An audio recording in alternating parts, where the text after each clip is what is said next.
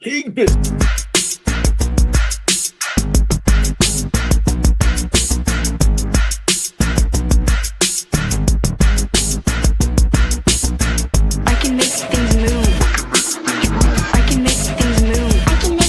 Quarterback shit when I'm, I said I said quarterback shit when I'm under the center.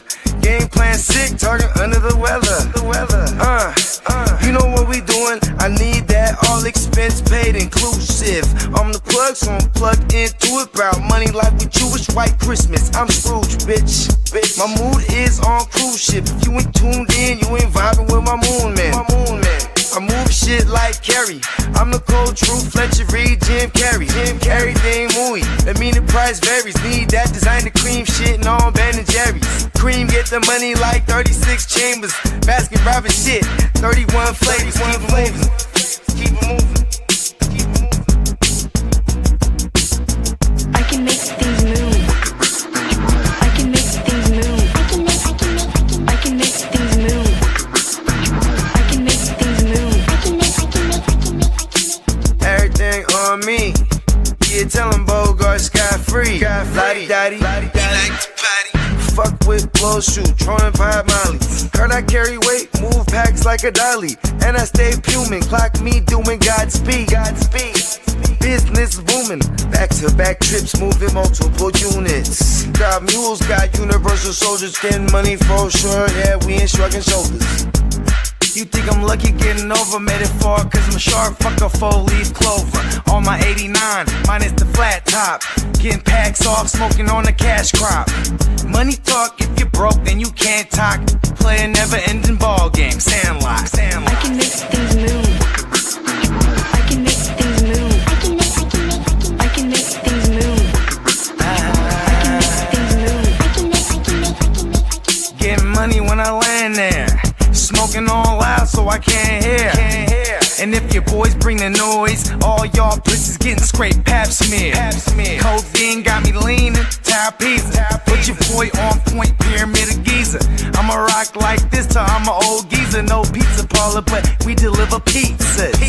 Ask Uncle Sam, I'm taxing.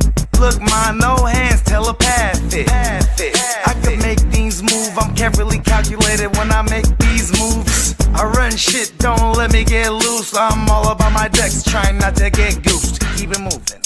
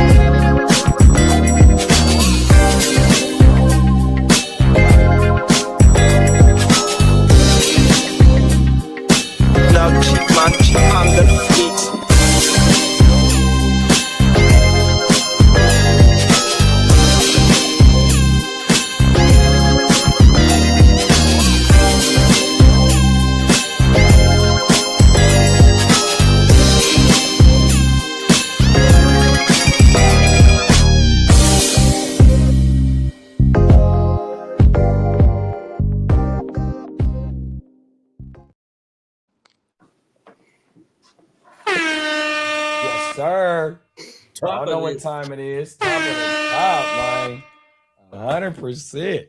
How y'all feeling today? Good morning. Good morning.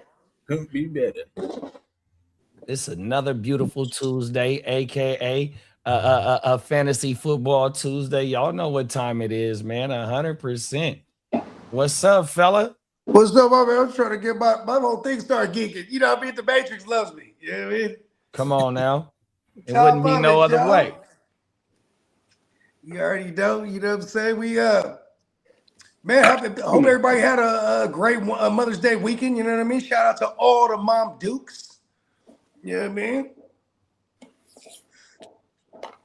What y'all end up doing for the Mama's Day? Oh man, we barbecued Saturday. I threw a tri-tip on there, some corn on the cob, then had that silver pan with the crab.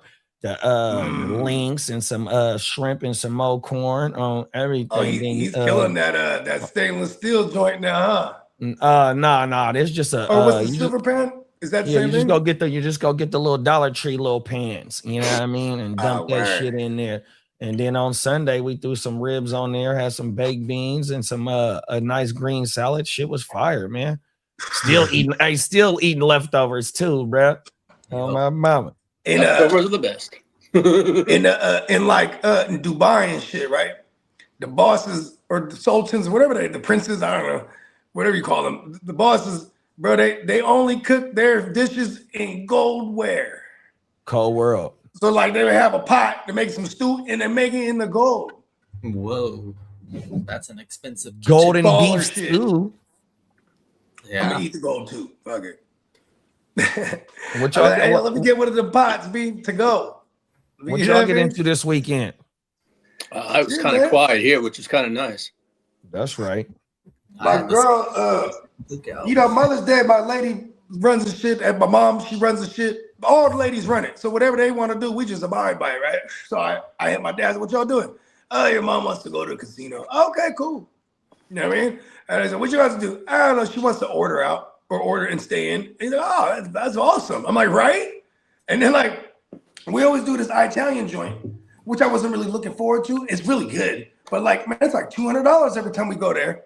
But it's been our Mother's Day tradition. So I'm like, oh, well, we're going to order the Italian joint. She's like, and she hit me off through the loop. She's like, shout out to her homegirl, Naeli, that she works with. But she was like, y'all don't fuck with Texas Roadhouse? And like, I have never had first of all, because they just do the peanut things. And growing up, when my daughters were growing up, they're allergic to peanuts. So we just never went to that place ever. Never even thought about it. You know what I mean? Then I found out, oh, we can get that shit to go. And then at the family deals, that shit was fire too. I ain't gonna hold you. That shit was pleasantly surprising because I was like, all right, let's see what it do. It can't be like $70 for all this good ass food. And it was. I was like, oh shit, word, that's like a hell of a deal. Shout out to Texas Roadhouse. They got fire, bro. I love that. Yeah, bro. That was the first time I ever had it. Yeah. Yeah. You can go to there and just buy the meat and take it home with you. Like, Word. Yeah. Like on your way out, if you want, you can go up to the front. It's like a butcher, and then order what you want. Go ahead and give me a 3 8-ounce sirloin. Come on out. A couple of tri-tips and a couple of T-bones, and I'm up out of here. I'm gonna throw this shit on my grill. That's like old America, bro. Remember old America? Everybody knew the milkman. They knew the butcher. You ever seen Brady Bunch? Come on now. Brady Bunch? Yeah, man, the butcher, there was the Coleman's the butcher was fucking on the wife, bro. I swear to God. Yeah, just like on Dave Chappelle, the Wiggles. Remember Dave Chappelle was the milkman. Dave Chappelle was the milkman. Oh my mom. He jumped back in there. Wiggles. Yeah, on my mama. That Dave Chappelle shit is crazy, bro. That shit is classic. You ever notice how they shot that particular skit in black and white too? Mm-hmm. Not just because it was meant to represent like old TV, but it was like, yeah, we're gonna shoot this in black and white, just for the extra layer of genius in the writing. You know what I mean? Like, show people that we live in a black and white world for real. Miss facts. But we're really living in a world of all kind of wonderful colors. Beautiful colors, just like today. What you look up in the sky, hopefully across the 50 states, it is spring lightweight about to be getting into summer, so it should be beautiful through all these 50 states. So if you look up, all you're gonna see is clear blue skies and that sun beaming wherever the fuck you at. Or in LA, you're gonna see some smoggy ass skies. Hey, look, whenever I used to fly into LA, bro, when you're flying into LAX, if you look out the window while you're approaching LA, it looks like it's a storm over there. But it's just the pollution, legit. Like, it looked like dark nastiness, and you're just like, oh, we're in LA now. Hey, that shit look like the plane can land on the fucking smog. You ain't lying. It's thick as a bitch. Cold world. Yeah. Imagine that too. Like When Santa Ana wins, they clear that shit out, and then all of a sudden we get that sky back for a minute. It's Come on nice. now. It's nice when it's windy. That is true. I didn't think them Santa Ana wins is strong as a motherfucker. Hey, look. You ever watch them videos of the Chinese fighter kites, bro? Yeah, well, Like, so Afghanistan, they have these kites. thing. A kite like as big as a fucking garage door. You know what I mean? And you got like 12 motherfuckers, and they got all different pulleys and shit, and they flying the fucking, they fighting another. There's a whole other gang over there. They got their kite, and it's just hella crazy. You know what they used to do? They used to lace the line up with some sharp stuff. So when some barbed wire, chopping down other motherfucking kites. Yeah, Whole world. And you probably had racks on that shit too, huh? If you got a team of 12, everybody got a thou wow on it. And they gotta have great forearms. And they gotta have great forearms and shoulders because they hold that shit up there for a long motherfucking time. Yeah, dog. and them shits get up there. So now you're dealing with that wind up there. Cold you know what I mean? world. And you might have to have like 24 of these motherfuckers or something because then it just that gust would just take all of them. Fact. There's a movie out there on a little kid in Afghanistan who flies kites. It might have been in Pakistan, but up there, that's one of the things that's like their sport. They'll build kites and fight them. Tight. It was called the Kite Runner, if I'm not mistaken. That's the book. I think there's a movie on it too. Anyway, you think did Ben Franklin ever have anybody witness him actually fly that kite, or did he just tell everybody he did it? Yeah, I did. Cold world. Yes. Shout out to Benjamin Franklin, man. We want a whole lot of them On the motherfuckers. $100 bill. Yeah, we want a lot of them. Shout out to Ben Shout out Frank to my man Entertainment. Ben Franco. Yeah, we want Ben Frank Entertainment, man. Oh my. You know what I mean? Come on now, sponsored by Ben Frank. Hey, Frank, Big Ben is my friend. Him is Ben Frank, give me money. Come on now. Oh, I got a everything. pocket full of centuries, bruh. Pocket. Come on Stacking now. centuries. Oh, everything. Well, let them know what time it is, man. Man, you already know. It's a motherfucking another wonderful Tuesday live edition. Is it Friday? It's Tuesday. Okay. Ooh, I almost lost. Going up on my a shit there for a second. Tuesday. Another Tuesday live edition. Oh, Wake your game. Oh, Jamaica. we got the neonpeacockmerch.com fella in the building, y'all.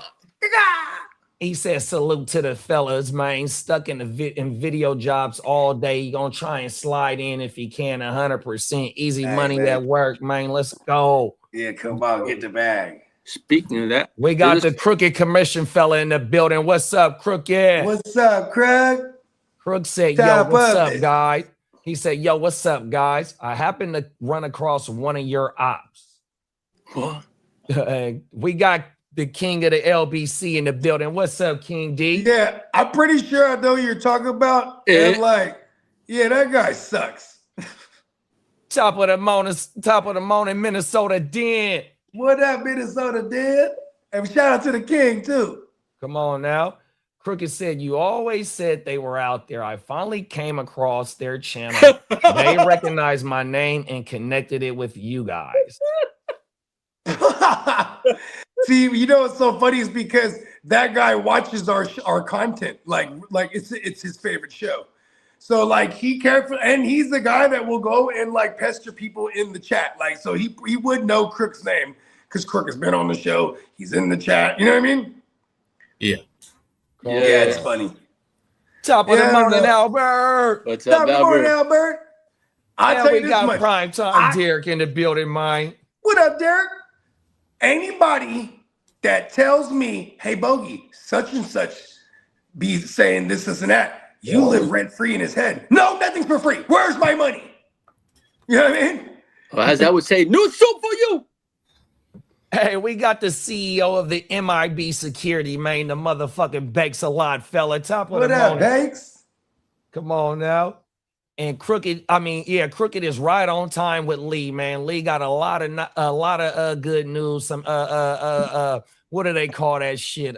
Leaks. I got There leaks. it is. There, Lee got some. the leaks. Lee got the leaks. Oh my mama! I don't know why I couldn't think of that Pause. shit, dog. Good shit. Good Hurry shit, up! I boys. want to see those bullshit projections in Sleeper. Come on now, Let's Rob. Oh, yeah. Facts. Oh my mama. Shout out to take it to the AKA, streets. he's on fire. My dog Brandon, man. What's up, I Brandon? got some leaks. I got those. I got pause. Come on now. We got There you we got both of the nightmare fuels in the building. We got Brandon and Peacock in the building. That's their Wow. name. Whenever they in the chat together, they are nightmare fuel. Who And then That's tomorrow, what we Peacock's calling got a them. Memorial Day sale, so let's go. Come on now, them is facts. Talk that shit. You want to drop the information for the sale real fast before we get into the news? Let me grab it and I can pull it up. It's 40% off tomorrow, starting tomorrow. I believe it's 10 o'clock in Yeah. the morning. It's 40% off tomorrow, site-wide, and it starts at 10 a.m., I believe, Central Daylight Time. All and right. it ends, I have to pull it up. Waiting for that site-wide one. Come on now. Yeah. 'Cause Load up your motherfucking car. I'm gonna go crazy with the zip-up hoodies. All right, Peacock it's- got the woo-wop where you get the little thing right here and on the back. It is $13 tees, up to 40% off everything. 5/18, 10 a.m. to 5/26 is the sale. Oh, 5/18 to baseball shirts, 5/26. Shit, that's like 10 days or some shit like that. So Yes, take sir. full fucking advantage of it, dog. Get that card going. Come on now. Hey, when is actual Memorial Day? Ooh, Fuck, I don't know. check it I right now. know, right? Ain't it at like the end of the month? Think it is the Oh. 28th of that? No. Hey, let's go though. $13 tees, y'all. Hey, once Memorial Day come, man, Vegas is really right around the corner. The 25th. It's May 25th. May 25th. May 25th. Fuck. And what is it? 30 days in May or 31 days in May? We're looking at 31 in May. Oh yeah. Oh yeah. The first of the month is almost here. We're right around the corner. Oh, We're my exactly 100 days to Las Vegas. Let's go. Oh shit. Today's the Tomorrow 100th. will be in double digits. Oh sir. wow. Cold world, Lee. Look at you. Yeah, you started the day off right, bruh. I ain't mad at you, Come fella. on. Let's get into Shit, this I'm already in the double digits because I'm about to be. We Yeah, gonna be because you're there there day day earlier. early. It's 99 day. Yeah, you are. Yeah. Come on, see, there it is. There. Yes, sir. Come on now. Oh my mama. Here we go right here. Bake said, I fucking laughed out loud in my car. Fucking kid, if be nice to you, you gonna make me crash. Shout out He's to been Bake. making a weak ass sleeper projections. Come on now. Fact. Here we go, bro. Talk your shit.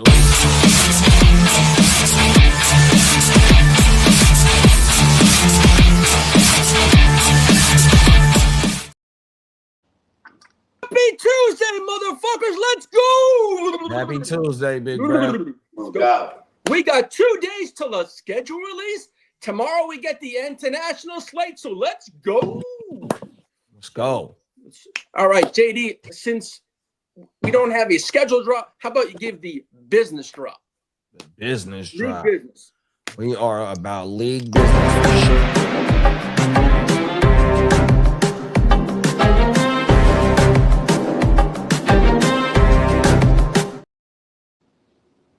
Said tomorrow, Wednesday, the international slate will drop for all the games.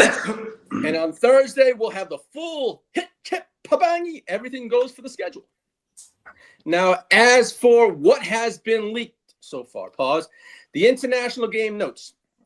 This season, a record 9 international contests will be played across 4 continents, 7 countries, and 8 stadiums. So let's go. This should be fun.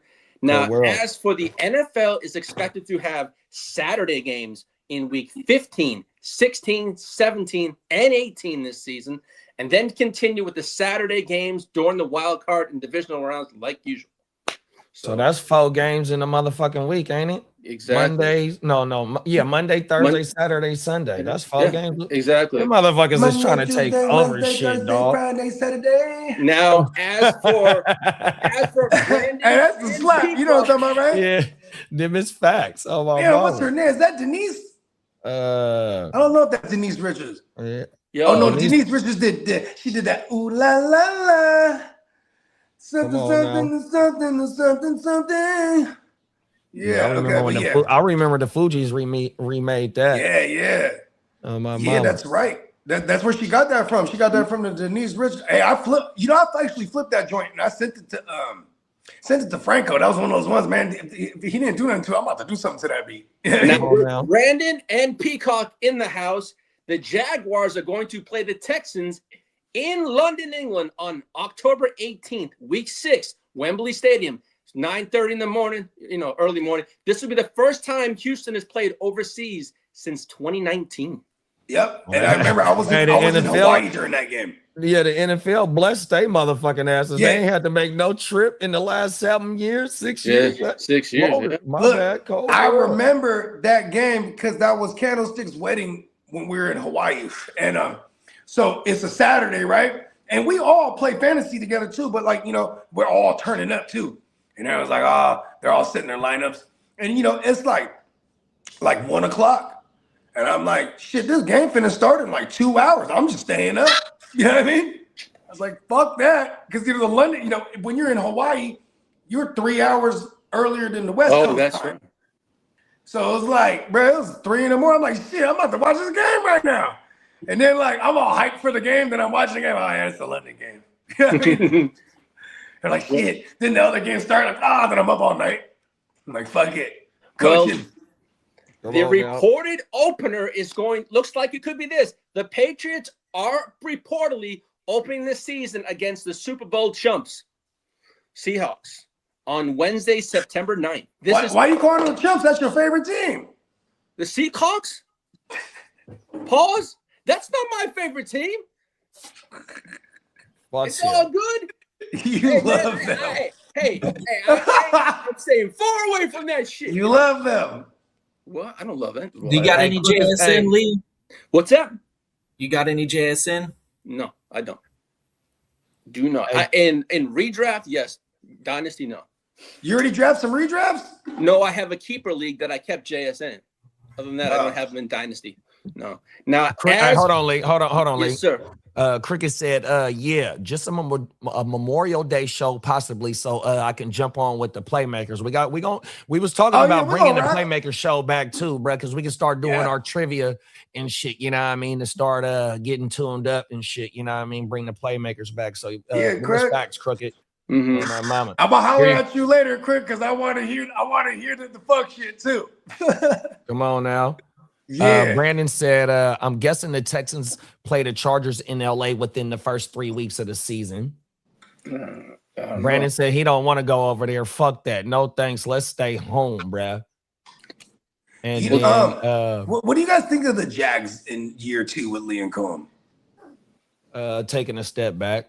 Yeah, me too, because now everyone knows Liam Cohen as the head coach. But they know what to expect. They know how for them to maintain them being a playoff team, we need T Law to maintain what he did last year.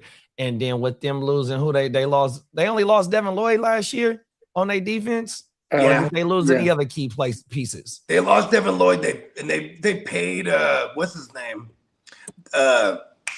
Trevion Walker. Trevion Walker. Those were the two guys that they needed to take care of, and they basically told Lloyd when they didn't pick up his 5th-year option last year that he was gone, so he's gone. Then there's I think they lost someone in their secondary, but I don't think he was notable.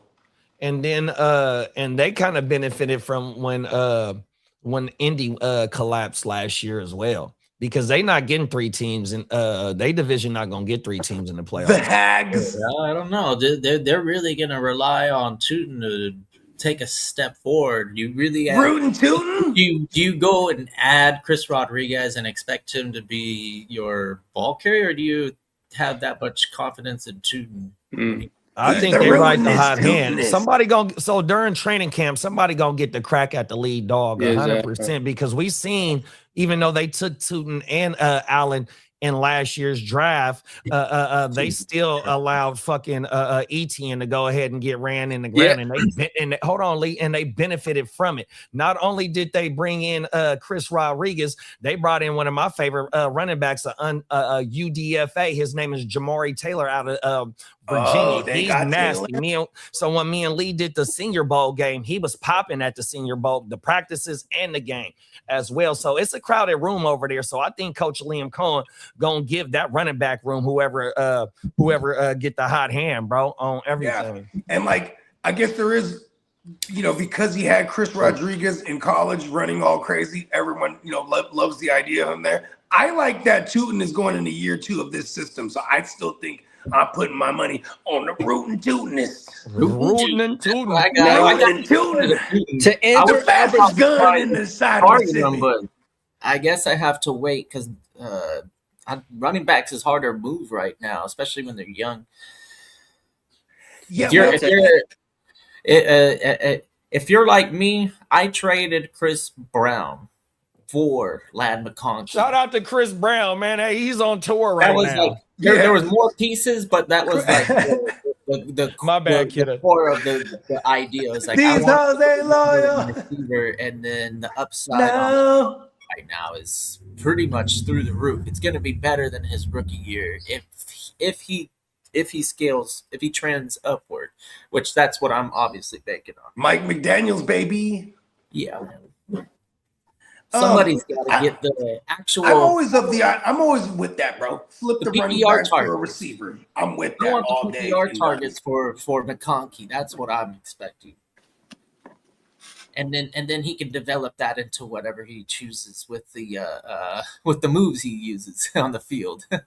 He could be a game changer. Let's see him get better than what he was in the rookie year, and then I'll feel confident in my evaluating wide receivers. But I think McConkey's got that in him where he's going to have a much better season than his rookie year, and it's probably going to be this season. Yeah, what the McConkey take is that they can't bring back OG. OG is another reason why it hurt his value last year. Hey, look, I ain't gonna lie to you. 100%. If I ever saw Keenan Allen, OG out targeting by like 8 targets, and Ladd only had about 5 less targets than what he had in his rookie year. So it was highly inconsistent, and due to the lack of great offensive line play, fucking Keenan Allen with his low A-dot, he was the beneficiary from balls coming out quick Herbo last year. So that's kind of what killed Ladd's value. So if we don't get no Keenan and they go with what they got, and I think they are going to go with what they got just based on them taking Thompson in the 4th round, he's going to make the team 100%. So they're going to go what they got. He's fast as a motherfucker. And they don't need Keenan Allen because, like Lee going to say later on in the show, the tight end that they just signed, there's no need for them to bring in Keenan Allen. Exactly. So they pass catchers is set, dog. So I love the McConkey take Gang Green. Yeah, in the PPR format especially, that's kind of where I mentally keep my focus on wide receivers is the value of them and the PPR. Back pipes. But if you look at it, Keenan doesn't fit this system because it's all about speed and size. Keenan doesn't have the speed. Exactly. He doesn't have it. He's lost. Hey, Lee, if you ever run into Keenan Allen, I want you to punch him right in the forehead. You know what I'm telling you? Get the tight end.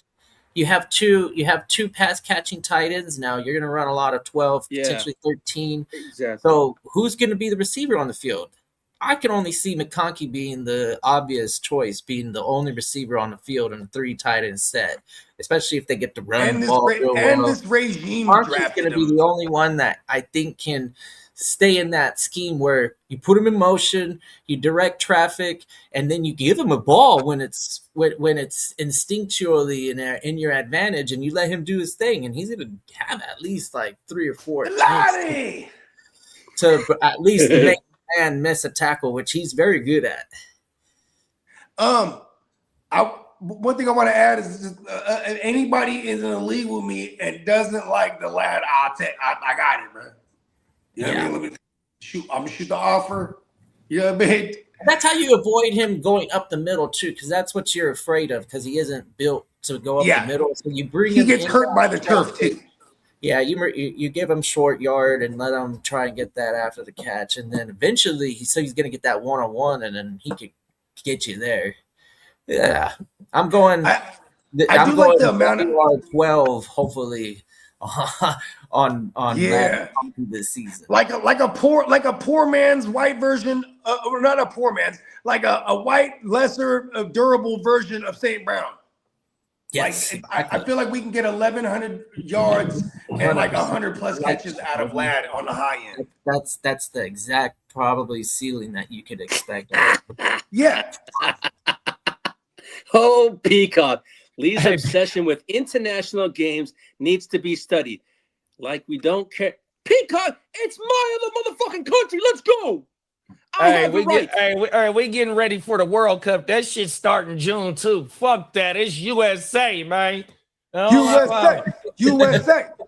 Hey, Albert said it's gonna be the Seahawks versus the Bears opening night. Now I have seen a scheduled. Hey, look, I ain't gonna hold you.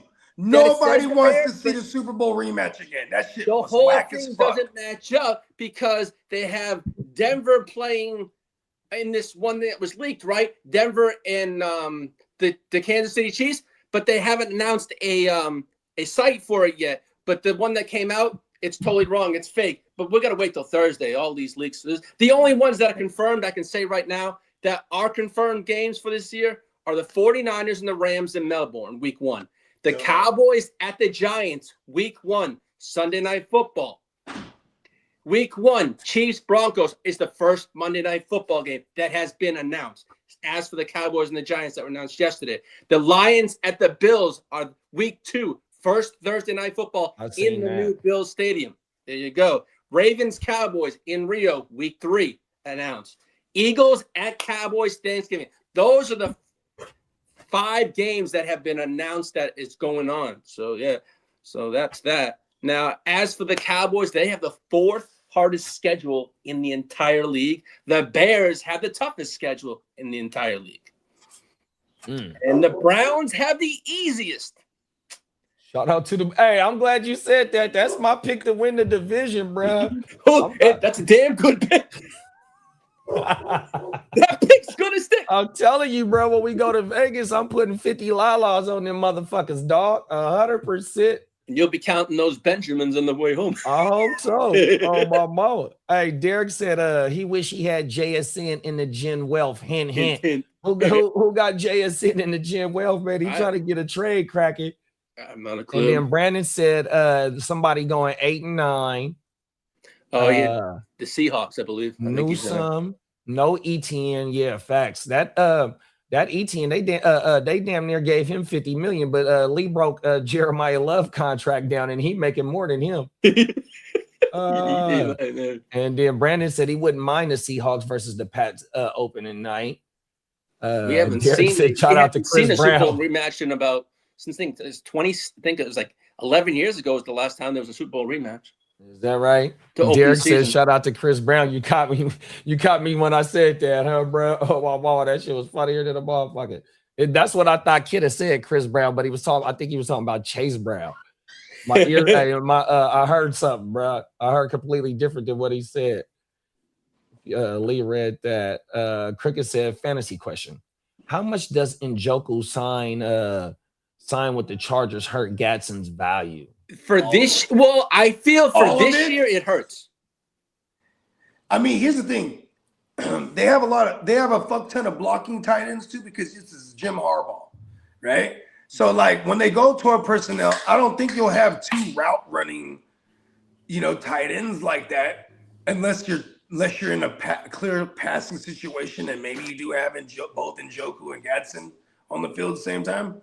But here's the thing: it's like the worst case scenario is that they do use both of them, and we can't start none of them for worth a damn, bro. Right. Also, though, I mean, it's a copycat league. Now, here it is, just like how you just said, they got a fuck ton of tight end, blocking tight end. So, league, I do a show at this motherfucker, right? So they just brought in Kolar, 100%. That was one blocking motherfucker. That was one of their free agent signings. 100%. Here go another free agent signing in fucking Njoku. Now we got Crooked talking about Gadsden.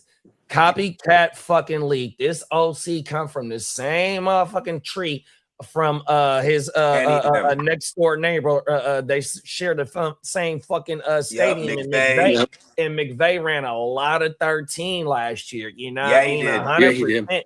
And in the 13, you present in the 13, you present a lot of mismatches because you're bringing an extra linebacker on the field. Now, when you got two receiving tight ends, now you don't have to pass. I mean, you don't have to run on run downs in that fucking 13 because you got that extra linebacker on there now with Gatson and tight ends that can run around. And Njoku, you're gonna have to pick your poison 100%. So I think that they both gonna have value, but now who am I taking right now? It's gonna be like y'all said, it's gonna be Njoku 100%.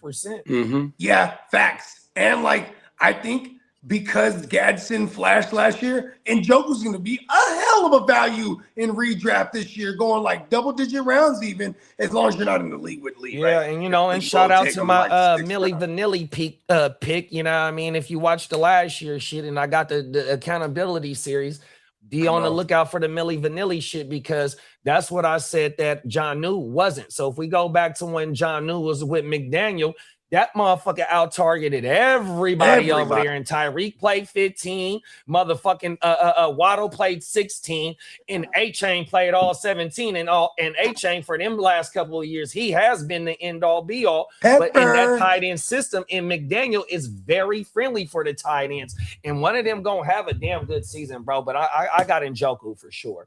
So do I. But it's as they say, it's for 1 year too. So it's gonna hurt Gadsden's value this year. That's for sure. Bake said, we continuing with the Chargers theme. Hold on, Bakes. Let me see. He said, I think the Chargers are gonna run the fuck out of the ball with bump like Harbaugh loves to do.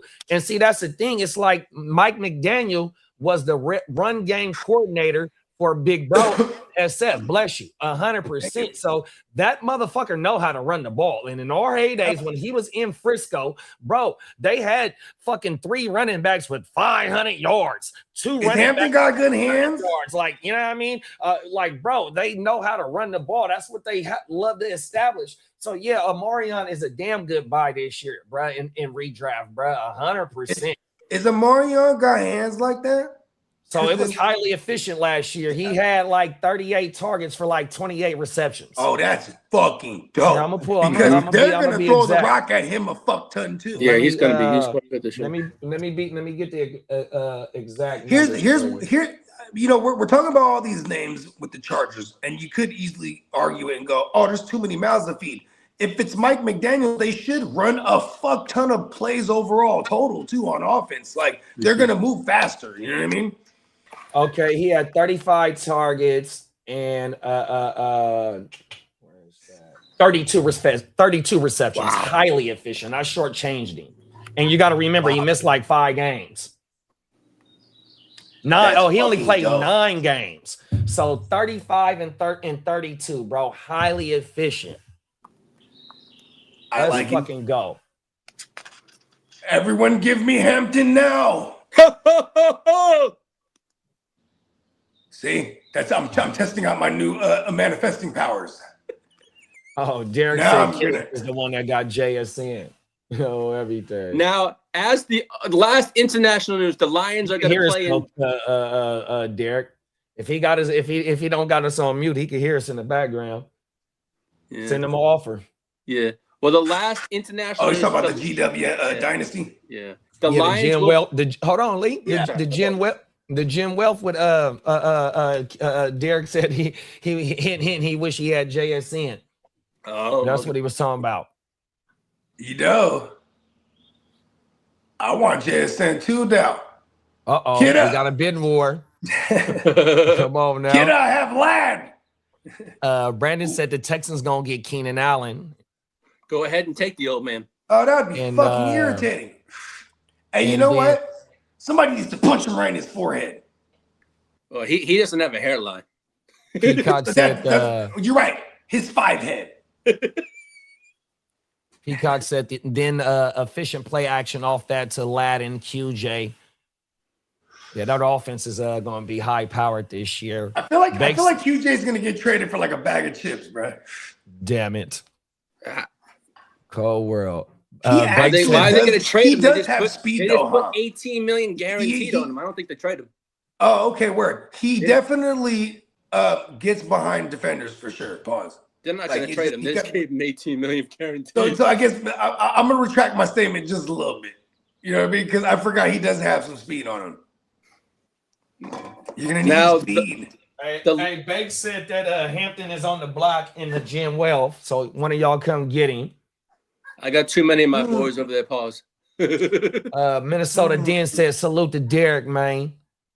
Salute. Peacock said Monty is an RB sleeper. Don't bring it up on here. Yeah. What is it? I don't even know what he's talking about. Yeah, man, y'all been rebuilding your line too as well. And another thing about Hampton, if they line stay healthy with all and Slater and all the additions that they didn't made into the inside of the line, pause. It's control of the league, bro. 100%. That's Is Hampton money. made of foil?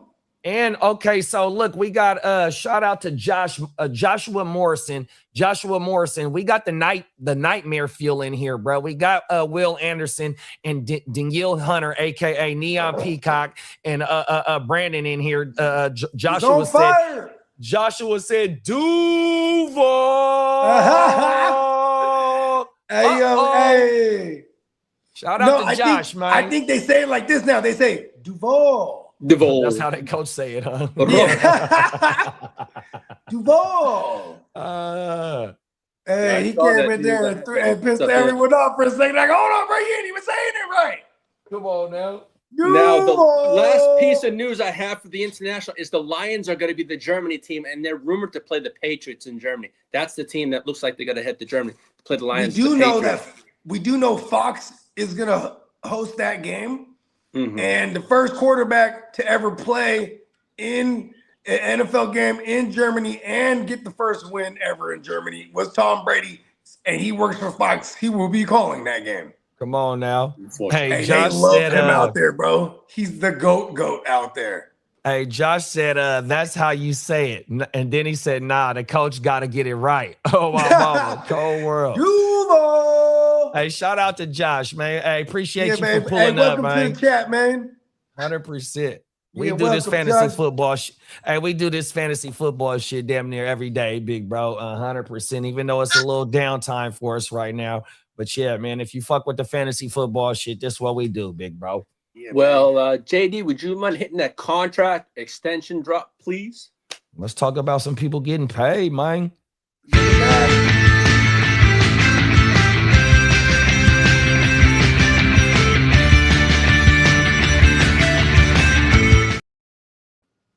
Well, the Broncos gave their GM, George Patton, a new 5-year contract. That was What?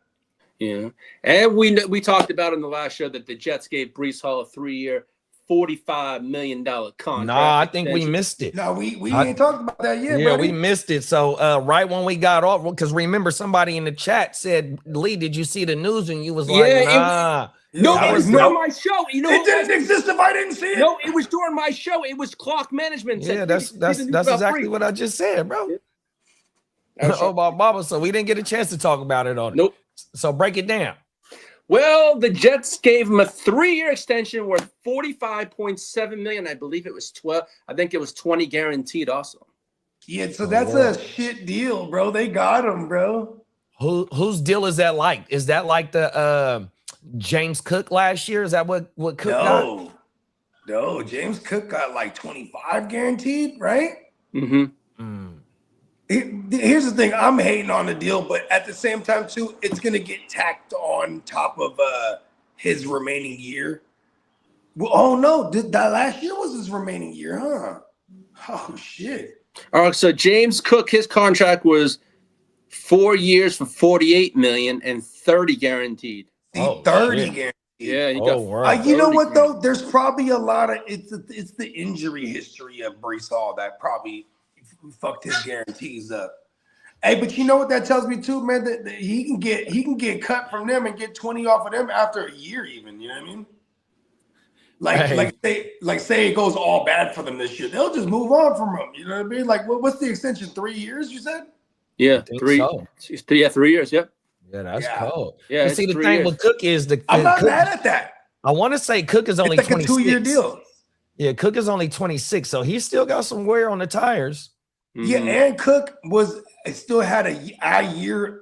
Was it his last year when he got paid? Because I'm like, well, he was a Cook second was round the lead player rusher too, that so year. he only had the 4-year deal. So I want to say he's already. This is his 6th year. oh no, he Let me wasn't pull the that lead up. rusher.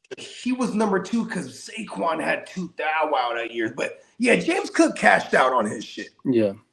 And you see the differences of the different organizations and who's shady with their money and not. Yeah. Come on now. Look at why are the Jets shady? It's like pay your motherfuckers. Yeah. Make the rest of the league see that you can actually go get paid with the Jets and be like, I'm on a shitty team. You know what I mean? Yeah. Because you're not a last- draw. I mean, look, the Browns, they have no problem paying their guys. Like they make sure motherfuckers is getting paid over there. You know what I mean? Hey, last year was Cook's 4th year, so this is his 5th year. Yeah. Okay. So they tacked on top of his last year. Okay. I see what they did there. Come on now. Shout out to the Bills, man. They know what they're doing. And They the, just gotta That's a get good over the hump. organization. the Carolina Panthers, they restructured J.C. Horn's contract, creating $13 million in cap space. Come on now. Yeah, because they didn't pay. But you know what though? He was worth it after last year's performance. Like that, and J.C. Horn was killing shit last year. Hey, Peacock said, douche ball. He said, joke. Welcome to the channel, Josh. 100%, man. Shout out to Josh. Shout out to Peacock and Brandon. 100%. We got the AFC South represented. Shout out to my dog Titans for life. 100%. Another representative of the AFC South. Shout out to my dog Hefe, man, from my dog from Buffalo. That's another representative. So we got all 4 teams represented for the AFC South in this bitch. Let's fucking go. Let's fucking go. Now, as for the New Orleans Saints, they signed their wide receiver Jordan Tyson for a 4-year, fully guaranteed $32.5 million deal. Get We your call money. that the Jalen Higgins. Get your money. Now, as we Jalen spoke, Higgins last year, he was that first, second round receiver. Like, I need that fully. we did speak about Jeremiah Love a little earlier. Well, here's the details. He signed his contract, 4 years, $53.9 million, fully guaranteed, most guaranteed money ever given to a running back. Hey, that's Jeremiah Jalen Love. Hey, so what would, if they pick up with his 5th year option, how much money would that be in the 5th year? Well, it's already so. His Well, fully he just said guaranteed it was money. 4 years. He said it was 4 years It's for the 4 years, fully guaranteed at Oh, 53.9. shit. Fully guaranteed. I bet you it's gonna be something like anywhere from 16 to 20 in his in his 5th year. cold world. Because in the 5th year is always fully guaranteed. That's why the organization has to make the decision going into year 4 whether or not they picking up the 5th year option on a former first round draft. And then remember, not too many shows ago, we was breaking down the top paid running backs. That motherfucker, he is balling than the top 3 running backs that got production in the league right now, bro. And he hasn't even hit the field once. That He motherfucker getting balling more money than all of them. Yes, than sir. all of them. Cold Now, world. Cold world, All bro. of That them. motherfucker come in balling, and he was getting NIL probably from Notre Dame. They said he made more in the NIL than he did in his rookie contract. Wait, what? Oh, just for Yeah. the first year? No, I think I have to look at that, but they say he You seen a stat something like that? NIL money he was getting at Notre Dame was He's quite a probably bit. talking He said, about- it's I don't probably have talking to about worry in about its this contract totality. right now. It's probably in its totality, I would imagine. Yeah. Now, as for the Hell Jets, no, that motherfucker ain't made no 50 million. no, in he no made. I motherfucking had to look it NIL. up. I mean, is he like a crazy jersey selling motherfucker? Because like you can get up there. Like, Man, well, think them about this. motherfuckers like, nah, them top NIL motherfuckers be like Oh, at hold on, 7 and hold on, 8 hold on, million my a bad. season. I forgot he's getting 50 guaranteed. No, you're right. I was like, yeah, he's getting 50 guaranteed Right. for the 4 years. That shit crazy, bro. I'm still, I forgot 100%. that's the thing. My fault. Yeah, I want to say like Arch Manning is like at 7 or 8 million. It might be Mo. A year. He might be at 10 on So at everything. 4 years, he can make away with 40 potentially. Well, I only remember him from last year. I don't know what he was doing the year before. Oh yeah, he was red shirted, right? He was probably getting 7 just to chill, though, Just bro. to For real. chill. Oh, my mama. I put on this red shit, blood, and get 7 M's. Kick back. Oh, learn the playbook, son. Oh, my mama. Oh, Hey, you know who's the Manning that they talk about now? Peyton's son, bro. Marshall. Is that right? Yeah, Marshall Manning, bro. Eminem. Listen, this motherfucker Marshall Manning. is slinging it, bro. Also, Jeremiah I think Love he's about wasn't just 14 or making 15 NIL right now. money. He was also making money on his likeness in the video games too. So he's making money there in college. Oh, yeah. So he was making it on all the video games, his image, his likeness. So he was making like 4 or 5 times. Give me the manion. Yes, sir. So Run it. Give me the manion. now, as for the Jets, David Bailey, he signed a 4-year, $54.6 fully guaranteed, 36.2 signing bonus. Okay, I got it right here. That's so smart. It says Arch Manning had 6.5 in NIL last year. Carson Beck had 4.2. But Jeremiah Smith had 4 million. DJ Lagway had 3.8. Lenore Sellers 3.7. and they pulling up and bust down chains and Raris and Cold world, shit, bro. Oh my mama, them young bulls is coming in with damn near 8 figures already in the bank in the NFL, dog. Oh well. Yeah. Now, as for Carnell Tate, he signed his 4-year, $51.1 million fully guaranteed and 33.64 signing bonus. Oh shit. Now, as for Eagles, Zach Bond, the Eagles reworked Zach Bond's contract. It creates flexibility for a possible exit in 2027 or 2028. Oh yeah, they're gonna have to start clearing up some cap for because they're in cap hell. Yeah, but they be drafting players, to replace them players that get older within a year or two before they got to let them older players go. Exactly. That's one thing about the Eagles, bro. They stay retooling. How he's a magician, I ain't gonna lie. Come on now. Now, He as said, for Houston likes to pay their players early, keep them for cheap long term. Yeah, they got out ahead on the Stingley for sure. Got out ahead on the $150 million man that's gonna make more than CJ Stroud next year. Oh my mama, oh world, bro. Well, shout out to Peacock and Brendan. The Texans signed defensive tackle Caden McDonald, 4-year, fully guaranteed. They gave him $12.9 million contract. Come on now, shout out to the young bull. And as we know, the Chargers signed David Njoku for 1 year, worth up to $8 million. So that's 2 big names as of lately that I can think of, with Juwanna Man going to Minnesota and old boy you just said right now. I can't really think of too many other offensive fantasy players that's relevant on the free agent market. But that was in the past week, no, those are the 2 names that basically have signed.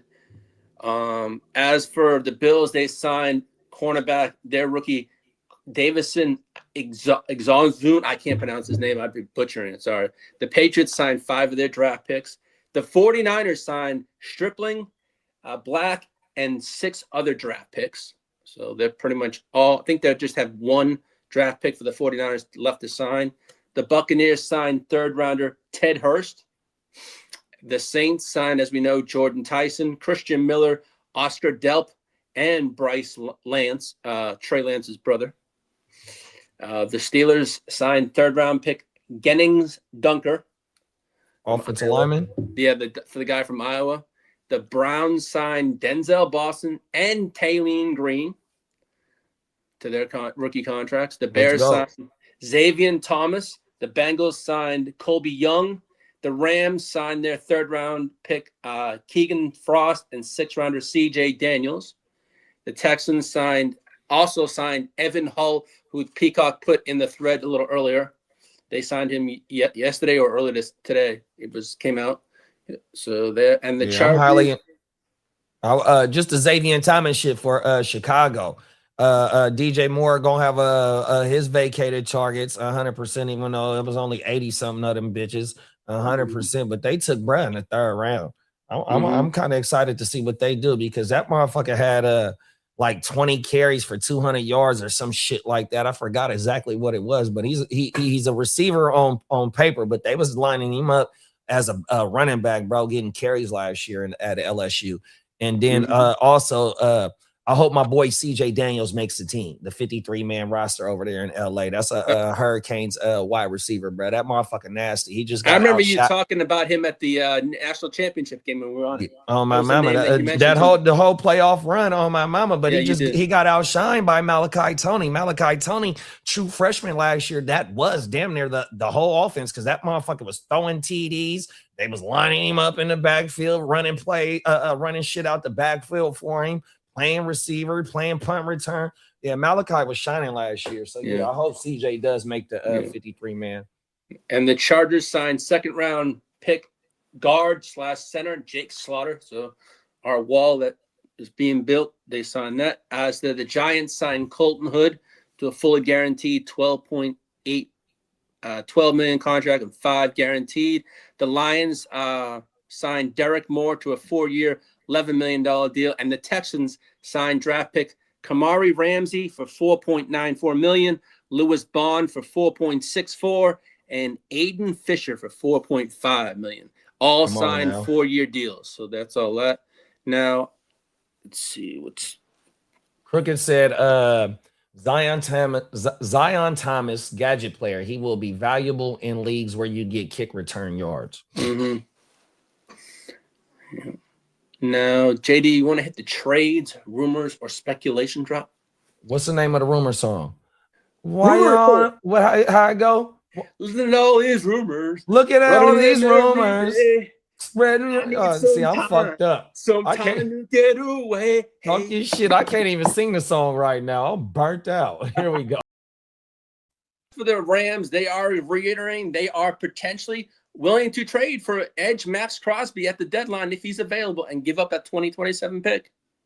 Wow, they're going all in. They all go. And as for the Cardinals, Jacoby Brissett is currently viewed as Arizona's starting for 2026, 2027. Now, as for the Eagles/Patriots, A.J. Brown reportedly still has strong interest playing for the Patriots, even though what's going on. But this weekend, he has a meeting in Massachusetts with a condo place to buy a place in New England. He's reported he's going to buy a condo in New England. Hey, Boston is a beautiful city, man. You know what I mean? He just might want to have a nice little piece of real estate over there because, you know, the property value might be slowly sliding up, you know what I mean? And he want to beat the curve, you know what I mean? He just wants to beat the rumor mill. Hey, what's the over-under on New England? No, what's their head coach name? Vrabel coaching this year. Now that you're speaking this, I was gonna say, I was on the phone with Mark yesterday afternoon, and there's a report out in New England that if New England starts off 1-5 and there's stuff in the stands like signs that are being, Kraft said he has made contingency plans to get names if they start off slow of possibly giving Vrabel the rest of the year off to focus on his relationship and to clear his head and maybe come back in 2027, 28.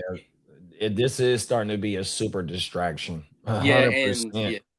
You know what I mean? And has he been made any public appearances for the team yet? He's been at the rookie camp. They say he was hands-on, but hey, that's what Mark was telling me. But he hasn't had he hasn't taken no questions he hasn't in front of the media yet or nothing. No. He's been having, who's the guy that Wolf been doing that instead. He hasn't taken any kind of questions. No. Oh, wow. Wolf's been doing all that. Now, as for the Broncos, Sean Payton quarterback situation, Sean Payton did not rule out adding another quarterback to Denver's roster. E.J. Warner impressed him during their rookie minicamp trial, and he may be signed. So that's about it. E.J. Warren? His name is E.J. Warren. Warner. I think that's Warner's son. Kurt Warner's son. Right? Kurt Warner's son? Okay. Kurt Warner's son, yeah. Peacock said they won't start slow. That means his job gonna be safe. Shout out to Orange Crush, aka Chase. What's top up, of the morning, Chase? big bro. Hey, Chase, man, you got the Chiefs week 1. Cold world starting the gate out strong. Oh, everything. They haven't announced what stadium it's at, but hey, man, it is what it is. Hey, I'll be there with the haterade watching the popcorn. Cold world. Cold world. Peacock said Vrabel being hands-on is a poor choice of words. You ain't fucking lying, bro. Them is facts. Exactly. Cold world. Now, Oh, my mama. Go ahead and read that one, Lee.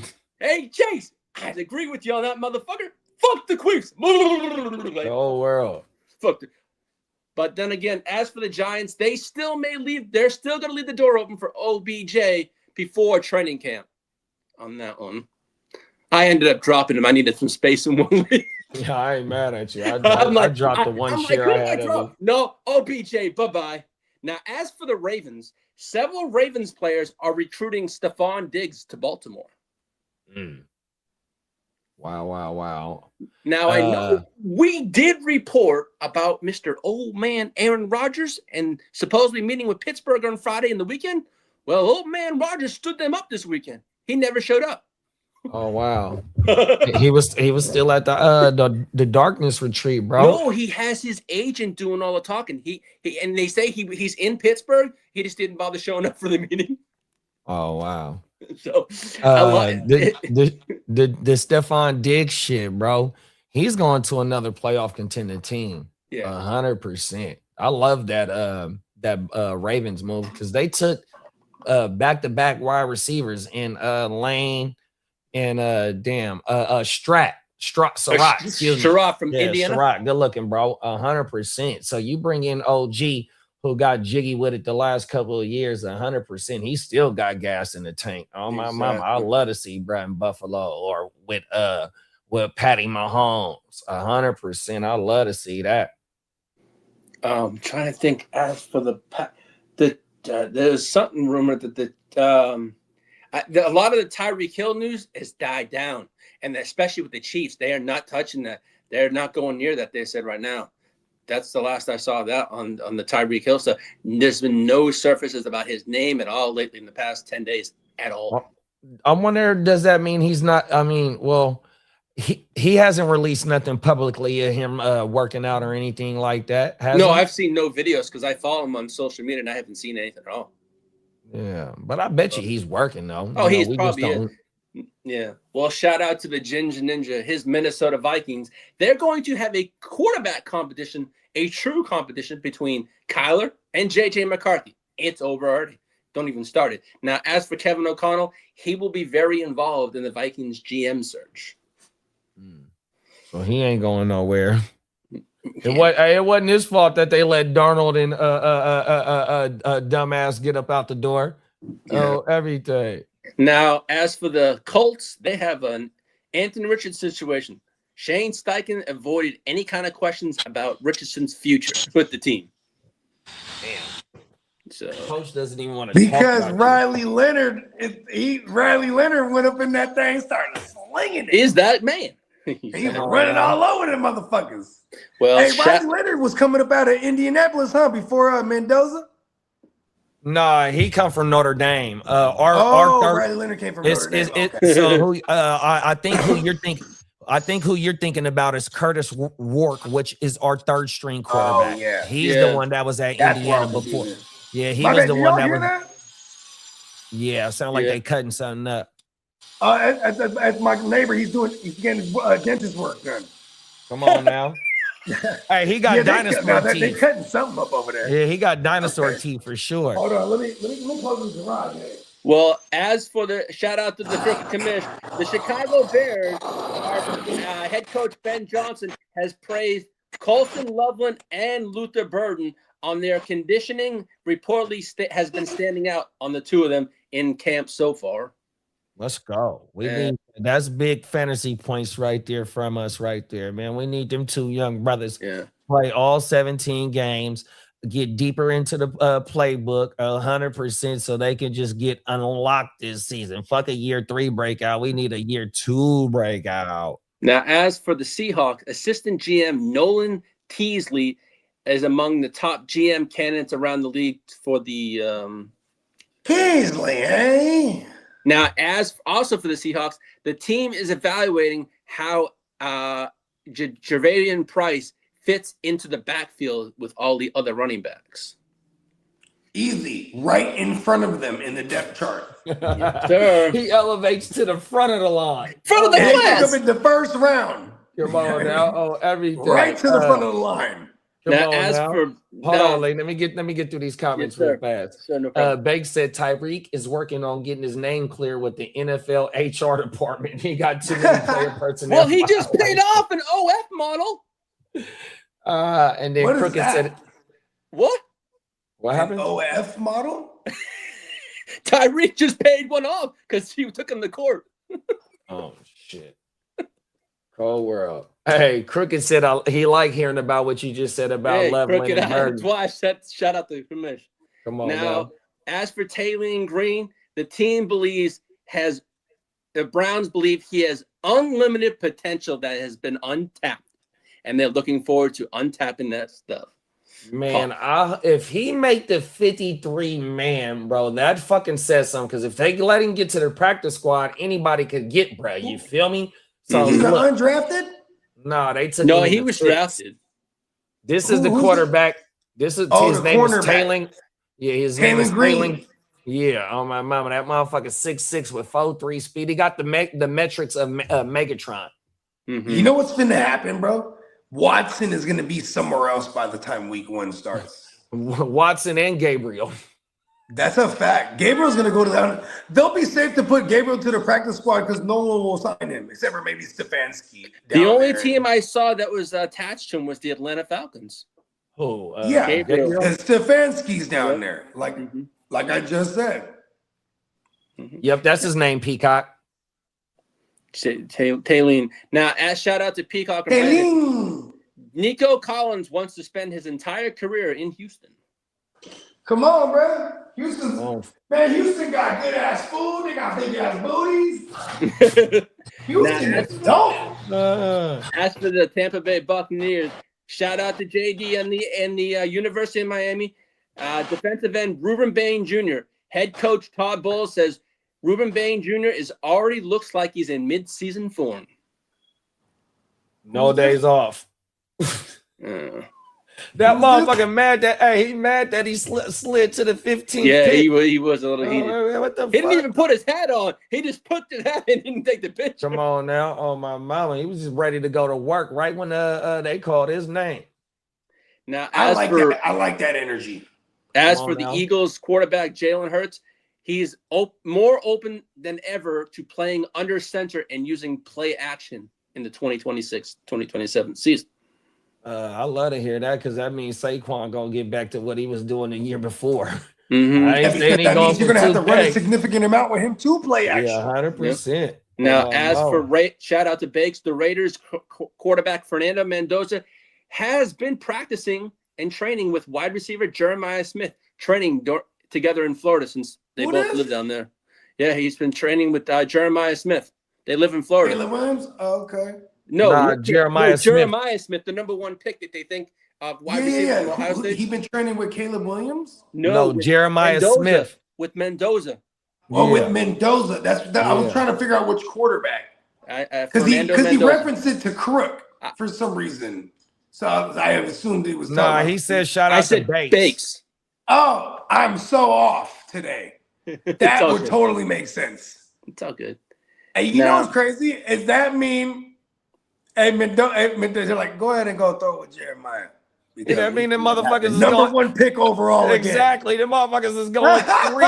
The motherfuckers is going 3 and 14, brother. They gonna lock Let's that go. bitch in, The bro. Browns, step aside, Browns. We're getting over Fine, first round Jets. picks. Step and stuff. aside, Jets. Oh, everything. Hey, Oh, look, world. these motherfuckers a lot of them is going to be looking for quarterbacks anyway. So, like, here's the Bro. thing: Kirk Cousins. Man, fuck that. If you need a quarterback, in next year's draft and you got the 1-on-1, that's probably a Keyshawn Johnson move, bro. If they are Yeah, taking when you it. If just you got the take Jeremiah 1-on-1, you ain't Smith. trading out of that bitch. Oh my mama. That And they want to motherfucker. make sure of it too. Hey, look, they be on the little Ouija board talking to Al Davis. He's like, "Get me Jeremiah. My Smith. Ouija, are you with With me? Come Murder, murder, murder, murder, murder, murder, murder, Ouija, are you with me? Now, JD, Hey, would you that's how mind they hitting got that? Henry Ruggs. They had the Ouija thing. He said, get the fastest guy out there. JD, would Oh, you mind world. hitting that injury Hey, drop, but see please? that. Hold on, real fast, Lee. This problem, that no problem. thing though. Like, see with the quarterback shit, right? If Jeremiah Smith play all his games this year, like what is the regular season? 12, 13 games, and it's about another 4-5 piece in the playoffs. It would be like 15 if that motherfucker total, yeah. play all them motherfucking games, dog. Like I said, we don't know about them quarterbacks because a lot of them quarterbacks that went late in this year's draft before the season start, they was projected as first round quarterbacks, second round quarterbacks. You feel me? Them quarterback shit. Yeah. That and Jeremiah Smith, ever since he touched the field as a true freshman, has number of years of production, bro. 100%. He ball out this year, bro. He locked in as the 101. 100%. You know what, dude? Is hold on, Ray. The Raiders for real, dog. Look, I'm just gonna say this. Kirk Cousins, like, he actually is the guy that will lock in a high draft pick. Like, he'll do the job. Well, because I'm thinking about this. Kirk Cousins, his whole MO is get the bag, bro. Right. You know what I mean? He has the same birthday as Tom Brady. Tom Brady's whole MO, get the chippers. Kirk Cousins, born same day, he said, yep, get the chippers, right? Run it up, The Robbie. other chippers. Facts, bro. 100%. You know what I mean? Kirk Cousins might take a dive. And then, you know what I mean? Then they'll let Mendoza like get a feel for the game the last, 6-7 weeks. You know what I mean? Yeah. Is it so? Do you think it's a tank for Jeremiah campaign going on in the NFL right now? How awesome would that be for a Gary Kubiak to have, in his second year now? A He has JSN, Brock pretty much. Bowers, and he has his, JSN type, and then he has his young QB who's going in his sophomore year after getting a feel for the game. Obviously, then they could, they still got hella picks too. Like it's a Kubiak team. They're gonna emphasize the trenches. Like it comes from the pappy. And they off season is lining up for that, just based on not even with them getting Mendoza, but all they brought in was Naylor and then another wide receiver in the 5th or 6th, 7th round. You know what I mean? So they got And Naylor is the on the other block. boy from last year. So really, what I'm basically saying is it's a whole lot of makeshift wide receivers in that wide receiver room over there in Las Vegas. So they lining themselves up to have a chance to get bread next year. 100%. That's a fact. But they defense, if they defense play pretty good next year, bro, they gonna win too many games to be at the number one. Yeah, like Kirk Cousins, like in reality, it's like they're gonna have a last place schedule. I can't remember who they got on the docket though, because they still might not have like a week schedule, even though it's a last place schedule, especially within division, right? But like that's another thing too, is you know how it is within division. There's gonna be some like they've played every team pretty tough. You know what I mean? Come on now. Because it's within division. So it's like remember they lost to the Broncos, it was like 9-3. You remember that shit? On a Thursday night or whatever it was. Like they just were stifling everything, but they still got off a couple field goals on them. Come on now. To lose the game, right? Like I'm saying they're gonna be feisty. That defense should be fucking nasty. I don't know who their DC is, so I couldn't and I didn't know they took Stutz. What's that safety name that y'all took? Bakes, because they didn't added a lot of pieces to their defense, dog. 100%. And that's one reason why I don't think they trade Maxx, because they not gonna be too far off within by the time Maxx is the trade deadline going into next season, bro. They gonna have it together, bro. 100%. If and when the Raiders are out of the playoff contention going into week 11 before the trade deadline, that's probably when Maxx gets moved. But obviously, if they're in the mix, like if they're like a game out, they're not trading him. If they're like 3 games out, they're not trading him. They're gonna be like, hey, we got hope. There's gonna be a lot of good energy in that building, in that locker room, because Kubiak is fresh off the Super Bowl. You know what I mean? Like these youngsters is gonna buy in right away. You know what I mean? You know, he got credentials right now. This motherfucker got Super Bowl caliber experience under his motherfucking belt. You feel me? Even Multiple though he's a Super Bowls. first-time head coach, this motherfucker, his head coach was all he did was run the defense. Not to take nothing away from McDonald or nothing like that, but Kubiak, he was the end all be all over there with that offense was 100%. He was the voice that said, "Let's go out and get Darnie," because he spent time with Darnie with the Niners, and he said, "No, Darnie, what he did in Minnesota ain't a fluke. Bring him over here." Come on now. You know what I mean? I hate it because in hindsight, that was a fucking phenomenal move. Yeah, and sure was. And and old Clint Kubiak and Shanny, they tight as a motherfucker, bro. You know what I mean? It's just like, and that's how you fight fire with fire. Because Shanahan is the end all be all to me. That he's the alpha.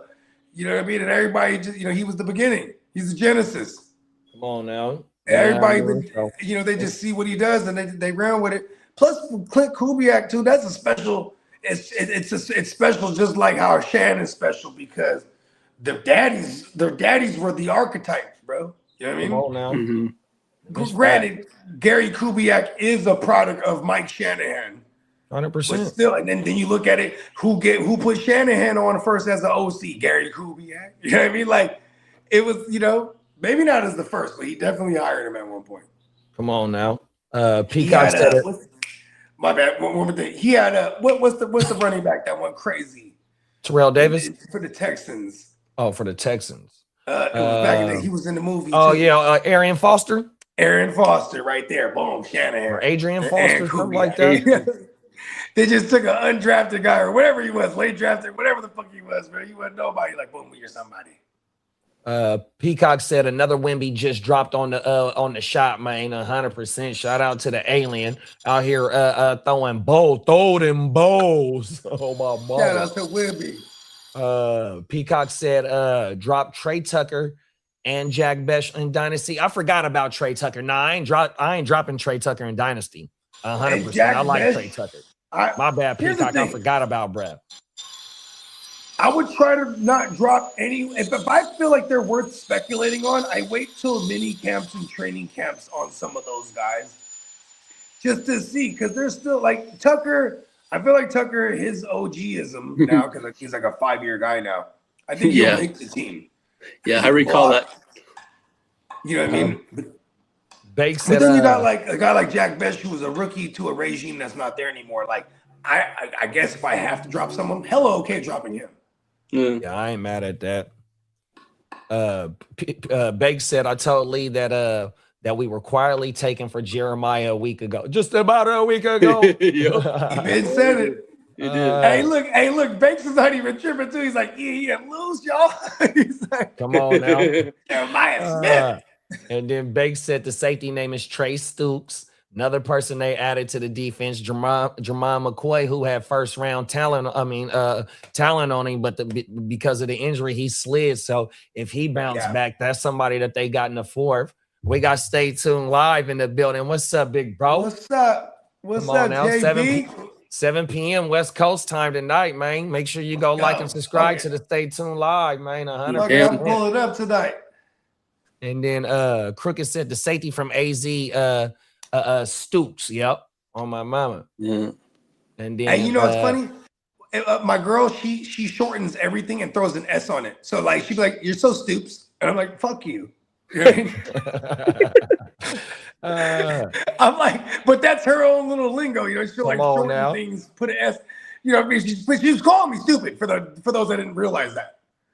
Hey, she's an innovator, man. 100%. That's what we do out here in Northern California, man. We got our own slang. That's for shit show. Get with it or get past. You feel me? Come on now. Oh, my mama. Bakes said also took Dalton Johnson, who was Stokes' teammate in Arizona. Cold world. Peacock said, yeah, the new design has Wemby throwing bowls too. Cold world, bro. Yeah. And then Derek said, Trey Stoops was the only pick I had in the Gen Wealth. Took him with the only pick.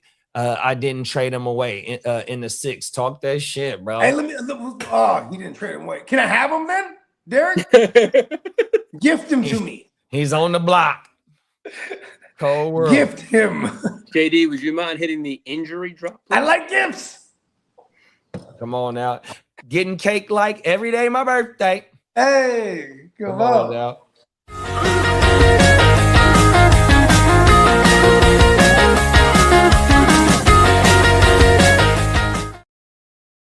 Shout out to Chase. Well, the Broncos, Bo Nix and his crooked ankle could be ready for June minicamp. As for the Colts, Danny Dumbass may participate in 7-on-7 drills during OTAs. Now, as for the Texans, Tank Dell, he is cutting, running, but not fully healthy or fully cleared to do anything else. But he is running and cutting. But they figure it'd be back. That's damn good. That's damn good news. You know what I mean? 100%. Hopefully we get to see Brad this year. Oh, everything. And then you said Danny Dumbass is gonna be ready for 7-on-7. Yeah. Or OTAs, you said? For OTAs, yeah. Oh, wow.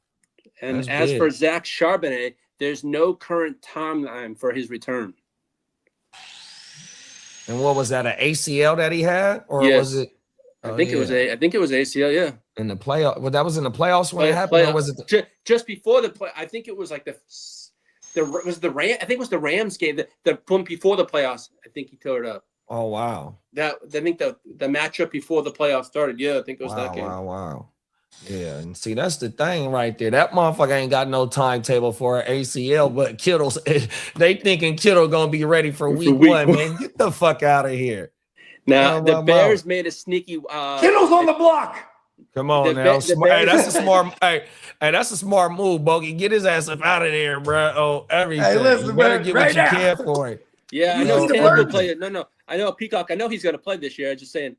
Yeah. And then Bake said, if you know me, you owe me. Bogart Scott free. Come on. Hey, Come on look, now. if you know me, you owe me. I said, what did I say? They call me Bogey. What did I say? I says I'm origami with the paper. That's what I said. Come on now. I'm origami with the paper. And Oh, then you want to hear Peacock this new one? said, Tank will play this year. Yep. Talk that shit, bruh. Hey, listen to this one right here. Yeah. I just wrote this one today, actually. Well, I was working on it this morning. I started yesterday, but I said, follow my lead, I am the one. I put all my properties in a trust. All of my seeds are rich as fuck. Every day I show them how I live it up. I have in motion. These suckers is stuck in a rut and they hopeless. I don't give a fuck. I'll laser my focus. I'll wake your game up. I've been had my cake up. I've been had my weight up. I never wait up for no man. I'll take your bag for faking. I've been laid out the foundation. Shout out all my bricklayers. Never came home without bringing home the bacon. However, I am choosing, timing like an Audemars. I'm down the Audubon cruising, puming, hella water on my Cuban. They know what we doing is exclusive. Can everybody do this? They call me arrogant, and it occurred to me. What they consider arrogance, I call certainty. Do whatever works for you, I do what works for me. Luckily, the universe works for me. I'm killing shit, right? Come on, man. Everybody's Bogart Scott motherfucking free right there for you. They don't understand. I'm spitting different isms on this project. Talk that shit, I'm recording. This one's called "Obsessed with Abundance." This project, and you know what I mean. We're talking. Listen, it's completing the trilogy. Yeah. Man, I'm jumping. Yeah, I'm actually gonna be in there this week, and I'm hella excited because I'm. As for Quinton Judkins, he's switching to jersey number 1. And as for Logan Jones, who the Bears drafted, he will wear number 54, the first Chicago Bear to wear number 54 since Brian Urlacher. Let's go. Disrespectful. Peacock said, being completely 100 for week 1 is still up in the air. Chase said, I think Sharps didn't even have surgery until the end of February. Yeah. Wow. Yeah. Hey, look, world. I've been on record saying Sharps is probably not going to be available until November, bro. I'm a doctor. Talk that shit, bro. And then you know what happens when he comes through in November in the redraft? Move your prices right before he comes through, because then I feel like when he comes back, it's gonna vulture shit because he's just good in that red zone. He's really good. He's damn good.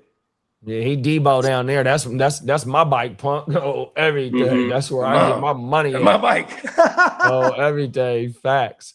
Bake said it sounds like Sonic is about to go on a run for some coins in Bogey's backyard. Come on, Brody. And then he Hey, said, listen, I've been on this other shit. I be walking. You know what's crazy? I be riding in my backyard a lot because it's like I'm walking around in my own manifestation. I used to walk around in dirt. Now I'm walking around in ill shit. You know what I mean? Now. And it's just like that feels the way. You know what I mean? Talk that shit on my mama. And then Bake said them bars is fucking fire, bruh.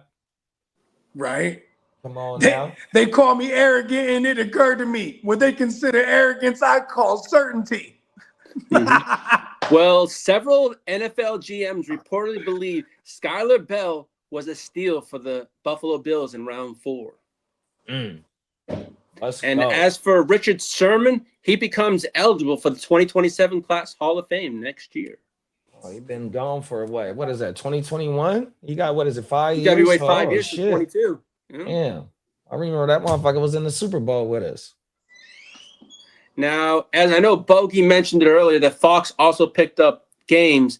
A week 10 there's going to be a triple header game, triple header on week 10, 3 games. So that's going to be probably the Germany game and 2 other games. So and also Wait. So you said it's gonna be a triple header. a triple header that on that day on that week 10. Yeah, And Fox got all 3 games.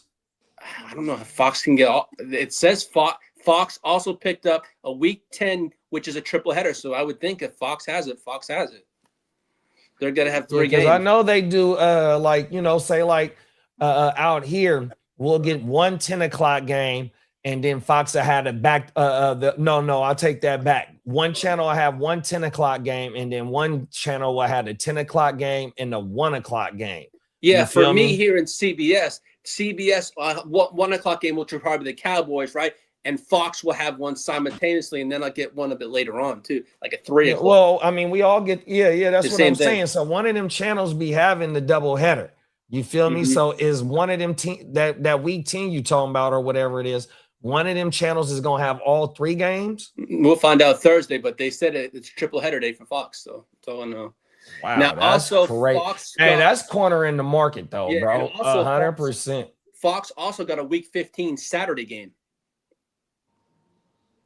Now, as for NBC and Peacock will broadcast a week 17 doubleheader on Saturday, January 2nd. A 4:30 p.m. game on NBC plus Peacock, and an 8 p.m. exclusively game on Peacock. Peacock said, I remember Keon Coleman, wide receiver, don't mean a damn thing. Yup. Skylar Bell going to be an afterthought.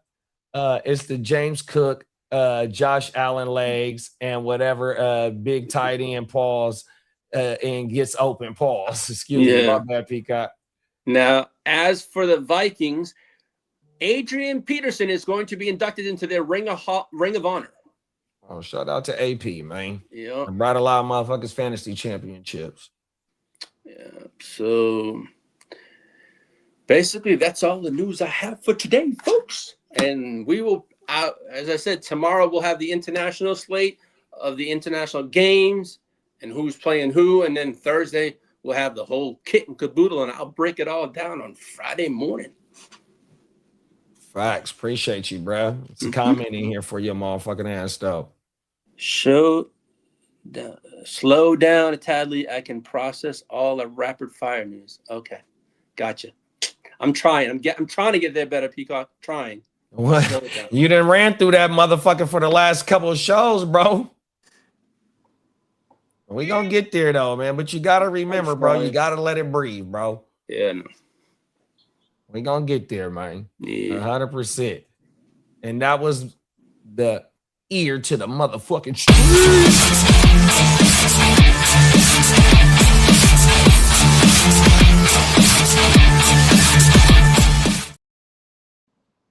JD, who would you like for week? Oh, I know you got your week 1 opponent.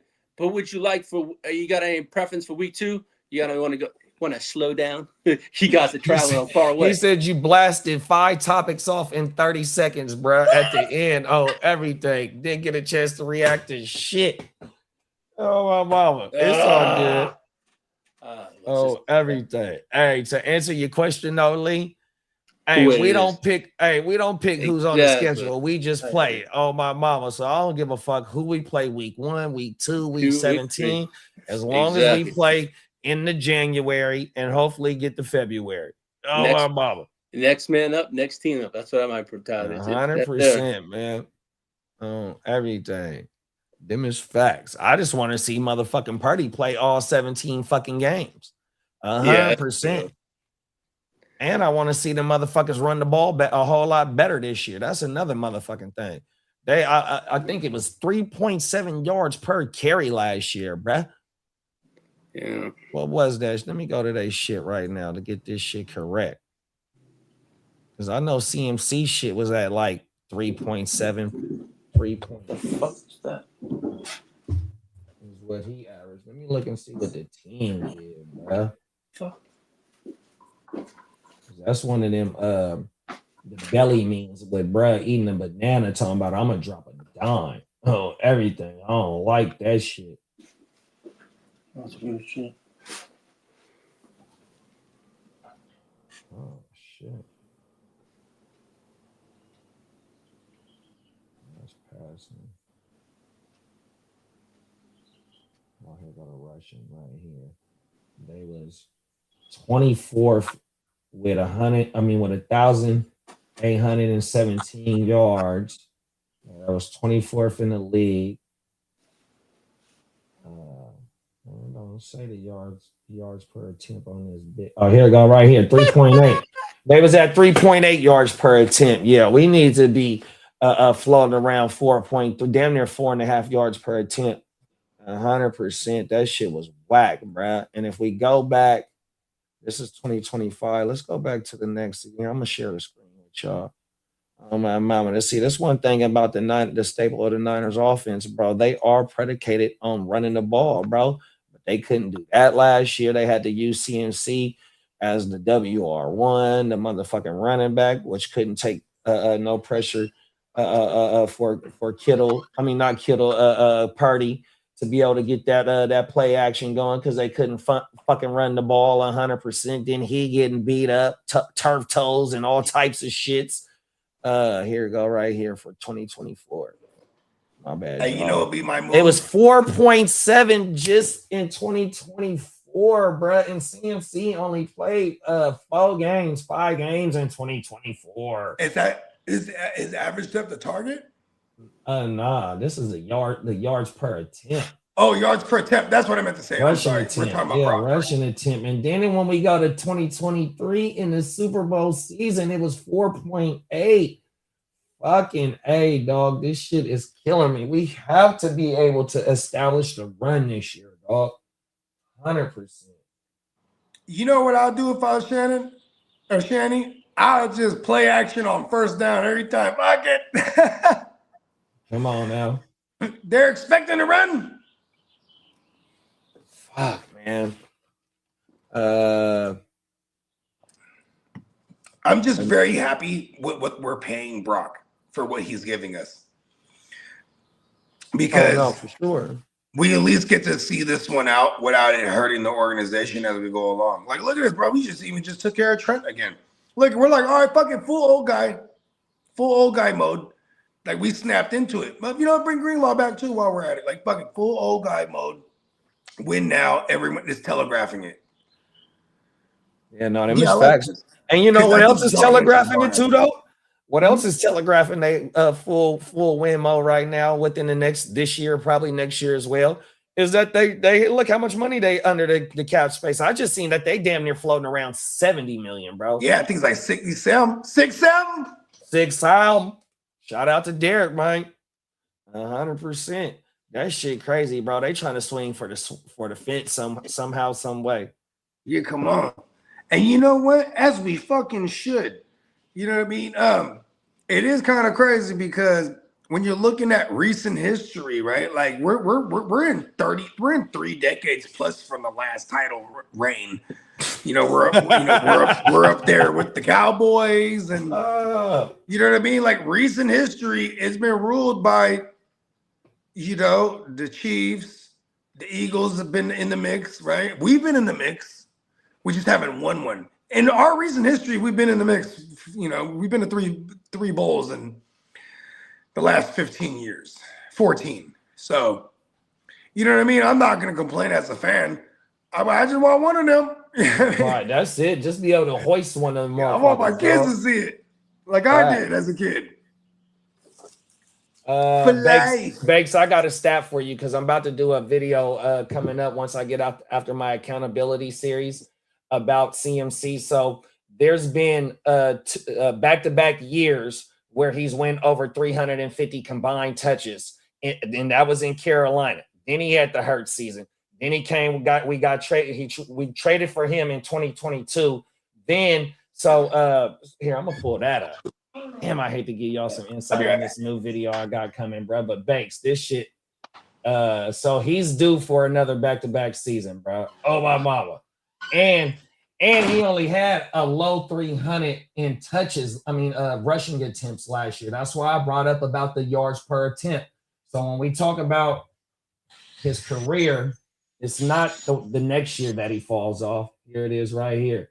So in 2019, he had 287 rush attempts. No, in 2018, he had 219 rushing attempts and 107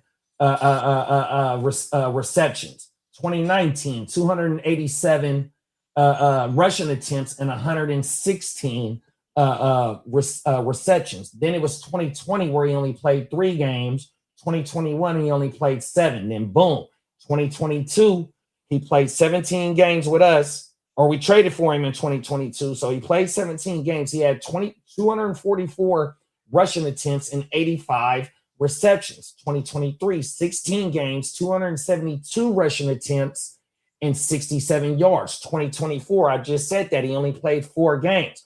2025, 311 rushing attempts and 102 receptions. So if we go back to 18 and 19, he did it back-to-back years, but he missed. He played 10 games in 2020.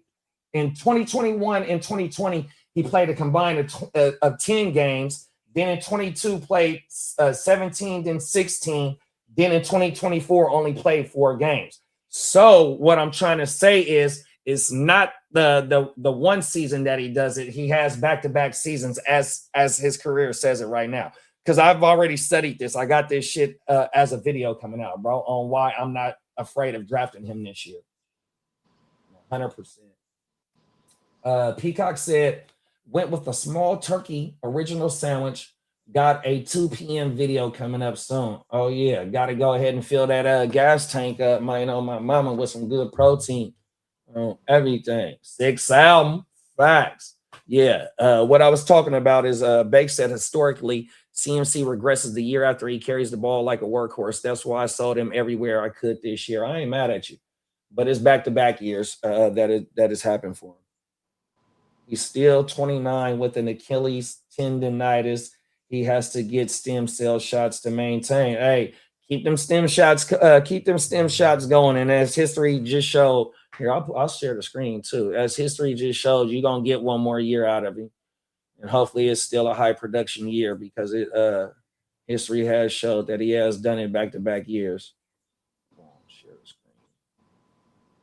So here we go right here. 17, 18. That's over 350. 18 and 19. Both of them years is over 350 plus touches. Then you see 2020 and 2021, 10 combined games in 2 years. Then you got 22 and 16. That's over 300 touches. Then in 2024, he doubles back with only 4 games played. And last year he played all 17. 100%. And if we get any help in the running game, which another motherfucking running back to help alleviate just him doing it all. And if we get any consistency out of our wide receivers, it's gonna help, bro. He don't got to be the all end all be all in the offense. 100%. You only got like 10 games out of Kittle last year. You feel me? Oh my mama, bro. That's why Jake Tonjes was relevant. 100%. So if we get anything out of anywhere else on the offense, bro, it's gonna help CMC on top of what we're looking at right here. Oh my mama. CMC just had another kid, got to do some research on his research on RB production in childbirth and years. Come on now, talk that shit.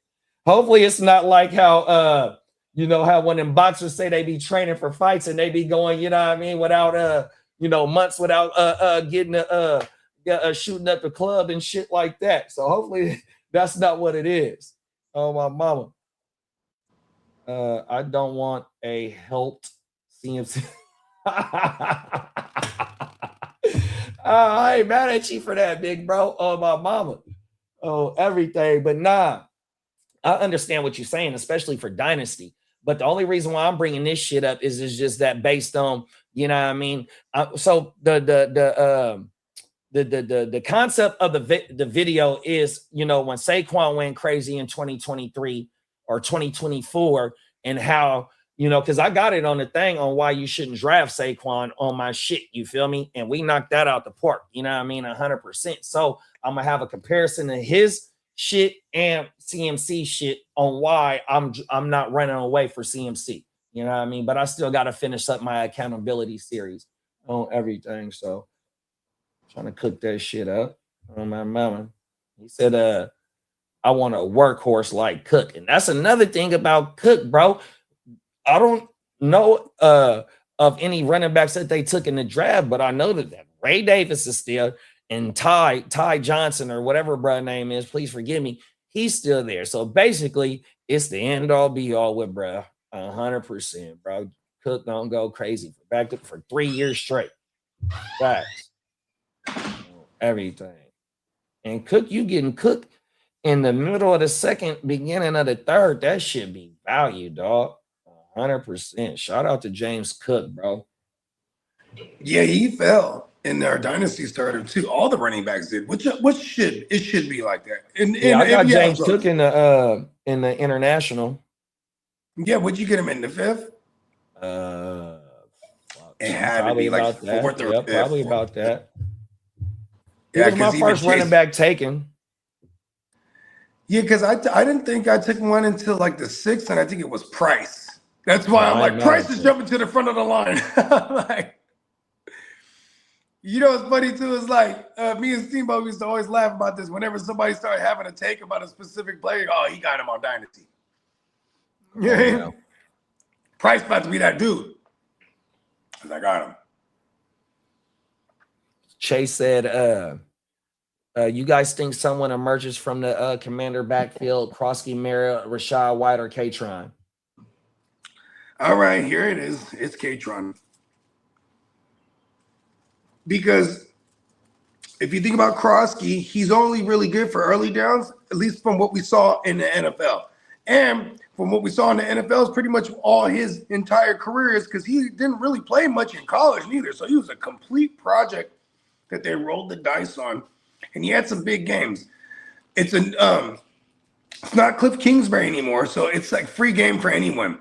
The only one who's safe with his role as the third down guy and a pass catching guy will be Rashad White because they're paying him. You know what I mean? So that already tells me, all right, at least he's solidified. But K-Tron is like a do-it-all, and he had like 4,000 yards rushing out of college. Like, he's very interesting, especially for an organization that had no quarrels throwing out JSM last year. So it didn't matter the draft capital. And this guy was drafted way higher than JSM was. Yeah, for sure. So I like K-Tron. Yeah, and then I mean the double. You can tell I got some K-Tron and Dynasty, huh? And, I mean the double back on that though, you know, before Jaden Daniels did go down, we did see AKA the bill collector on the early downs, and that's one thing that I do remember you stressing about last year is that if we do get Jaden Daniels back, JCM, AKA the bill collector, he is the one to have. But You know, just like last year, same thing that's going into this year. You had a C-Rod over there. You had a Jeremy McDaniels. You had, you know what I mean? So you got another crowded backfield. But, you know, the one, like how you said about Rashad White, he definitely locked in. So the JCM and the K-Tron, they definitely going to have to fight it out for the early down. Now, I don't know if K-Tron brings any PPR value. I haven't really, you know, got too much up on, bro. Catch the ball. He said he can catch the ball. Yeah, he's not So I don't think he's not a world beater by any means, but yeah, he has some stats of He got catching some the solid ball. hands, huh? So Yeah, so I with him think he could threaten to be like, you know, a more than early down guy. But then, like I said, Rashad White is the one that kind of bucks up the whole scenario because he seems the most secure with whatever role he's going to play. I mean, this is an organization that brought in an Austin Eckler to kind of do this last year. You know what I mean? right. And the year prior, or whatever it was, you know what I'm saying? So it kind of makes sense. They're kind of doing the same thing. Like, all right, we need someone who can pass pro for the face, like, are we? I'm pretty sure we all are putting Jaden Daniels as the face of that franchise. He's the second pick overall in his draft class. You know what I mean? They got to protect the kid. He's going into year 3. He had one good year, phenomenal, get to the title game. Second year, injury riddled. They got to protect the guy. So Rashad White, he actually is the one I probably have in a redraft. You know what I mean? But I am excited for K-Tron because Bill is not safe at all. Yeah, I ain't mad at that. And I feel like let's just say Bill, you know, he runs away with the job, pun intended, right? It'll still be Bill and then Rashad. But I eventually feel like when we get to the end of the year, we're going to be looking at K-Tron and then Rashad as that backfield. You know what I mean? Yeah, and that's where Rashad eats. That's where he gets his money at, is in the PPR game for sure. And that's the reason why they brought bro in, just like how you said about that Austin Eckler shit. It has a track record with the organization 100%. So his role is definitely locked in. Oh, my mama. That's a fact. And like low key, that's someone we're going to get greasy cheap in redraft. Oh, no, for sure. You'll get him in the 10th round or later. You ain't got to pay up for him. Watch when like he's pass pro and good for Jaden Daniels. He goes, Rashad is the guy out there every time on third down. You know what I mean? Oh, world. Like, you know, the quarterback will be like, yeah, this guy. You know what I mean? And that comes a part of being in training camp all year. You know what I mean? Working the kinks out and all that, seeing what this motherfucker do 100%. And Rashad does have, you know, third down production. Even the year before Buck came, 100%. He was the end all. He was damn near the end all be all until Buck came. He was that 1 year.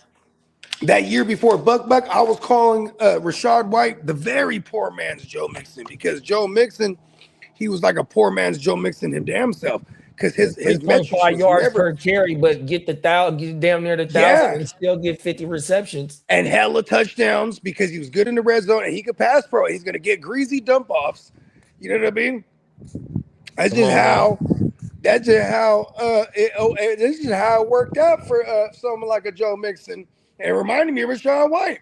Bucky came in there, kind of fucked it all up for Rashad White, because at the end of the day, Rashad White's 3.2 yards or 3.5 yards a carry was never going to cut it. You know what I mean? Come on now. You get all the volume. We love it. You know what I mean? Miss facts. Now we got Gainwell with Buck. That's gonna be a damn interesting backfield right there. Yeah, because you know, here's the thing too. Buck can catch the ball too, right? And when you talk about Baker, he has a 25% target market share as a career stat at the running back. You know what I mean? So that means 1 out of every 4 of his passes goes to a running back. They're gonna throw on early downs too. You know who had a stat like that, a career stat like that? Phillip Rivers, bro. Phillip Rivers will throw, and you look at all of Phillip Rivers running backs. Shout out to LaDainian and Darren Sproles. Yep, Darren Sproles, Danny Woodhead, all of them. They were all catching the ball because this was also something the quarterback did. So that's why I like Baker where he's at, and I'm okay with Bucky. And people are so scared of Bucky. We're getting Bucky late this year, Brody. Yeah, even if I don't get Bucky, I'm taking Gainwell. Taking Gainwell later. Gainwell had 74 receptions last year, dog. That shit is ridiculous. Remember Gainwell with the Eagles too.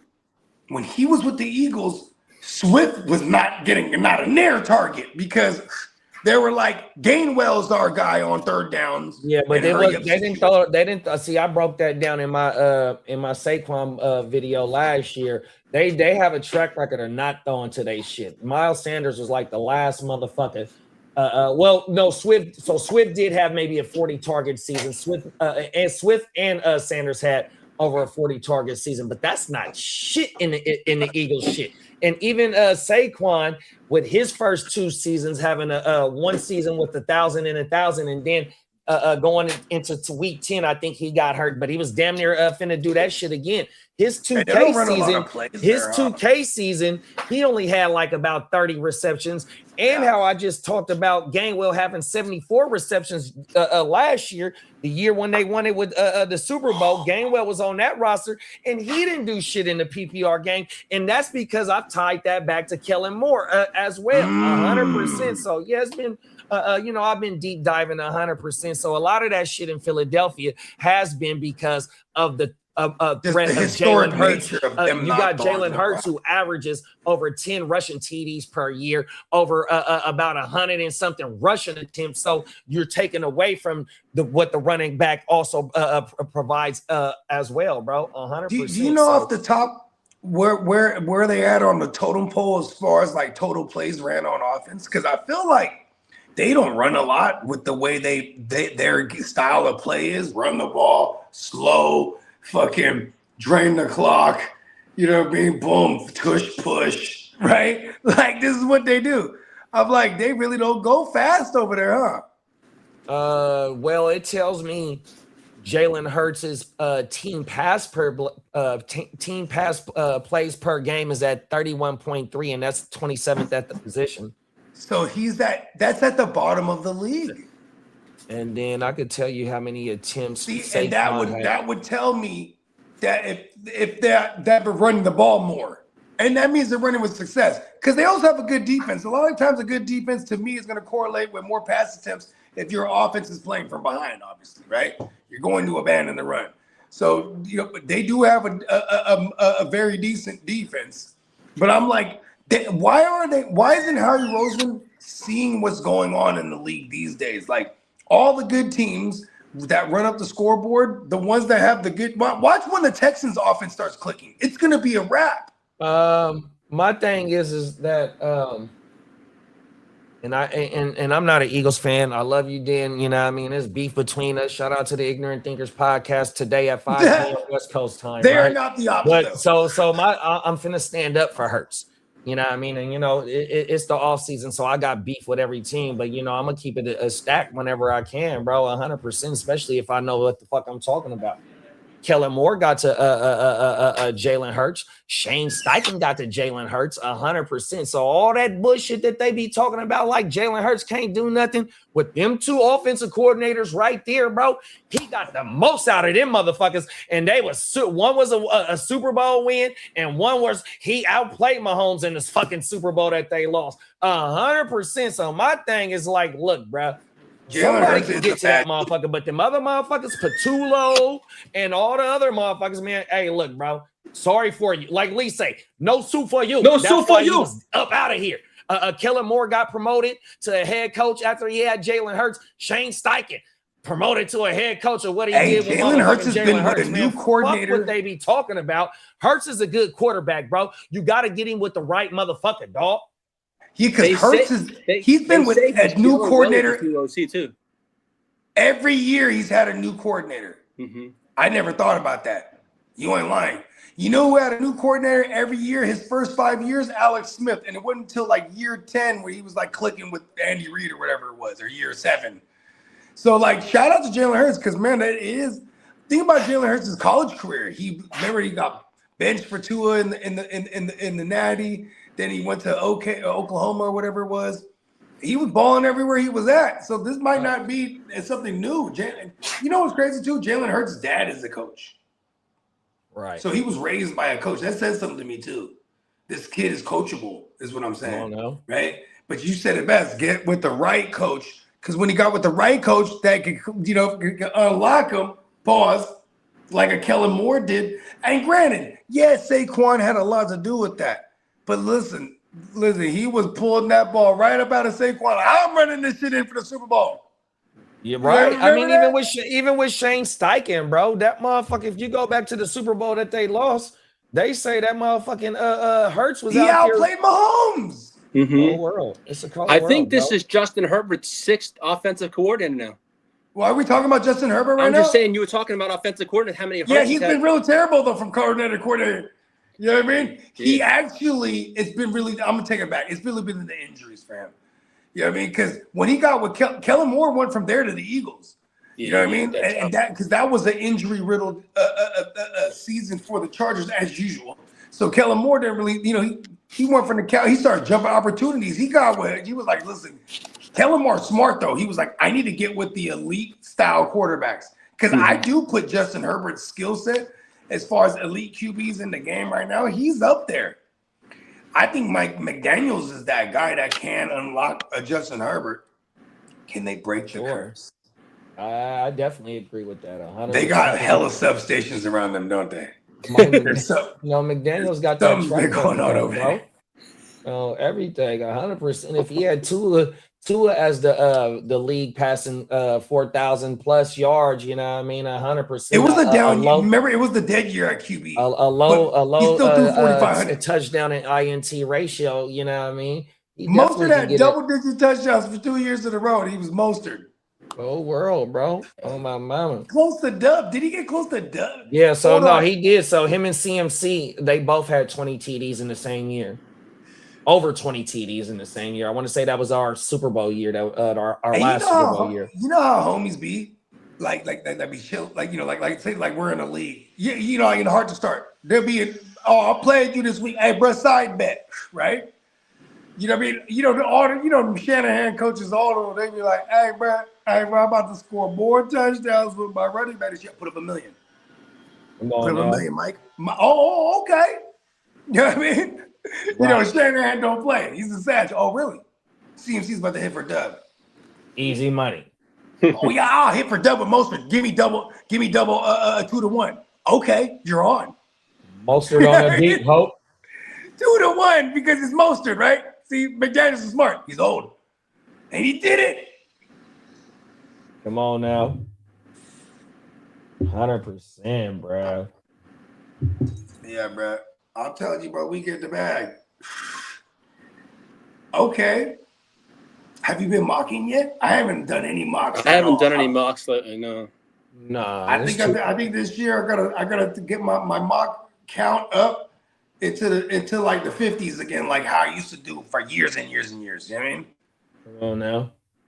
Yeah, the last 2 years I've had like a dozen mocks. That's not enough.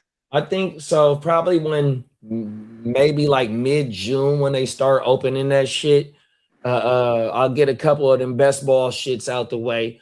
But like with the Yahoo mocks, where you can mock with other motherfuckers. See, like at the beginning of this shit, mid-June, you'll start to get bullshit in there. You know what I mean? Robots. Let the autos go and shit. But as the off season picks up and it gets closer to August, you'll get a motherfucking 12-team or 14 mock draft, and everybody damn near staying there to about round 15, dog. I was about to say you might see some people dipping out in the double digits, but yeah, for the most part. Wow, crooked commissioner. So that's why I really ain't been tripping off no mocks yet. 100%. I'm just because I'm curious to see. Also, because I'm coming off of the worst down year for Bogart standards. I still had overhead, which is a down year for Bogart, obviously. You gotta have massive overhead. Anyway, that means we gotta watch out for your motherfucking ass. Don't look at me. 100%. Don't look at me. I'm like, fuck that. What did you start assessing what you did different? I'm like, I definitely did like minimal marks. Hey, them facts, bro. That's why I got the accountability series on my shit, bro. We got to figure out what the fuck we did wrong so we can get better the following fucking year. 100%, man. We got to retrace these steps 100%. Yeah. And I had a good year last year on my mama, you know what I mean? But we trying to get better, man. We do not sleep in the trophy room. Them is facts. We just walk past that motherfucker, throw a deuce. Come on now. On to the next one. Remember that. We do not sleep in the trophy room. I just heard that saying not too long ago. Oh, my mama, and that shit gonna stick with me, dog. Hey, listen, unless you fill up the trophy room and you put your bed in there, you know what I mean? You're like, yeah, I'm gonna sleep right next to the bed, my accolades. You know what I mean? But I get the saying though. Cause man, you better wake your game up when you walk into the trophy room. Okay, how about this? You know, we used to do the podcast with this sucker, right? Whose name we won't say. But like, you know what I'm saying? The other partners that shout out to my man Hess, you know, he linked us with Ricky. Shout out to Ricky Williams. And actually, hold on, this story actually, I can't remember if it was on the pod or when he was at my crib, but he told me when he went, he was supposed to go to Stanford, because Bill Walsh was like gonna come out of retirement and coach again. You know what I mean? Like, listen, I'm going to college. Ricky, I want you to be my running back. Ricky's like, fuck yeah. Then, you know, Bill Walsh goes, psych, I'm gonna stay retired. You know what I mean? So Ricky's like, fuck, okay. So he went and visited where did Earl Campbell go in Texas? Texas. Texas. A&M? No, it's Texas. It's called Texas, the Longhorns. Yeah, the UT thing. Yeah. So their trophy room, they call it the tea room, right? I would imagine all the champions go in there and have tea. That's why they call it, I don't know. Anyways, Ricky walked up in there and there's all kind of everything, all the American, all American woo-wops and all the shit on the walls. Then you had all the trophies, but then in the middle you had the Heismans, right? The Heisman, it was Earl Campbell, who was Ricky Williams, one of his favorite running backs growing up. And listen to this is dope. He said right there, he visualized his very own Heisman right next to his. And he's like, I'm going here. And he made it happen. You know what I mean? That is manifestation to the motherfucker. Facts. And destiny too, all in one, because he was destined to go there because like he was about to go with Bill Walsh. He's like, listen, the Niners are the shit. I'm about to go with Bill Walsh because he's coming out of retirement. He's like, I'm gonna do college, I'm gonna start over. You know what I mean? And he's like, oh, boom. Then as destiny has it. And you know what he told me too? He said like, this is the thing. This is the thing about destiny, Bogey. This is what he says to me. He says, this is the thing about destiny, Bogey. Although it may be written in the stars for you, you still have to fulfill it. Come on now. I said, oh. You got to get your ass up and go to work every motherfucking day, man. Come on, bro. 100%. It might be written in the stars for you, but you still got to go out there and get that motherfucker. Facts. Slow feet don't eat. You watch that story play out for someone else. You go, that story was written for me. It was based on me. Come on now. It's based on a true story. It's a cold world. Oh, yeah, be the starting role of your own movie, goddammit. Oh, you know what I mean? bro. Oh, my That's mama. real shit, man. That's the type of time I've been on. Crooked said, damn, y'all see Brandon Clark just passed away. He was a Grizzlies player, Memphis Grizzlies player, only 29 years old. Rest in peace. No. Definitely rest in peace to bro, and his condolences to his family. Yeah, man. My mama. Yeah, rest in peace, man. A whole life's ahead of him. See, listen, man. Damn, dog. In the last 2 months since March, I lost 3 family members. You know what I'm saying? Rest in peace to my cousin Jewbug that was untimely. Rest in peace, Junebug. Yeah, rest in peace to my Aunt Rita. She rest in peace, Aunt Rita. 87, whole life, beautiful life, beautiful service too. You know, we sent her home correctly. That's you know right. what I mean? Then her son just passed last Thursday. Wow. Her youngest. And what was sad is he'd been fighting deep dark depression since I can remember, since I was like 12. You know what I mean? So he just but they were obviously hella close. And like I'm like, damn, well, you know what they said is natural death.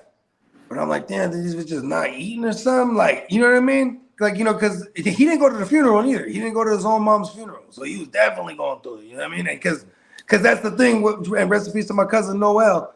That's the thing. Rest in like, peace, Noel. Noel just been in the darkness. You know what I mean? Like for a long time. And like, and you know, as a kid, you just get used to that shit. Oh, this is Noel. You know, you're outside just walking, doing laps. Like it'd be like 100 degrees. He's wearing a parka. You know what I mean? Like he just don't give a fuck smoking cigarettes. No, he doesn't talk to nobody. Wow. You know what I mean? I talk to him, but he'd have a different voice. Like, oh, hey, CJ. Oh, what up, Noel? You know what I mean? Like, well, before he'd be like, what up, bro? Like, you know what I mean? Like, it was like, oh shit. Now he's like, you know what I mean? It was like, it was different. So I still remember. I'm always gonna have fond memories of him. I'm very, very saddened by it because of the life. You know what I mean? I'm like, dang, he was like alone for a long time. But like, you know what I mean? I'm like, it is crazy. So you know what I mean? Well, you know, everybody live while you alive. I'm just gonna say that. Talk You know your what I talk, big bro. Them is You gotta facts. live while you alive. You know what I mean? Come on now. You know, I've been echoing this for a long time. But shout out to Prime One. He said, because we got mutual friends that know my cousin too, or he got a mutual friend that knows my cousin Junebug. Oh wow. And like he was like, bro, he's like, when Junebug passed, bro, it's like a switch in you, bro. Like it was a paradigm shift for you. I had to look this up. What's a paradigm shift? This smart ass motherfucker, right? He uses big words, paradigm shift. I was like, oh, you know, in an event that sends you on the path of you know, that path you're supposed to be on. Like, oh shit, you know, that realization. You know what I mean? That paradigm shift. Oh shit, bro. You know, mine was like, oh shit, man, we gotta live, bro, right That's now. federal. I didn't know what the paradigm shift mean. I think I've heard that before, but it's a pivotal moment that changes. It's a pivotal moment that makes you open your eyes, hit you with the epiphany, whatever it is. It's that paradigm shift in your life where you're like, oh shit, I gotta walk this path right now, bro. AKA, what's the name of this show? Wake your game up, bro. Something that'll wake your motherfucking game up. Shout out to the paradigm. I've been wake that game up. Come on now. Fuck yeah, bro. Oh, my mama. You know what I mean? Because that's that shit, bro. You know what I mean? Like, that's why, like, you know, minuscule shit that I'll be like, man, the motherfuckers is tripping. But I get it. Some people deal with, a lot of people deal with mental health issues. So I don't want to sound insensitive to that shit, but I'm just speaking to I guess, to myself and the ones that feel me on this. Like, you know what I mean? Like, I'm not tripping off little shit that don't mean shit. You know what I mean? Like, I feel like I'm a god amongst insects when it comes to certain people that trip off little shit in life. You know what I mean? Like, brother, but I guess I'm saying that because I got children and all this shit, and I be thinking about that's what fuels me. You know what I mean? Like, all right, they finna always be straight. I'm gonna die for that. You know what I mean? Like, that's that shit that fuels me. And even Prime, he been fucking me up in the best way recently. He's like, we need a balance though, B. You like Star Wars, right? You got to find balance in the Force. You know what I mean? When do you ever think about you? I was like, word. You know what I mean?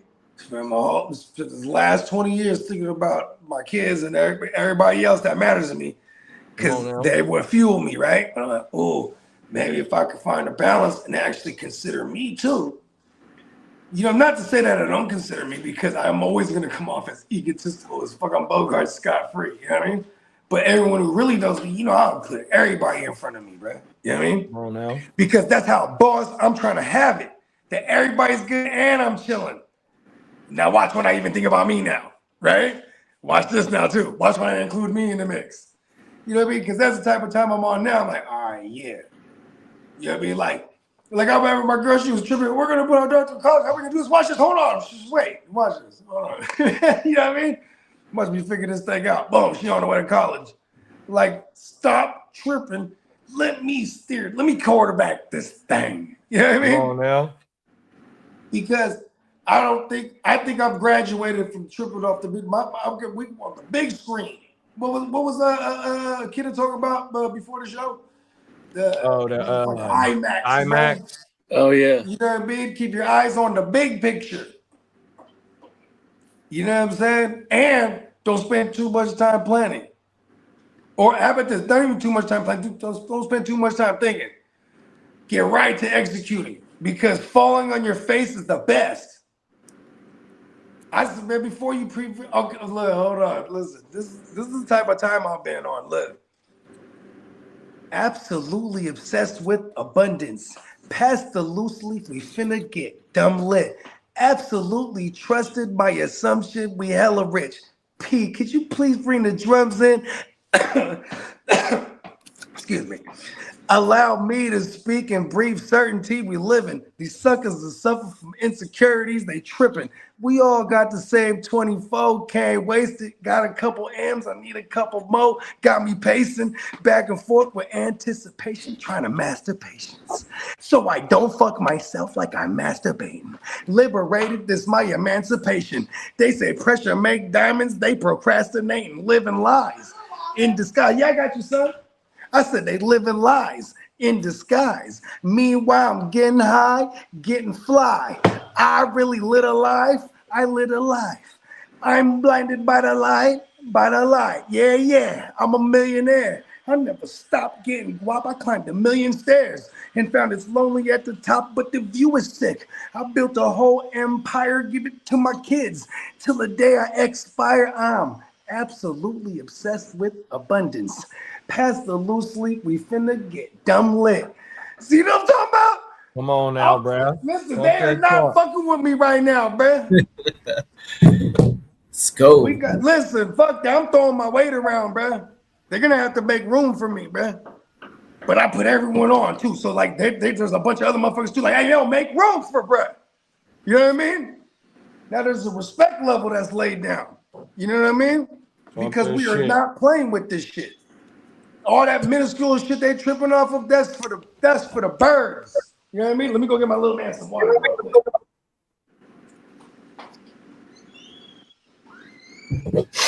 Oh, now. Allergies are bad today. Yeah, mine's been killing me, bro. I gotta go get me some spray from Costco, bro. I noticed whenever our grass is cut, it's game over for me. Oh, Wake your shit up. woo! He ain't lying there.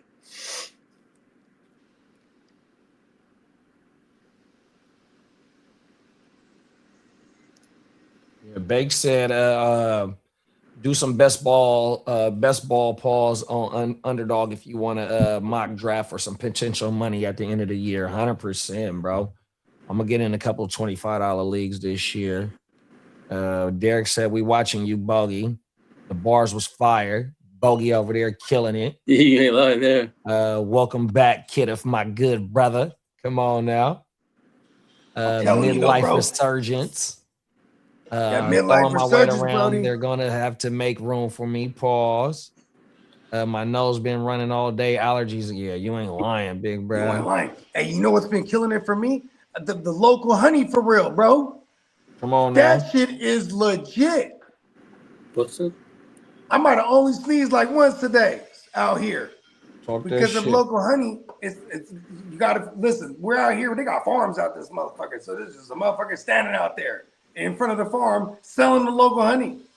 You know what I mean? And they go to the farmer's market, order shit. And then AI is hella dope because my girl, she's like, yeah, I took a picture of the shit, bloop. And it's like, yeah, this is local shit. Like, you only find this and Elko gives you all the fucking information and shit. But it's because these bees locally, they scooping up all the shit that we're sneezing off of and fucking us up. Then they making the honey out of it. So we eat this honey. You got to do it like daily though. Like I've been doing it for about 3 weeks now. So it's like I'm like, oh, it's working. But like that's what they said. You got to do it for like weeks and shit. You know what I mean? Yeah. And that honey's good as a motherfucker. Just take a scoop. Bloop. Yeah. Sometimes if I don't want to put jelly on my toast, it'd be butter and honey. Let's on go. a bagel.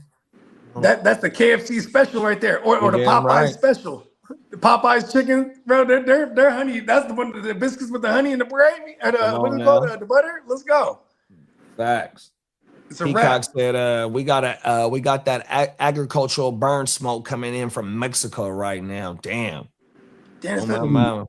so they Yeah, just when burn crops like that? Yeah, before the end of the season or something. Oh, that's cool. So it's like a thing. It could be, but I have no idea. I don't know why. In the Amazon, when they go and they do the soil samples and they go hella far down where they go fucking however many thousand years, right? They find this soil that is super fucking enriched in fucking nutrients and shit, right? And it's like it has the remnants of being burned. So like somehow the ancients, not even somehow, these motherfuckers were smarter than us, bro. They knew how to take some kind of fucking dirt, mix it with some shit, burn this shit, then they put it in the soil, and this shit fucking grows whatever the fuck they need to grow in the middle of the Amazon in bad climate and shit. It's kind of crazy. Yeah. Honey on sandwich bread makes me reminisce. Imagine the weed you would grow from that soil. Imagine the weed that would grow from that soil. Dude, the Kool-Aid in a sandwich bag. Oh my goodness. Oh man. Shit. Yeah. I mean, you know what I did with my sandwich and the honey was the peanut butter. Just no jelly instead of jelly, just doing the honey. That was a nice change up.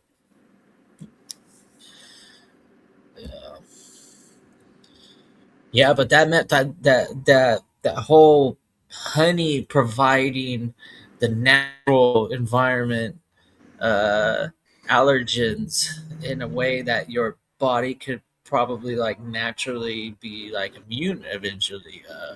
That's interesting. I like that idea.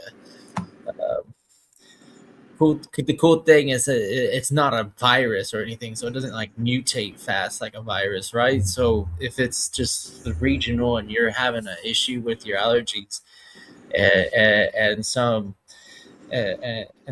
farmers markets has got these local honey stands. Yeah, I'd be willing to try this out, test it. My bad. My son, he has these little kiwi birds, right? And he'd be doing like these little kiwi sounds and shit. Hey, the kiwi said, "Love you, Dad." I love you, Keys. Love you, Weez. I'm like, I love it. And you know, I'm gonna be mad one day when they don't do that anymore. They don't do their little things that they do. You know what I mean? Because they're growing up.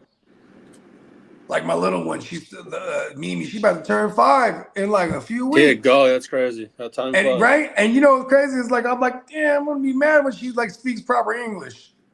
You know what Hey, I mean? I'm gonna go walk down to the store and get a beer if y'all gonna be on for a second. Yeah, I'm rocking. Have a beer, I'm about to crack another one. I'm rocking, bro. We getting the bag today. Yes, sir. Bag, baby. Yeah, I got to go do it. I'm actually waiting for me to get dropped off. We were talking about in the beginning of the show the Mother's Day weekend. So what I did, my girl's family came out. It's her birthday on the 7th, so it lined up nice. Cool. So, it was kind of like celebration for her too. So, anyways, she brought over some marinated short ribs. So she had the ones that are like short rib strips that like go in nice, and then the ones that had like the big bone, the back end or whatever. Well, it's like an oval because they cut it the other way. Well, this one, that's a square. They look like squares or triangles. Yeah, but they cut it the other way, so it's thin. And then they got a big chunk of meat attached to it. Love it. They were all good for barbecuing, and then she also marinated lamb on bone on. So chunks of that. How was that? That was fire. Yeah. Yeah. And but she's like, she's telling me to like hurry it up, and I'm like, it isn't how it works though. That's not the way that barbecue works. So eventually everybody gets hungry enough to be like, hey, making a stink of it. So I had to like start cooking stuff direct heat, and it didn't come out how I wanted it, but everybody enjoyed it. I guess the seasoning and all that stuff. Well, here's the thing: is like what's funny is people. You know who's not patient? Hungry people. Kind of tough. I needed to cook it a lot longer for it to get what is that? Tender. Like I wanted to get this shit tendered, fall off the bone and all that stuff. That takes some time. She's like 2 hours into it, ready to go. I was like, hey, look, shout out to my brother Candlestick, right? Whenever there's a party, that dude will be up at 5 in the morning already grilling shit that needs to be slow cooked. You know what I mean? Like, yeah, that's what I'm saying. It's like the other option from the grill is the slow cooker, which is also like in its name, slow cooking. So I'm like, I just want to do. You got to start hella early for the slow things. We in a slow draft. I know. They trying to do the fast draft. And they were hella hungry. So when they walked in the door, you know what I had? I had unseasoned pork belly, which goes quick, right? You know how that works. I was like, hell yeah. fire this up, right? And because they're usually diced up too. Some damn pork belly. And then I Oh, also good. have a rack of pork ribs, which I could do that like half direct and then half indirect and make it happen with some aluminum foil and some butter and all that stuff. I could Yeah. do some magic and make it work. Yeah, But- we can freak it. Yeah, and make it somewhat tender and enjoyable. But these fucking big ass chunks of meat, they were so like ripping it off the bone. I was like, man, this is not my barbecue. She told me it's over. But also too, you take pride as a grill man that like where you're like, listen, this is not my style. You keep reminding people. It's Mother's Day, Listen. and she's the matriarch. And Exactly. I was about to say, bro. It's like, all right, let's go. We Mom. turn robot. Let's go ahead and pull this meat off, even though it's not ready. I made it look all pretty too, just to present it. It's like I fucking put a nice sear on it, got a nice color to it, pulled it off, made it look real nice for pictures. So that Let's was go. Hey, you know what's though about Vietnamese culture? They like red. Like they'll just like They you know what I weren't, mean? they weren't hating at all. They ate it up. So I did too. You know, it's just a little tough. You know, I wanted to make it a little bit. Yeah. And you know what a lot too with Vietnamese culture too is everything is fresh on the spot. Like you know what I mean? Like Yeah. We had like this for fresh. example, they'll cut all the meats. They'll cut it dummy thin. She And fresh it's fried cooked up real these, quick like, too. shrimp chips. She fresh fried up these shrimp chips in the house, and then also did like a coleslaw. We'll call it a coleslaw just to give the example out there. And you dip it into the. Oh, it was phenomenal! Yeah, all I sorts like of. cabbage like a motherfucker, man. It's the fish sauce which ties it all together. The fish sauce is what's the flavor. Hey, look, there's something about that Vietnamese fish sauce, and then like whatever the protein with rice that we're eating, and you just got some fresh sliced tomatoes and like lettuce and It is almost refreshing, isn't it? and cucumber, and just dipping them fresh vegetables into that fish sauce is the fucking goat, bro. It is. Insane. Yeah, you can go to your local Korean grocery store, 99 Ranch or something like that, and then Yeah, shout out to 99 Ranch. I think that shit started out in the Bay, bro. It might start in LA. they've got to be popping up across the country. I mean, They're everywhere now. They But provide. I remember all back this in like stuff that you can't 1996 get. going to 99 Ranch. You can't get 99 something- Ranch been around for a cool minute. But yeah, Right. they're every. Same thing with the Filipinos. They got one. H Mart. Oh, no, that's another Korean one. I don't know what the Filipino one is. The Filipinos got one. It's called Seafood City. Oh yeah, Seafood City for sure. We already talked. They got them everywhere now, bro. And you know what's crazy? Me and JD, we did a story one time because at them joints. So it's for those that know, it's a grocery store / supermarket / fish market. They So have you them in get fresh. And they got restaurants in there usually that are connected to it.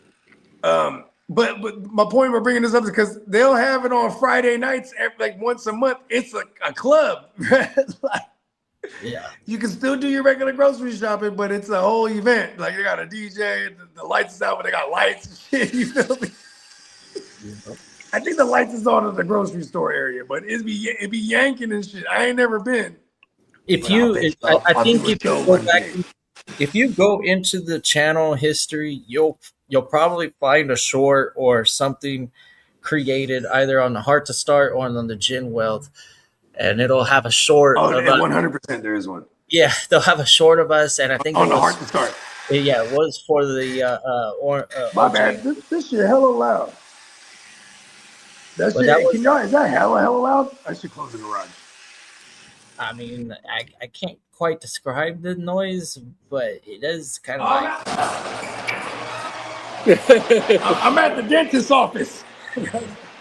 like some sort of noise. Anyway.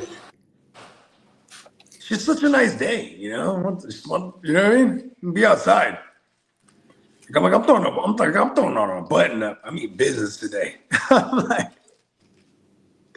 fuck that. We out here, man. We are not playing this time around.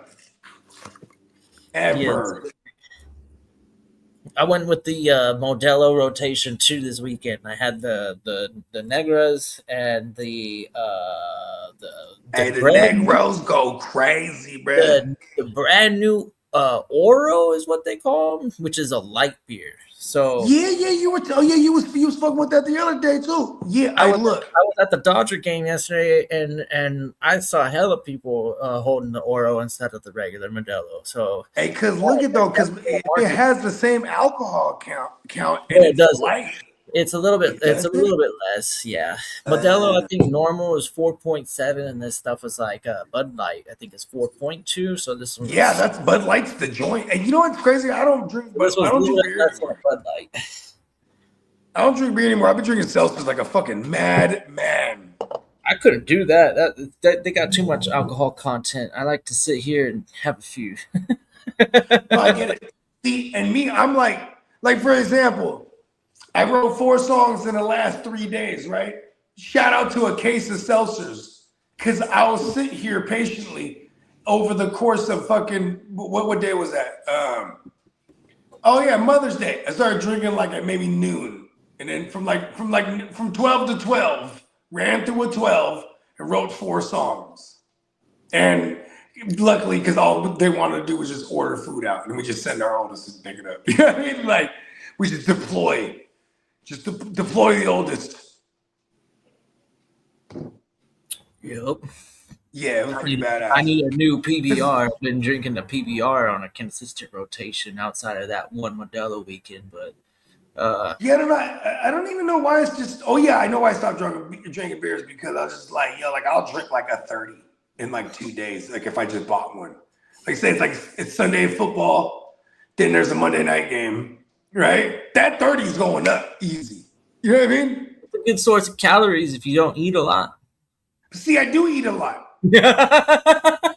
You know what I mean? And then like my A1C is like, 3.5 away from being pre-diabetic. I'm not having that. You know what I mean? And then I started thinking like, oh, okay, I gotta actually look at what the sugars are like in these seltzers. But because of the seltzers, I don't drink as much as I used to drink beer. Except for the other day when I was writing. I ain't gonna hold you. When I was in the zone.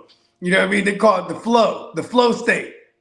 And I'm not just talking about like rapping flowing. I'm talking about like a period. Like for any creative that gets into the zone, they call that the flow state. You know what I mean? Where you're just like I wrote some crazy shit.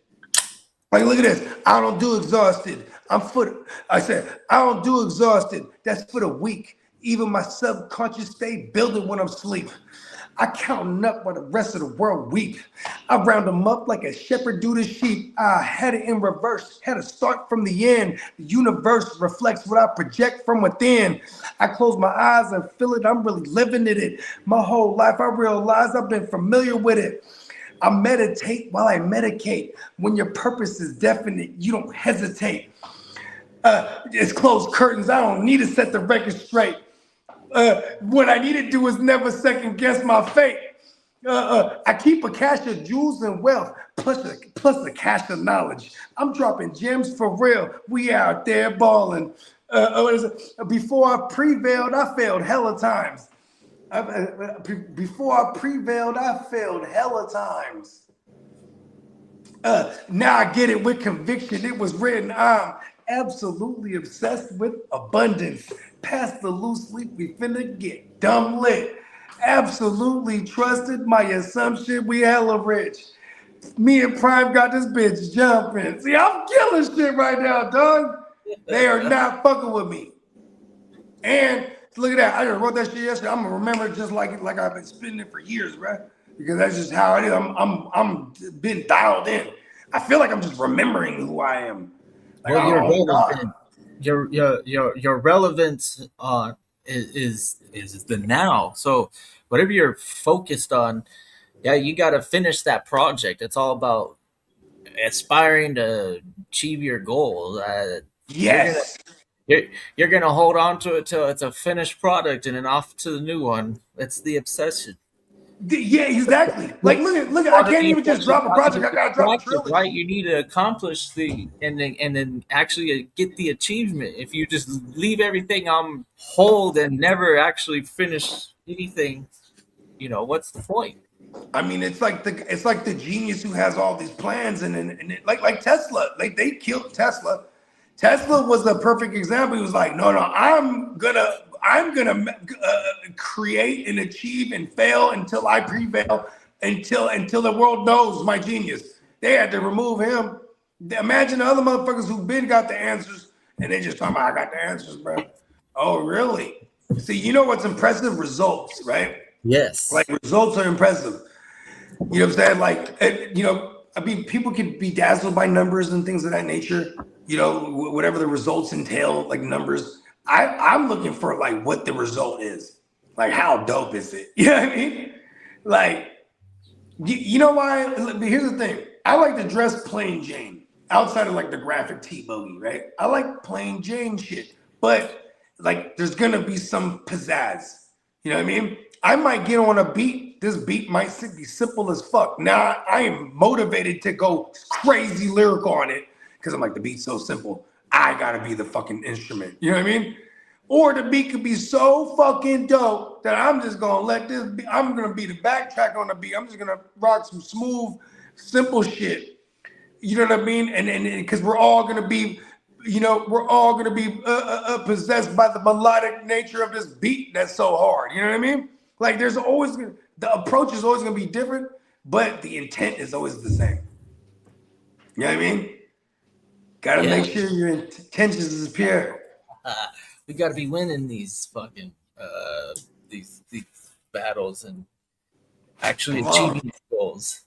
We are not in it to lose. That's for damn sure. Hey, look. In the great words of Herman Edwards, you play to win the game. Yes. Oh, let's do that. Let's do that in one more voice, y'all. Hold on. You play That's the thing. Win the game.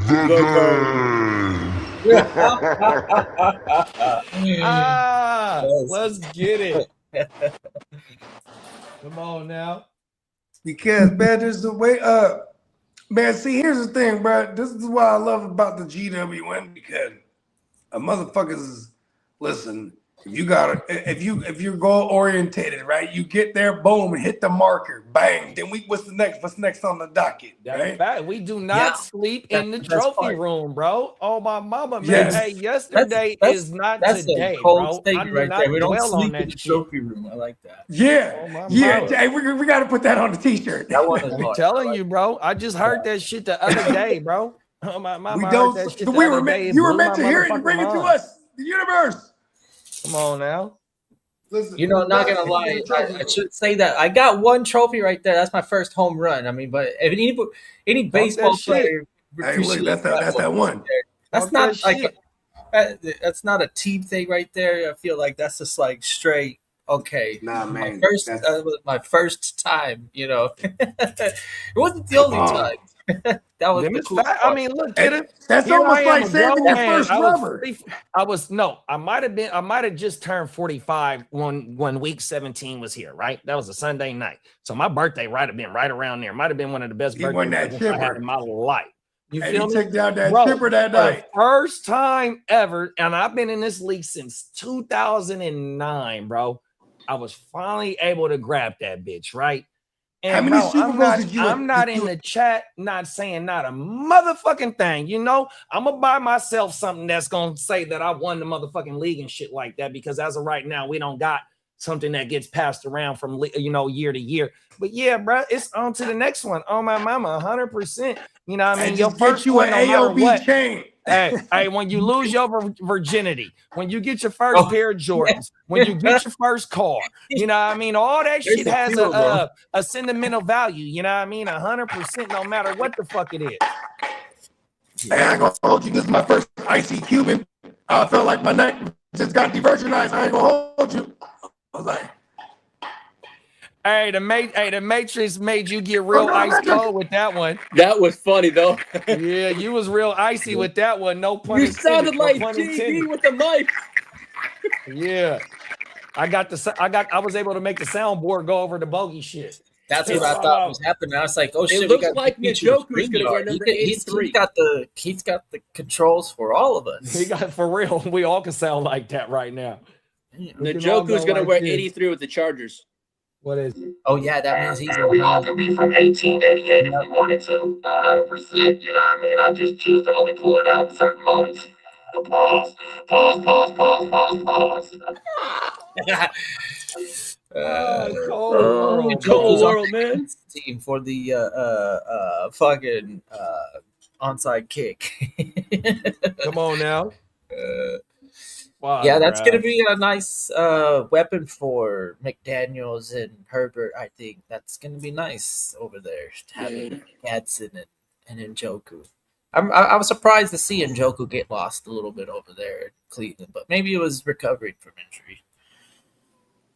Yeah, because the one Flacco year where Flacco took their ass to the playoffs and Njoku was balling, bruh. He sure did he looked pretty healthy on the field anytime they gave him an opportunity to have more than 7-8 targets and make him turn them into completions. He seems to put a bruising on some of those linebackers. You know, it's big guy, tough to tackle and bring down one in one go. Pause. You know what school he went to, Lee? Who, Njoku? Yeah. I don't. Oh shit. Well, who's the producer of your show? You are. What school I like? You like the Where Miami. that motherfucker come from? He's a He comes hurricane, from boy. the U. Yeah, that motherfucker from the U, boy.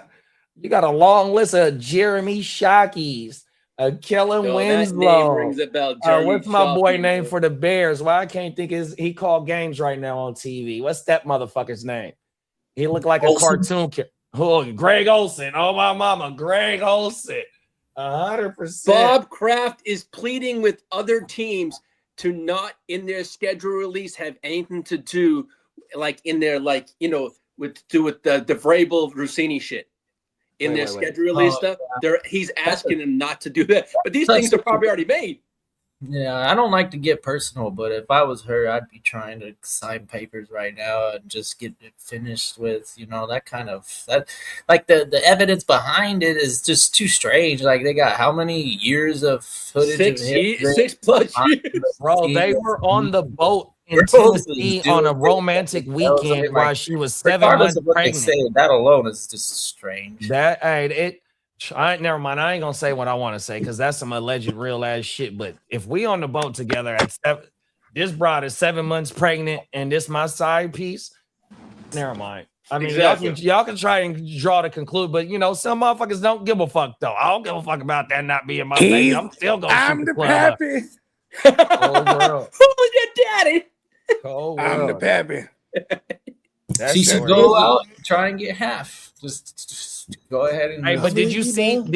So it's a podcaster, right? That who's her peoples, and I forgot bruh's name because I just watched another video about this shit, right?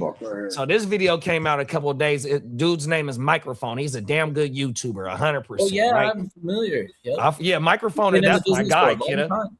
Yeah, that's my guy on my mama. So he got the 7-part series on this topic right here, right? Skull So bugs. not the video that just came out yesterday or the day before that, but Oopies. 2 days ago, what he was saying is that the bride got a homie that's in the podcast game or like in the media game, and what he was saying or alleging is like she felt to tell her motherfucking story because the way that she's being portrayed, and it's just only her looking fucked up and scandalous, not old boy getting the same amount of drawback or same amount of heat that he should be dealing with. You feel me? Just based on how society go. You feel me? So he's alleging that the bride finna come out and tell her story pretty soon. And that's why the Patriots are planning for this shit too, because they know something's gonna come out. That's why they're planning. I mean, look at all that. You know what I just seen? I just seen the contract for them signing for the boat. Oh, that was out a week ago. That was crazy. I just seen that like the other day, bro. That shit is crazy. That is For the interesting bone? idea. Yeah, but for the one saying that- she set him up for failure by continuing this type of run, even though she's married too, right?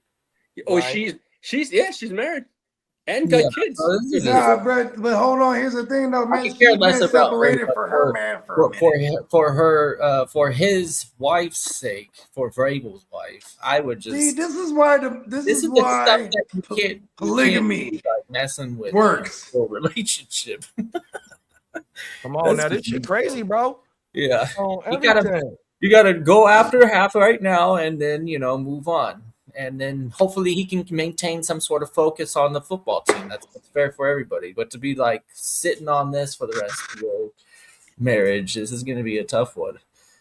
Man, I try to go in my backyard and I realized how OCD I am because that shit is there's hella bugs right now. And it was like, there's like dust flying everywhere. Like, oh, what the I hate going to war with but flying bugs. Ground bugs are no match for me. I have everything set up for ground bugs. Hey, I want to say I just seen something buggy. It's either Bill Gates. Who the fuck is? I want to say it's Bill Gates because he's known for making medicine and shit like that, right? So it's somewhere. I don't think it's in the US. I want to say it's either in Central America or South America, right? Where this motherfucker got some farm. It's a mosquito farm, right? But what he's doing is he's testing medicines by using these fucking mosquitoes there. So I didn't really get too much into the video because, Bill Gates with the motherfucking theory of the COVID vaccination and all that bullshit. But yeah, he got a mosquito farm. And the mosquitoes been passing all kind of shit Oh, my around. mama, facts. Cold world, Like, bro. Cold When the world. motherfuckers go out to like Africa and shit, you like the mosquitoes over there to be having the malarias and all kind of shit, bro. Like, Well, yeah, That one of shit the is things crazy. you have to get accomplished before you get to do that type of overseas travel is to get those vaccinations. Fact. Probably even the homies that's going to Australia to go play the game. You know what I mean? That's on the other side of the what is that? The equator, the bottom half of that bush, or however you want to call it. Like, bro, that shit different than a motherfucker. I bet you got to have shots to go over that motherfucker. Yeah, the southern hemisphere will fuck you up for what it's worth. The sky spins in a different direction, and then it's like, Come on now, bro, for what real. the fuck? Like Bogey always say, bro. Everywhere, when you I think the toilet that water- way, if it goes the other way. I forgot Yeah. how he says it. Yeah, when you travel, one of the first things you gotta remember is to don't drink the local water. Just straight up, just drink filtered bottled water.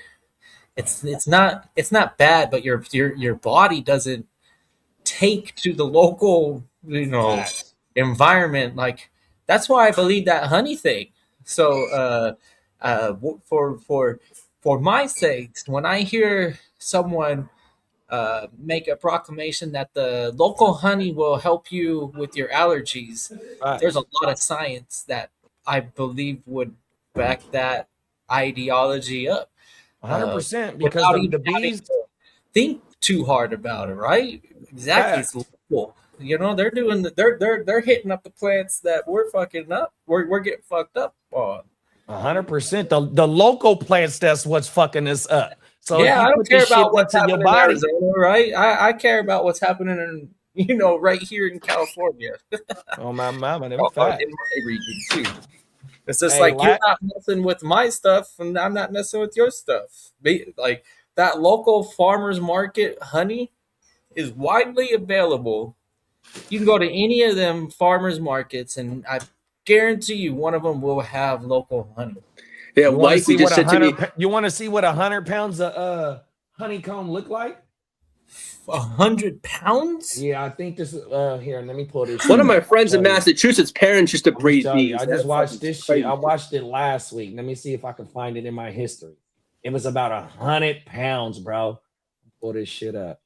Oh my mama.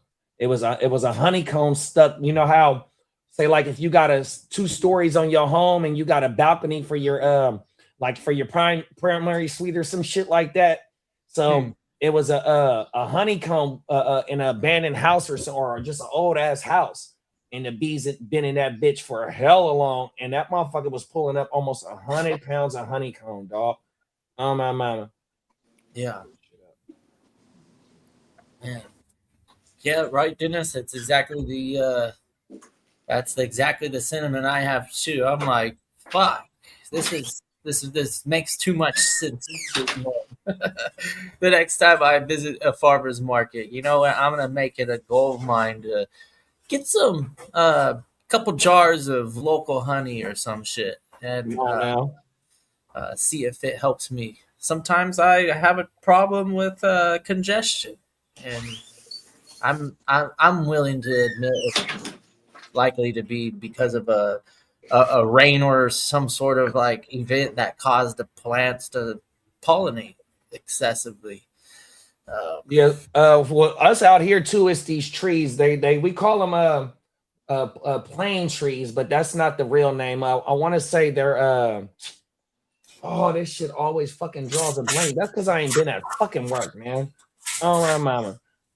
Fuck, what is the name? I'm gonna call somebody from work and ask them motherfuckers what's the name of these fucking trees, dog. But these motherfuckers, bro, when the wind blow, it got this little white little Cottonwood. Cottonwood. Yeah, that's one of them too. That's one of them. Oh my mama. It's another one too, bro. But them motherfuckers during when they just even during the whole summer, it don't gotta be when it's starting when the trees are starting to bring their new leaves. It can even be in the summertime when the leaves are already established. Once the wind blow that shit, fuck you up, dog. Oh my mama. Damn, I wish I remembered the name of that motherfucking tree. Yeah, bees are a vital member of your local ecosystem and probably for the whole globe. I want to say bees are found everywhere. Yeah, they got a documentary like how they do Shark Week, right? What is the channel that does Shark Week? Oh, they Mark got a Cuban? documentary on the bees. Yeah, bees are Yeah, vital. they got a Pretty sure they're bees one of are for the whole world, the ecosystem. The bees play a real yeah, big I think part. they're one of the more important species in the ecosystem to keep it like going healthy. They're like if we all fucking had like some sort of allergy to bees and all of a sudden started like treating them with disrespect and tried to annihilate them, we'd fuck the whole planet up if we were that dumb. You know? Remember? I'm old enough to remember when I was a kid, where it was a threat that the bees from South America or Africa there were killer bees, and they were making their way towards America. The killer bees. Oh, hell yeah. Oh, here it go right here, kid. It does say 100 pounds of this shit too. I found it. 100 pounds because I'm pretty sure that shit doesn't weigh a lot. It looks big, but it's pretty much hollow. You know, it's cellular. I'll get down a little lower, but let's get some smoke. It's more or less poop from a cellular level. Isn't it like they We got some shit with, by like see some bees here, but we get some smoke on them. That likely stirred them up. Oh, they're not bad.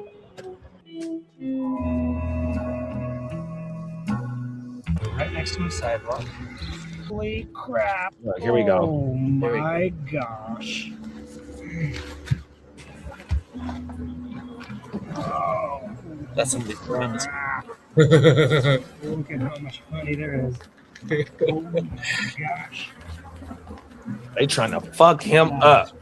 You ain't lying. Let's lift up on this guy. Holy crap! All that shit, bro. There goes the neighborhood. Oh shoot! Look at all these bees. Oh, this is crazy. Okay, I need both hands for this. Pulling some combs, and I saw the queen, and I was like, "Oh, grab the camera!" And as soon as I turned around to grab the camera, literally 2 seconds later, she was gone. I just received a clue from some of these bees. See, they're walking that direction. I think my little queenie is hiding behind this last piece of comb, or she's maybe kind of in this hole. About to find her too. I don't suppose she'd be on this. I wouldn't want her to be on this because she gets sticky. Oh my gosh, tons of bees in here. They try to fuck him up. So many bees. Yeah, they is. Protect the queen. Okay. There it go right there. He found her. Okay. Got her. Escape route. Away from the escape route. Gosh, dang it. Oh, got her. Oh yeah, that's a gold mine right there. You take it to your backyard, now you got gold. Oh, thank goodness. Some liquid gold. This is out of control. That's Okay. a big ass bee. I don't have my suit. Hey, look at this, buddy. In the event that a queen bee dies in the hive, right? It'll send out this like pheromones, so specific that everyone know. Oh my God, the queen is dead. There's a council of bees, like other head bees. They get together. They go, all right. They pick a larvae. And they go, this one's suitable to be the next queen. And while it's in the larvae state, right? And while it's in the larvae state, this council of boss bees, they feed it brain juice, legit. Like they develop embalming this fucking fluid shit from their fluid from their brain, and they feed it to this larvae, and the larvae starts it starts metamorphosizing into a fucking not a regular bee no more, into a queen ready bee. It's insane. Come on now. Yeah. I think I might have sent that short like 2 days ago. That's why I sound like a bee expert, because I watched that shit like 40 times. I was like, I'm sending this to the group. Come on now. This is amazing.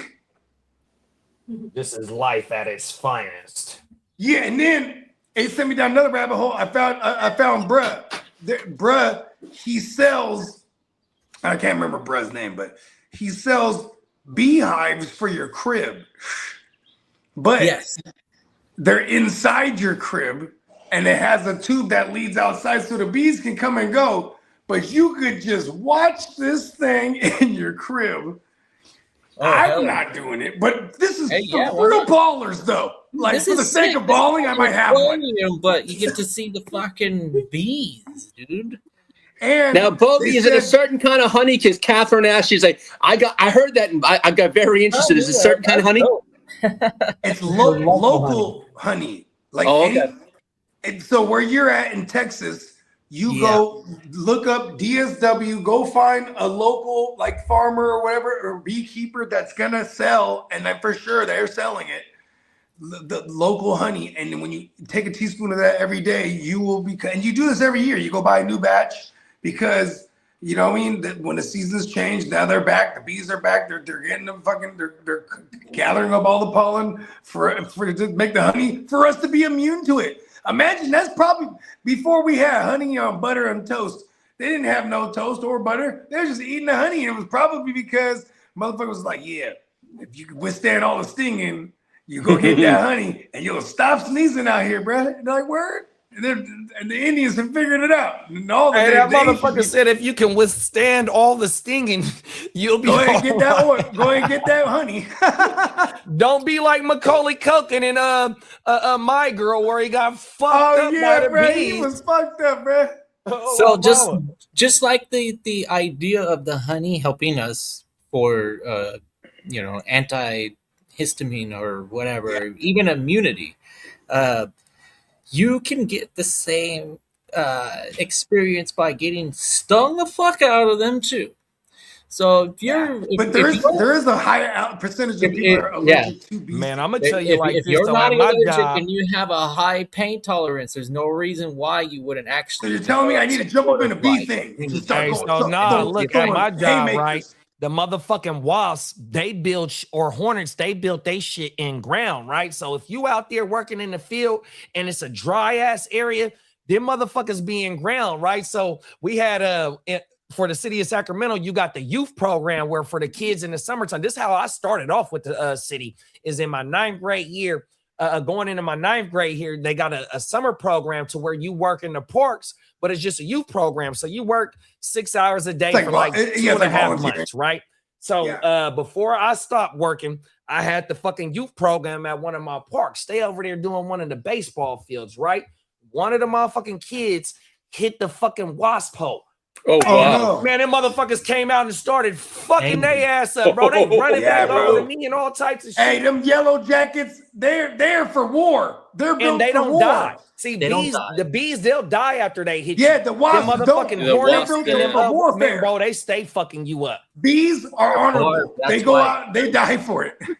Wasps die are like, for I'm it. killing Like everything. ripping that shit out like a dagger is like got the serrated edges and it's just ripping that Yeah, out. they got, Fuck you up. they got barbs. They got barbs on them. Yeah, one day I'm pruning some bushes by a park by the river, bro. And it's in the motherfucking summertime. But see, these motherfuckers in the summertime, they'll come out early because it's warmer in the summertime. As the springtime go, they'll come out later because they don't want to be out in the cold, right? So this shit is about 8:30 in the morning, bro. I'm yeah, and I got a motherfucking short sleeve on. So, bro, I don't know if the motherfucking hide was in the motherfucking bush or if I stepped on it, bro. That motherfucking bing, and he fucked me up in our arm. I said, man, what the fuck? And I seen him stuck in my arm, bro. I did the dash. Let me get up out of here for the rest of his homies come. Oh, my mouth. Hey, look at this. Your ass up. So when I first moved here, all this shit was dirt. And like, you know what I mean? And JD, you've been here when it was just dirt. But Come on now. So see these pillars right here, right? So I had the bug motherfuckers come out, they spraying, and the bug dude goes, hey, bro, that pillar right there, there's a wasp nest up in that thing. Is it that one? Or it might have been this one. It might have been this one right here. Yeah, it was this one. So in that little corner right there. You feel what I'm saying? And then they would just jump on up out of there. And he's like, listen, I got you. I said, word. And then he said, look, and you know, this is what's the beauty of chopping it up with people and you find out they're cool. Because then he just started feeding me information. He's like, look, they said you could call every quarterly or if you see something. So he's like, bro, this is serious. You don't want that wasp. It's your new house, bro. Call every week, bro. Tell them, come out here and I see some wasps. They'll spray the shit. Tell them exactly where it's at. I'll put it in the notes too. I'm like, word. Yeah, so we got rid of that shit real quick because they was in that motherfucker. Hell yeah. I was like, what? I just moved here. And he's like, nah, bro. He's like, they probably found your shit when it was being built and it just been in there. I'm like, ooh, kill them all. Kill them all. I remember when I first moved out here, people was like, how was it out there? I'm going to war. Well, with who? With all the insects. I was like, and you know what the bug dude told me? The bug dude, he put it in perspective. He was like, listen, they built their house on top of their ecosystem. So you in their shit. And I was like, oh, the bug guy's true. The bug guy ain't playing. Snakes and all that shit, all the wildlife. Yeah, before you make a presence, you have to eliminate them because they're gonna make a presence before the. I said that first. The apartment that I just started renting out in February, right? And you bought it first? First moved in, no, it was spotless, right? No bugs, no nothing. But on the outside patio, I could occasionally see a random wasp fucking fly in and out of the place. And then one day I saw it routinely go to the same spot, and I said, "Nope, not today, buddy." And I smashed it. You know that like little spit shit that they use to build their houses or whatever. Yeah. I just like I got the broom and I was like boom, boom, boom. Yeah, the little like hella mucus and shit. They said, okay, that's not the spot to be.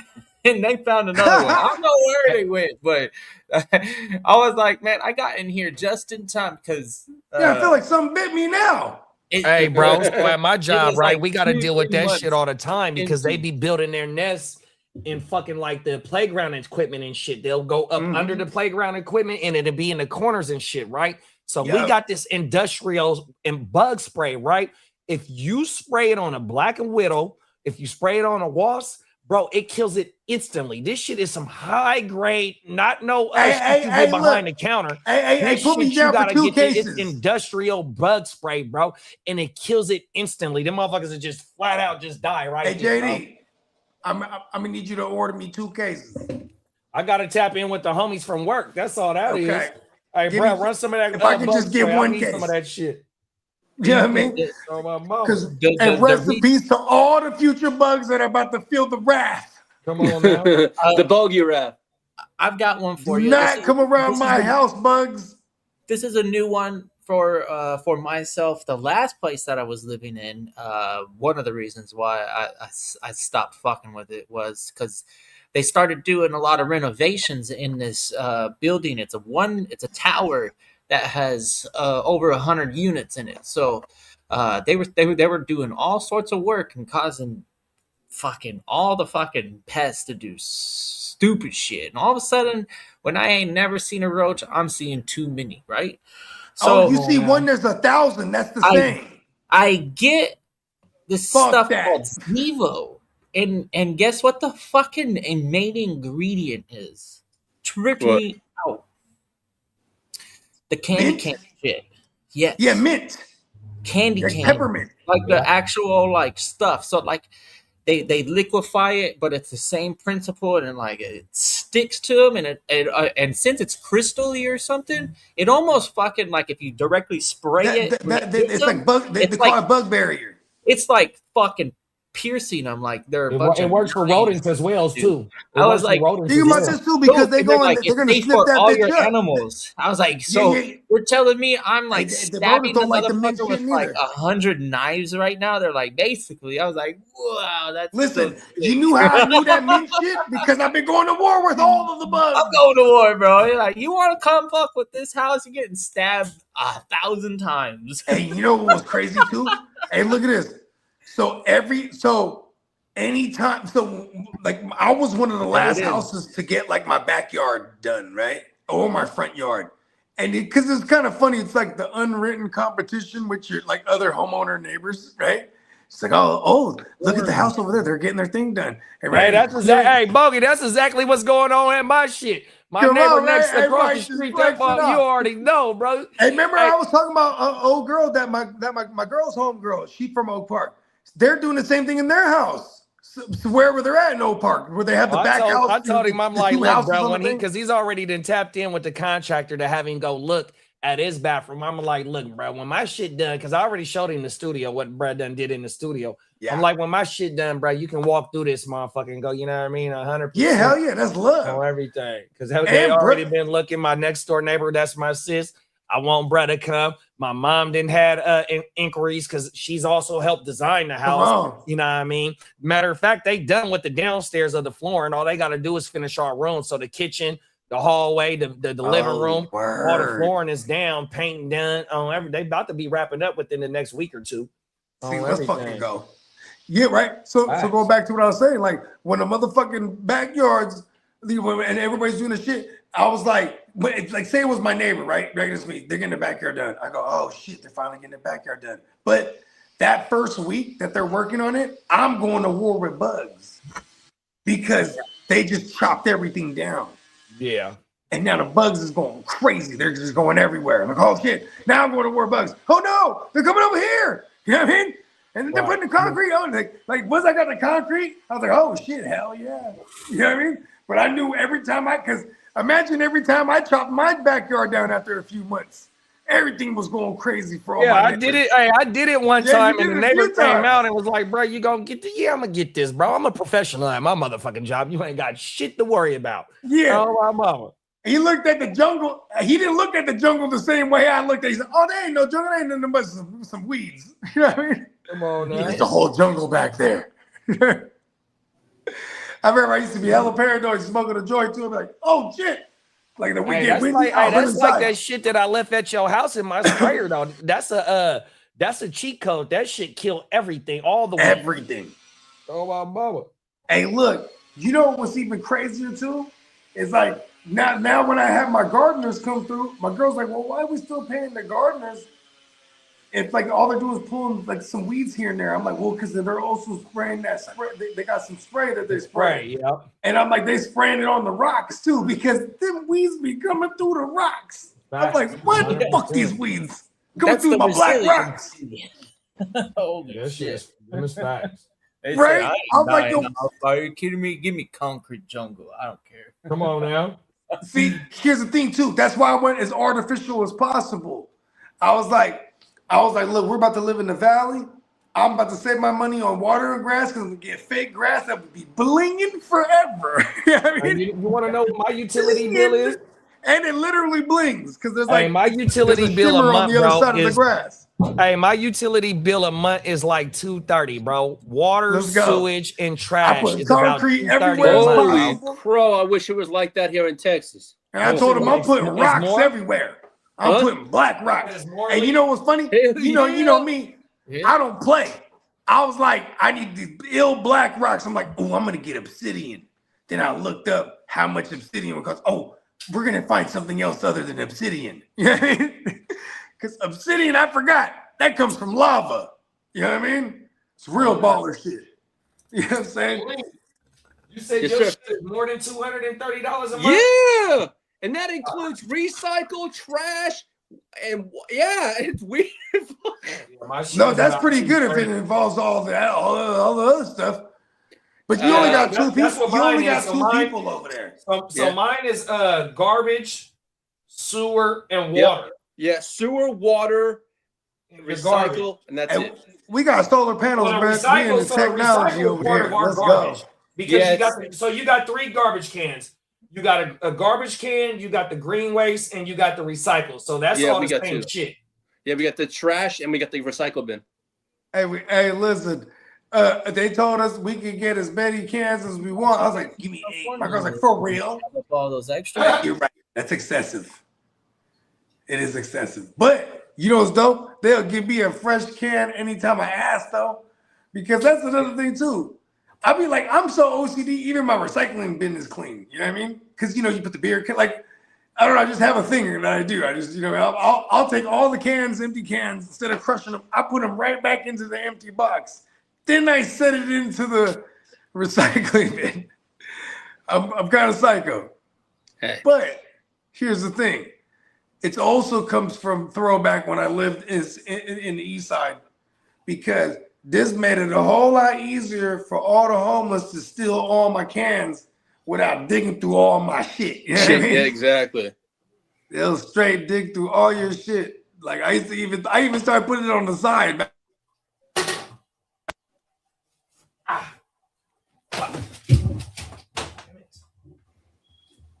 So I got 29 on my sewer, 36 on my trash, 25 on my water. Oh, that's federal. Oh, we didn't buggy and jumped in the matrix. Oh. Yeah, fuck that. My Shit, pet motherfuckers, they paying us, they charging us for this punk ass water, right? But this punk ass water got all that bullshit in it, right? So you motherfuckers charging us for all this water. Then I just seen in West Sacramento yesterday, 6,000 motherfuckers lost PG&E yesterday. Like PG&E shit is ridiculous. You feel me? We got smud. My shit be about 150 a month, man. Fuck you, dog. 100%, bro. And then right here on the corner, not this corner, but the next, 2 corners away where the Shell gas station is, 91 octane, $6.97, dog. There you go. I'm glad Fuck you motherfuckers. Because we need to get gas prices down, because once you get gas prices down, the prices of everything else will come down. It's always been that way. We have to try and get our fucking national average below $2 again, and then everything might be affordable. And if it's not obviously affordable, then we can start to go, hey, these guys are greedy as fuck, and boycott them. Don't buy their shit anymore. That's facts, big bro. You know, one thing that because I had just seen, about the beef between Trump and Newsom about, because how much we're regulated and we don't produce our own gas, even though we can refine our own gas or refine gas or the oil or the crude oil that we buy, we have the capability to refine that though, right?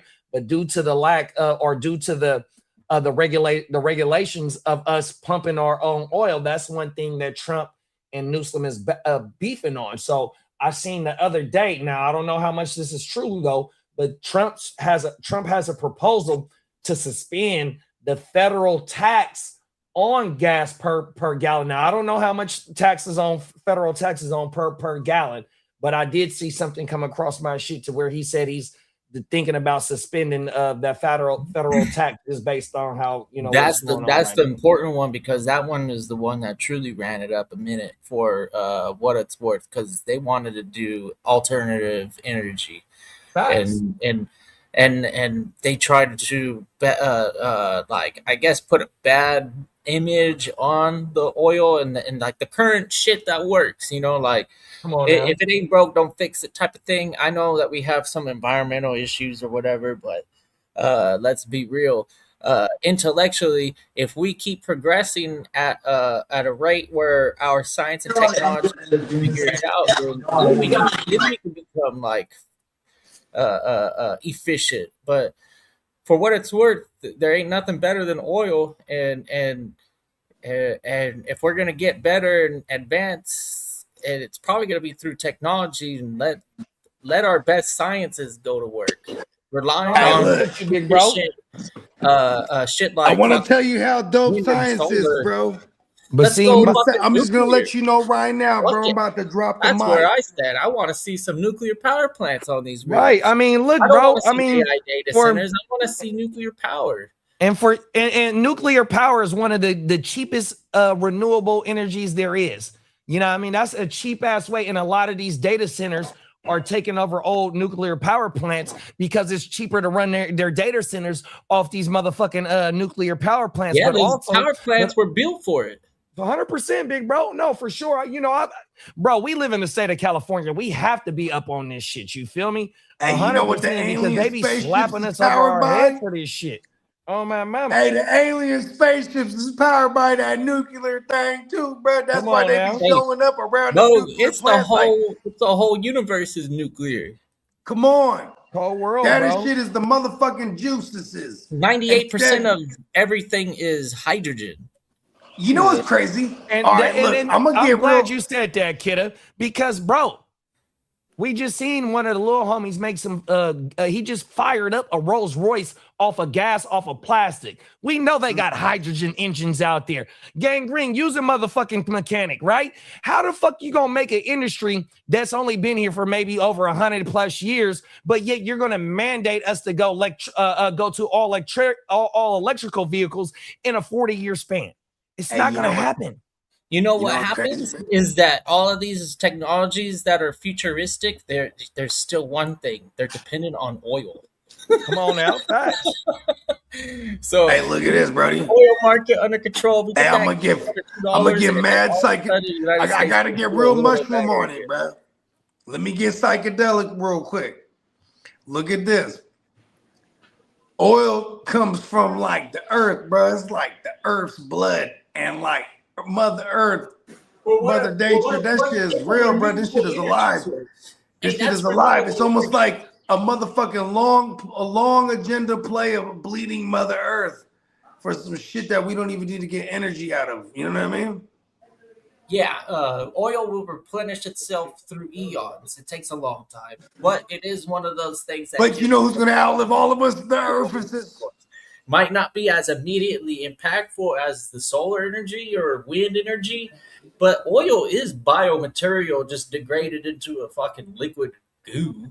It's just the way we It's combust chemistry it. at It's its the way we finest. But I combust agree it. with It you though, fucks with kidda. the atmosphere. I allegedly. agree with you though, kidda. As time goes forward, you know what I mean, we will start to be able to replenish the atmosphere by becoming more technological sound on how not to depend more on gas. But Hey, the look, thing imagine, is though, like imagine right, we get the technology but just see, to but the clone cold, hella but the cold trees. thing is that the oil industry is $1 trillion industry. You feel me? So just like how the pharmaceutical shit is, just like your fucking food industry, even though everybody gotta have, it's not gonna go nowhere. You feel me? Because it's too much money into it. You feel me? But as time goes on, just like how we got these hybrids and just full out electrical vehicles, them motherfuckers that know that they know how to make water engines and shit like that, it kills the motherfucking oil. It kills all the minerals from the earth because the water, you know what I mean? But we got to go get the zinc and all that bullshit to put into the electrical batteries and shit.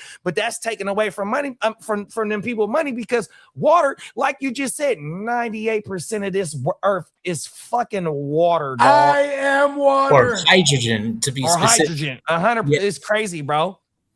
So Yeah. if they Hey, really look at want to this, brother. say, if they really want to save the planet, bro, stop allegedly killing the people that's making hydrogen engines and recyclable gases and shit like that. You feel me? Stop it, bro. You motherfuckers want to destroy the earth on purpose and then only have a few people out here. That's what that is. But that's allegedly. Yeah, shit. If that shit is a true story, then news will be broke and there will be some sort of fucking like revolutionary war of no the fuck you ain't, and I don't give a fuck about how much money you have or how many robots you got. We gonna go fight because that's probably how it would be in the end run. Terminator's not a fucking fantasy. That is a true story. I've seen how this movie ends. Robots fighting humans in the future.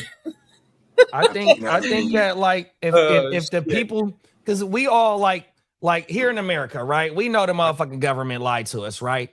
and we supposed to be the All the time. home of the free or whatever the fuck they say, right? And then you And got the them other brave. motherfucking countries. You got them other motherfucking countries to where you can get in trouble for saying the slightest fucking thing, right?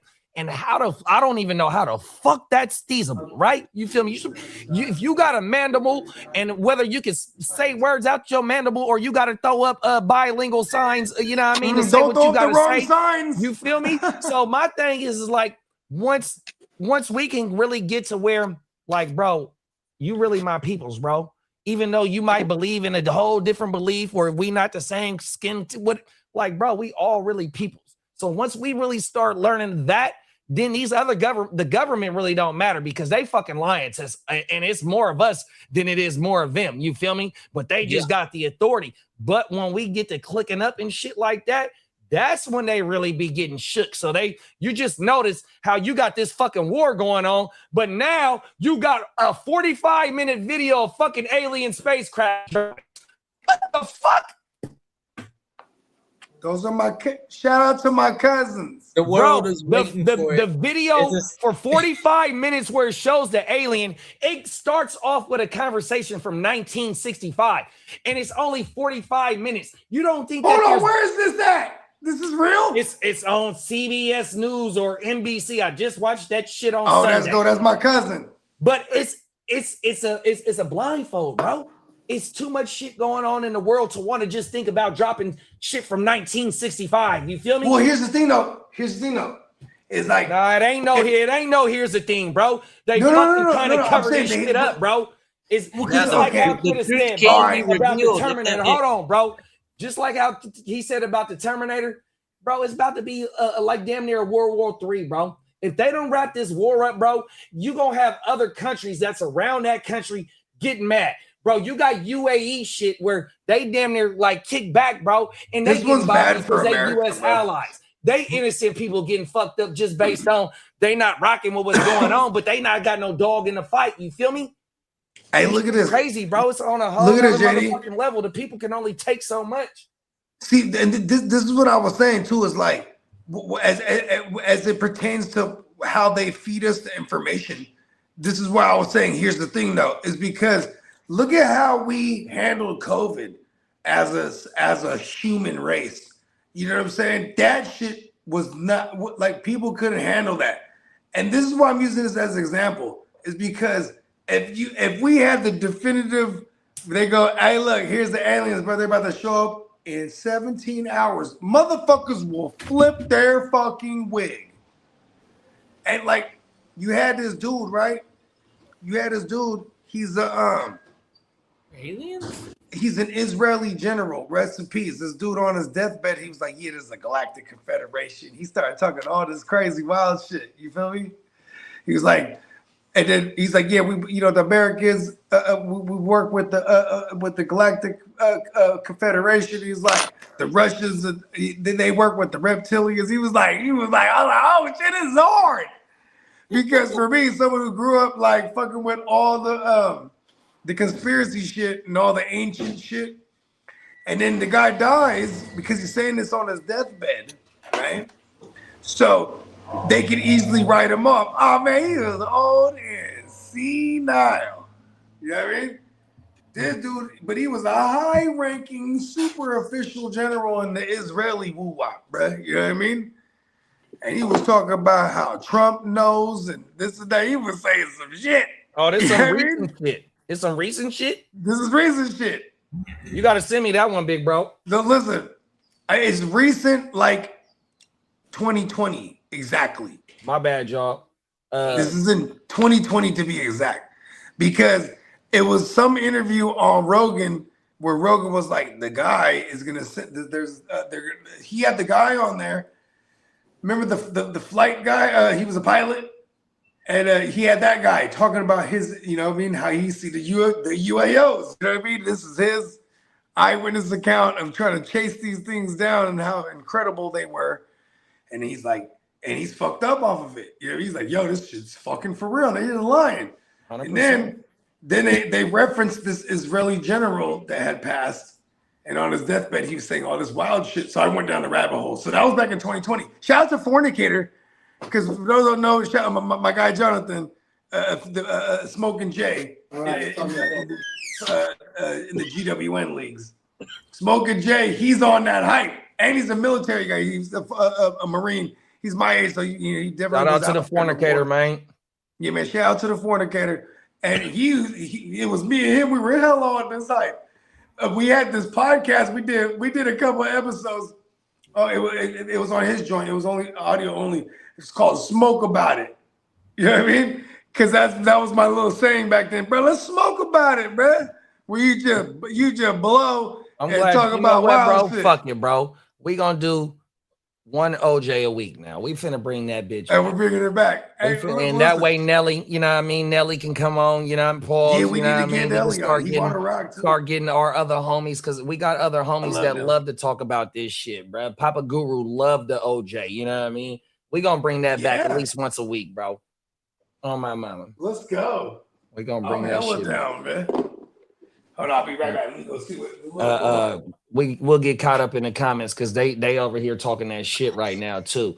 Minnesota Den said, bruh, water and sewer is $140 a month, electricity $1.20.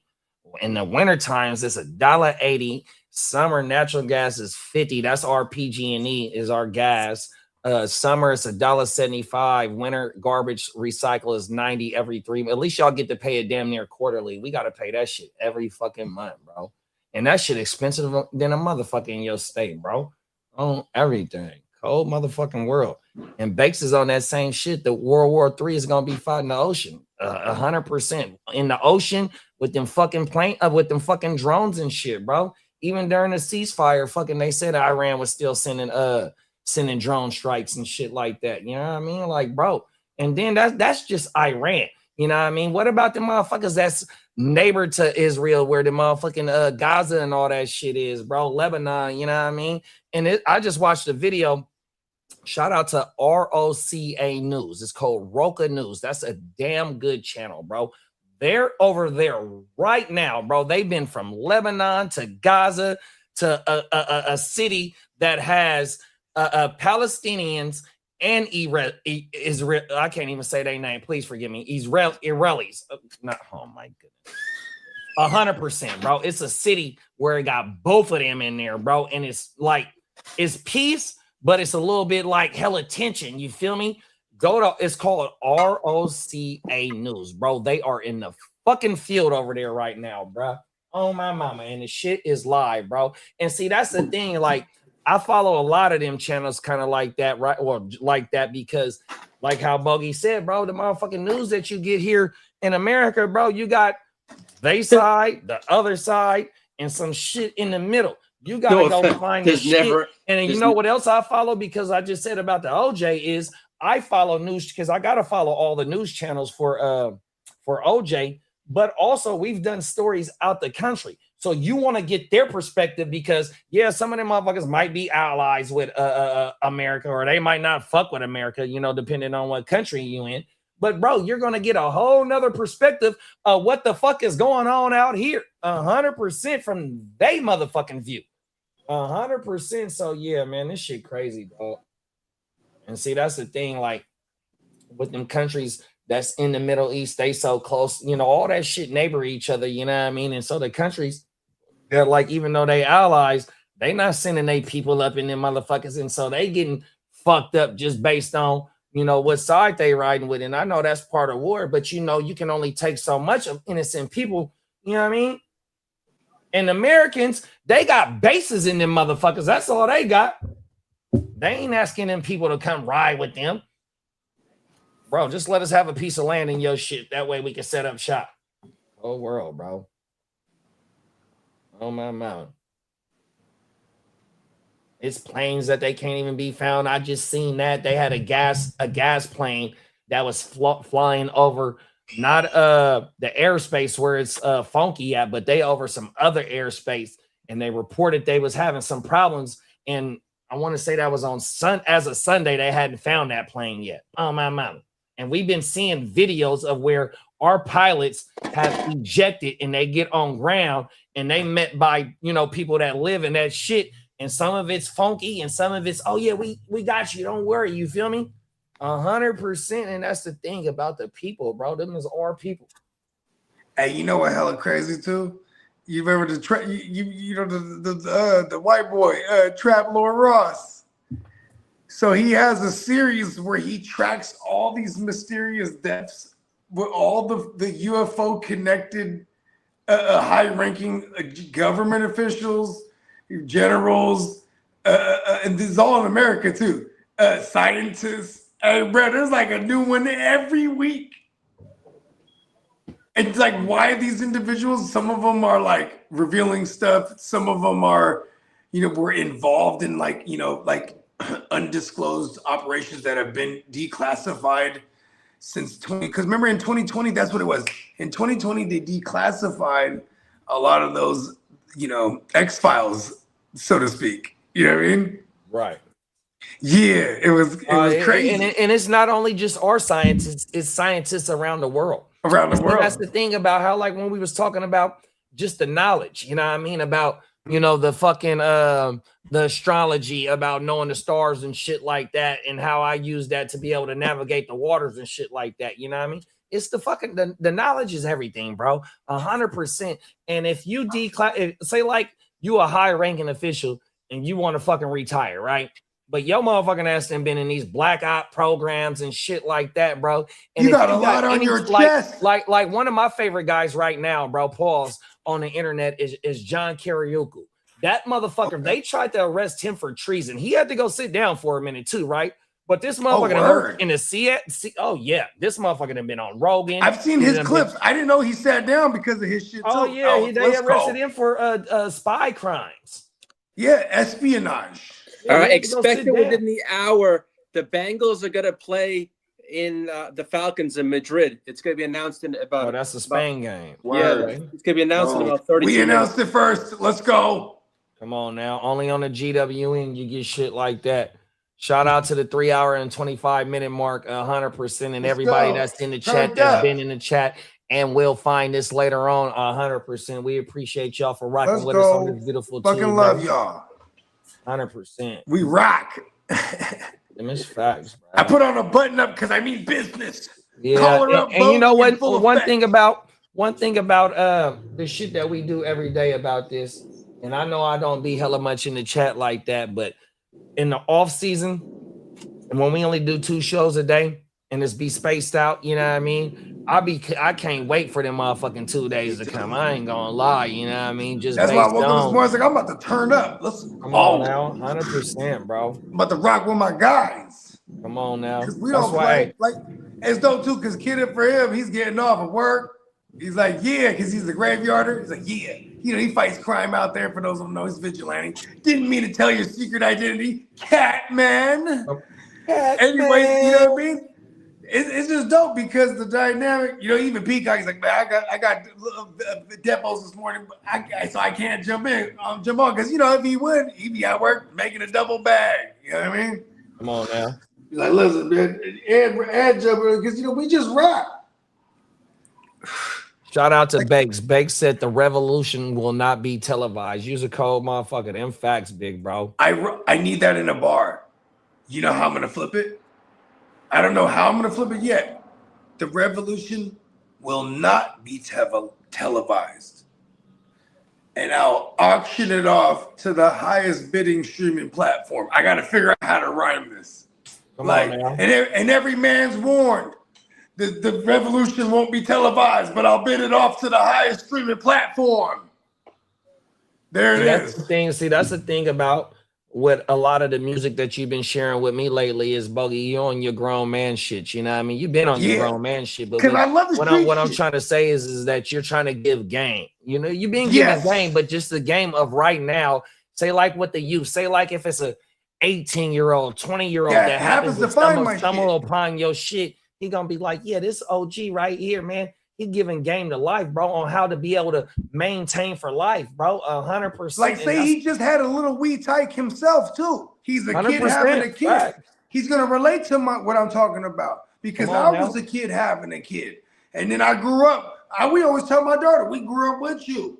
You know what I mean? Look, and now she graduated. We're at the center after college. I ain't never even thought about. Since I was a kid, I was like, fuck college. since I was a kid. I'm getting I'm a gonna tell bag. you, I'm gonna tell you like this because we didn't have this conversation before, right? So like where we come from, bro, it's the concrete jungle, right? So remember how you let off about how motherfuckers just trip off of small shit like that, you know what I mean? And why do you do that, right? But coming from where we come from, bro, like life is every day, like real shit. You feel me? And the experiences. It's hard to think hella years in advance. 100%. In the And jungle. so another thing to double back on that is like, bro, we have a master's and a doctorate in common sense. You feel me? Yeah, we ain't. You like how you just said, man, fuck college. Oh, we're doctors. 100%. But bro, we know how we are to work. doctors. Like, this is a fact. like, come on, man, 100%. So you know what I mean? It's like the small shit. Yeah, we shake that shit off. That shit, it's like a peanuts to an elephant. You know what I mean? 100%. Motherfuckers really don't give about that. But the motherfuckers that haven't had their eyes open, especially early in life, bro, of course that shit right there, you know. But you know, and that's not to discredit, like how you said, nobody's seem like you're in mental headlights strength or nothing like that. But yet, bro, we got to do mental push-ups. Ever since we dropped off the porch, even before we jumped off the porch, we had to do mental push-ups. 100%. You know what is true though, too? Not only everything you just said, but like jumping off the porch, doing the mental push-ups.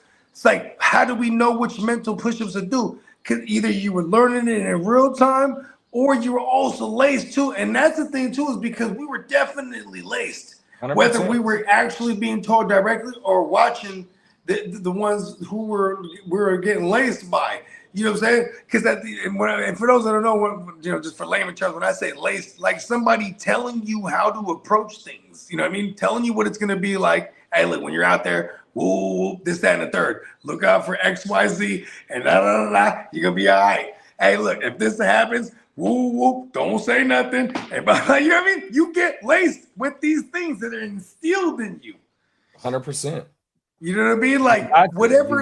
And see, that's the thing too, is like, I also want to reprogram. Like, the things that were instilled in me, I'm very grateful for. It's not like I'm like, all right, gotta make sure my kids know everything enough. No, they gotta know something better. Like they gotta be better than me. You know what I mean? Like, you know what I'm saying? So that's what I'm trying to figure out. Like, I gotta make sure I point them in the right direction before they find their own way. If not, like nudge them into whatever it is direction where they do find their own way. Because you know what I mean? Like listen, shout out to my lady. But like definitely Filipino shit, boom, you're gonna be a nurse. Yeah, like it was bestowed upon her. Like, I'm gonna double down on what you just said because my daughter just celebrated her 25th birthday last week, right? Right. And so, you know, me and my daughter mom, you know, and we just said this on a show or two ago. Hey, happy birthday to baby is girl. That we shout out to my daughter mom. Quota, you know what I mean? Bro. Shout out to my daughter mom, man. I love you to death, man. I got a whole lot of respect for you, your family. You know what I mean? Y'all, you know what time it is. Yeah, but just like how you just said about baby Bogues, aka Deja, who about to be a GWN lawyer, right? Yeah, she about to be a lawyer. Just like you, and just like you and your wifey, me and my daughter mom, all of us grew up together. You feel me? So we all had to learn as we go along. You feel me? But at the next stage of life, as we started having little younger ones and all that, they see us at a different light because here it is now. We are a little bit older and we're not doing the same shit we was doing when we had our first kids, still figuring out, trying to figure, you know what I mean? Still tapped in with, you know what I mean? Shit like that. You know what I mean? So here it is now. It's a now whole we have regulation of a Bogart Scott Free, of a Guccini JD, to where the younger ones see, well, all they do is just work, bro. 100%. They don't see, they might hear the stories and shit like that, but a whole nother light is all I see them is nothing in the, you know, a positive manner, being a productive citizen in life. You know what I mean? Shit like that. And that's what gets that younger generation to be able to feel what they want to do in life. You know what I mean? And they don't have to go experience that bullshit. You know what I mean? Yeah.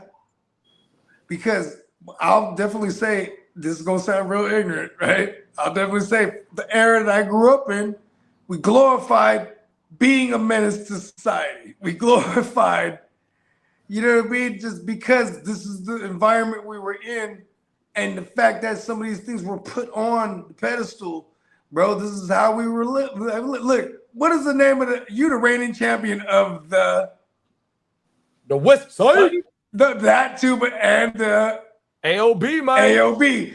We don't even need to say what it stands for, but AOB came from the era that we grew up on. But I could be in the flyest shit. You best believe it was not out of my pocket. You know what I mean? Come on Because now. that was how we was raised. A girlfriend paid for it. Like a motherfucker can have all the money. We'd be like, well, listen, my ladies paid for that shit. Like that's like how ignorant, because it was all on the BJ. You know what I mean?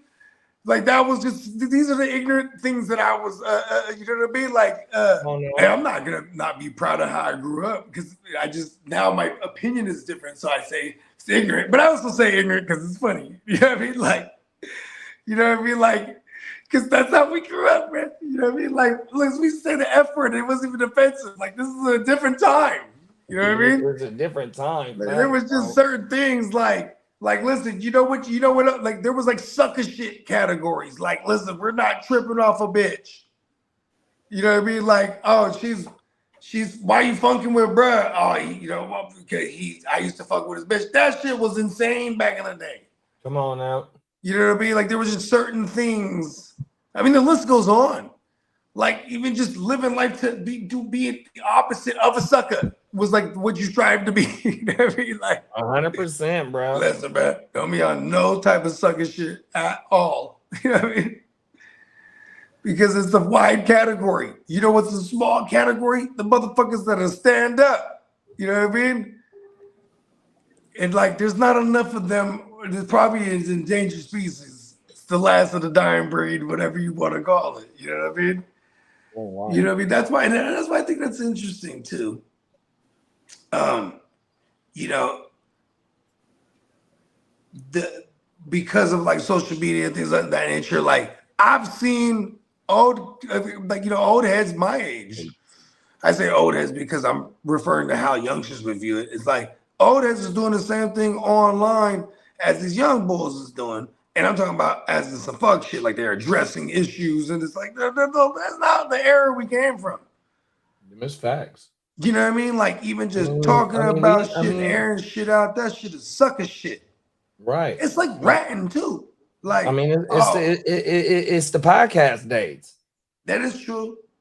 With social media before that too, because podcast now you got a whole long form version of people explaining their shit. Because that's what it is too. Well, he said this, but I'm gonna tell y'all, it's all big versions of he say, she say shit. Like, you know what I mean? Like, you know, I've always felt like at one point in life I gotta. Yeah, like look at Crook earlier. Crook said he found a channel. Crook is just a motherfucker who shows love. Yeah, hey, Hov got a line where he's saying, I'm a butcher the line, but he was like, you know, I was trying to move grams. I wasn't trying to take no pictures on Instagram. He said like this. He said before. He said when I was talking Instagram, I wasn't into getting my picture snapped. Some shit like that on my mind. Listen, that's that Magna Carta bars. Because that was one of the first albums where he's addressing like social media shit. You know what I mean? You know, on my mama, and you know, that's the era. I mean, even still to this day, like, you know what I mean? Yeah, I'm not with my dogs that I grew up with every day. That's not me. I'm not in that lifestyle. Try pulling the camera out on them back in the day. See, that's the thing. When we get together, bro, it's not me pulling out the motherfucking camera. Yeah, if we finna get a flick, we finna get a flick. But man, I don't give a fuck about that motherfucking camera. Even when some shit pop off or it's some, you know, whatever it may be, my first instinct is not to grab the phone, bro. My first instinct is to do whatever that's gonna get us like 100%, bro. Oh my God. But hey, look, see, it's a different era, right? Bro, we didn't seen it all in the social media era because, see, look, that's social media and like people are celebrities. Regular people can go viral and now they're a thing. So it's like, that's entertainment because what did we used to call celebrities before? People we saw on TV, movies, shit like things of that nature, right? You know, artists, you hear them on the radio. Yeah, you might know somebody make music, but you hear somebody that make music and you hear it on the radio and then you meet them in person, you're like, oh my God, celebrity, right? That allure is gone because, like, even look at Will Smith. Will Smith was the mega smash, like, actor for the longest. when he jumped on social media at one point and he went full force. He was just showing everything he's doing every day. Same thing with The Rock. But maybe for The Rock, it was different because, The Rock was the current like action movie star. See what I'm saying? But it became like there's no more veil. The veil was pulled back. And now there is no more mystique. You know what I'm saying? Like, look at Future. Future don't really do no interviews. Future could drop an album and because he feels like he's at this echelon level, right? You look at Kanye. Kanye is someone we all know is at this mega echelon level, out of the stratosphere. But Kanye will still go out spazzing on online, and it totally removes the mystique. You know what I mean? Like, they got millions of dollars, but it makes people feel like, I'm just like Kanye. I'd be spazzing. He's just a regular dude. You can look at it from that angle, or you can look at it like, man, when you're at some type of status, you're supposed to hold yourself to some kind of regard and level. You know what I mean? Like, even when we're going back to that street shit, it's like what we were talking about. It's like, listen, man, when you're getting money, you're supposed to be quiet. You're not supposed to be loud. Most of the people that's loud as fuck, they really don't got it. You know what I mean?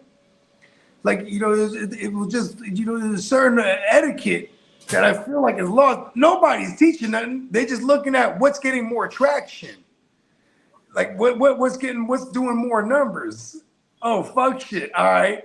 You know what I mean? Grown men is doing fuck shit now. That's crazy to me. Yeah, that is crazy, big bro. But you know what though? So rest in peace to Big JD, man, 100%. You know what I mean? He first generation of the motherfuckers that grew up, in our community, right? And one of his early sayings is, bro, it's always gonna be motherfuckers in the community that was doing shit that's his age, same shit that they was doing when they was teenagers. It's a cycle. That's crazy to me. And me and my dad is 30 years apart. So what am I, 45? So he would be 75, 76 this year. You know what I mean? So that motherfucker was telling me that as a young bull, bro. It's motherfuckers that's my age still doing the same shit we was doing when we was teenagers. Like, bro, put that in retrospect. Like, bro, are you fucking serious? Bro. You in your fucking 40s. Somebody need to set the break the trend, reset the trend. Mm-hmm. Right. 100%. You know what I mean? And I ain't here to toot my own horn or nothing like that, but I've said this plenty of times on the pod, bro. I don't got no high school diploma. I don't got no GED, and I fucked around in some community colleges, but bro, I was a productive citizen, bro, for 26 years straight at my motherfucking job, bro. 100%. Grew up on the job. So I had the job when I was fresh out of high school at 18 years old, and only been retired for 2 years, dog. 100%. So I grew up around grown women as a young bull. Ain't even 20 yet, trying to figure out life 100% and made that bitch 100%. So you know what I mean? That's and you know what, bro? When I became a father, I mean, even when we found out we were having a daughter, my girl, she hella heavy. I'm lightweight hot. I ain't gonna lie. I'm like, damn. Listen, I'm just like, oh my God, I'm gonna have a daughter. Like, I was like lightweight tripping. She goes, well, she's like, you basically raised McKenna, which is my sister's daughter. You know what I mean? At the time, she was 3, and when my girls, at the time she was 5. But when me and my girl first started seeing each other, she was like turning 2. She was like 1 and some change, and I was always with her because I always took care of her. You know what I mean? She was like, "You think what's the difference?" And I'm like, "Oh yeah, you ain't lying, right?" And then I started realizing I got 2 sisters, I got hella aunties, and all the women that I was raised around. Okay, and this is probably why I was always a good ladies man. You know what I mean? Oh God. You know what I mean? It's like, oh shit. I was just destined to be a girl dad. You know what I mean? That's why when I had my son, I was like, wait, what the fuck have you been, bro? I was waiting for you, bro. Come on now. You I had you on a schedule though. I swear to God. I had like 8 girls, then it was you. You know what I mean? Hey, Bogey, I hate to cut you off. Please forgive me. And Lee, I ain't trying to make fun of you, bro, but how Bogey just bought up Trey, it's not Tree. That's his son. My son. Hey, Trey was in the comments, bro. Lee was like, shout out to Tree. I ain't never seen him before. He said, hold on, bro. It's Trey, not Tree.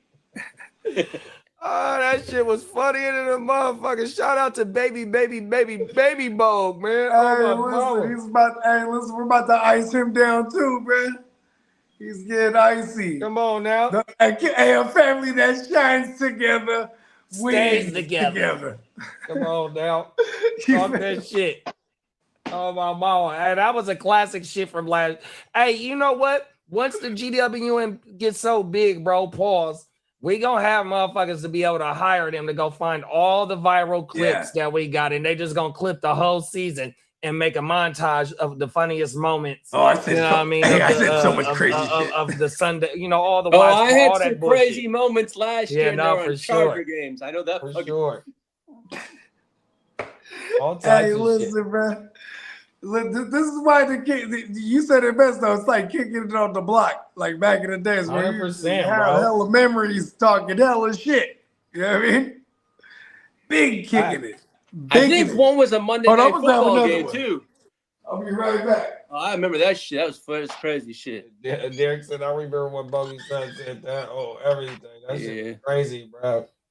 Oh, everything. Yeah, we'll have some viral clips this year. Oh, yeah, for for sure. For sure. It's gonna be fun. Then the motherfucking what's that shit called? The international games. Them motherfuckers be having us up at like 5 in the morning, getting ready to everything, bro. Those nights I'm up early because I'm getting news. So it's I go to bed early and I'm up around 2 or 3 in the morning. Well, I won't have baseball waivers. That's a good thing. I will. Fuck. Come on now. I will. It's 6 months of baseball. That fucking baseball shit, bro, is a fucking job. Hey, dog. Papa Guru and I, we're fighting for first place. We take on Phil, who's undefeated this week. Is there a fantasy baseball shit for like YouTube?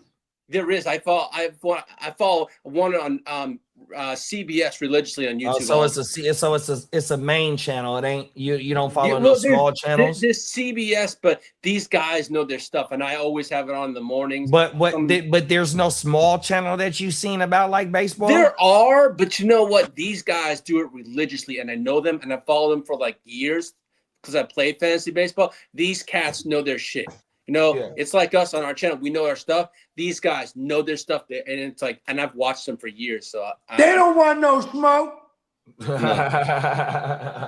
I don't even play fantasy baseball. No, it's CBS Sports has a good one on YouTube.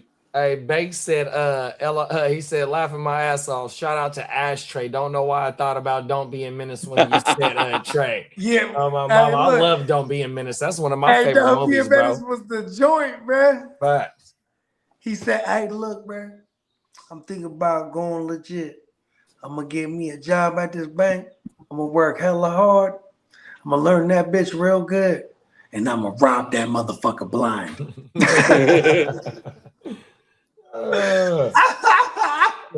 They was burnt out in that motherfucking movie, bro. Oh, everything.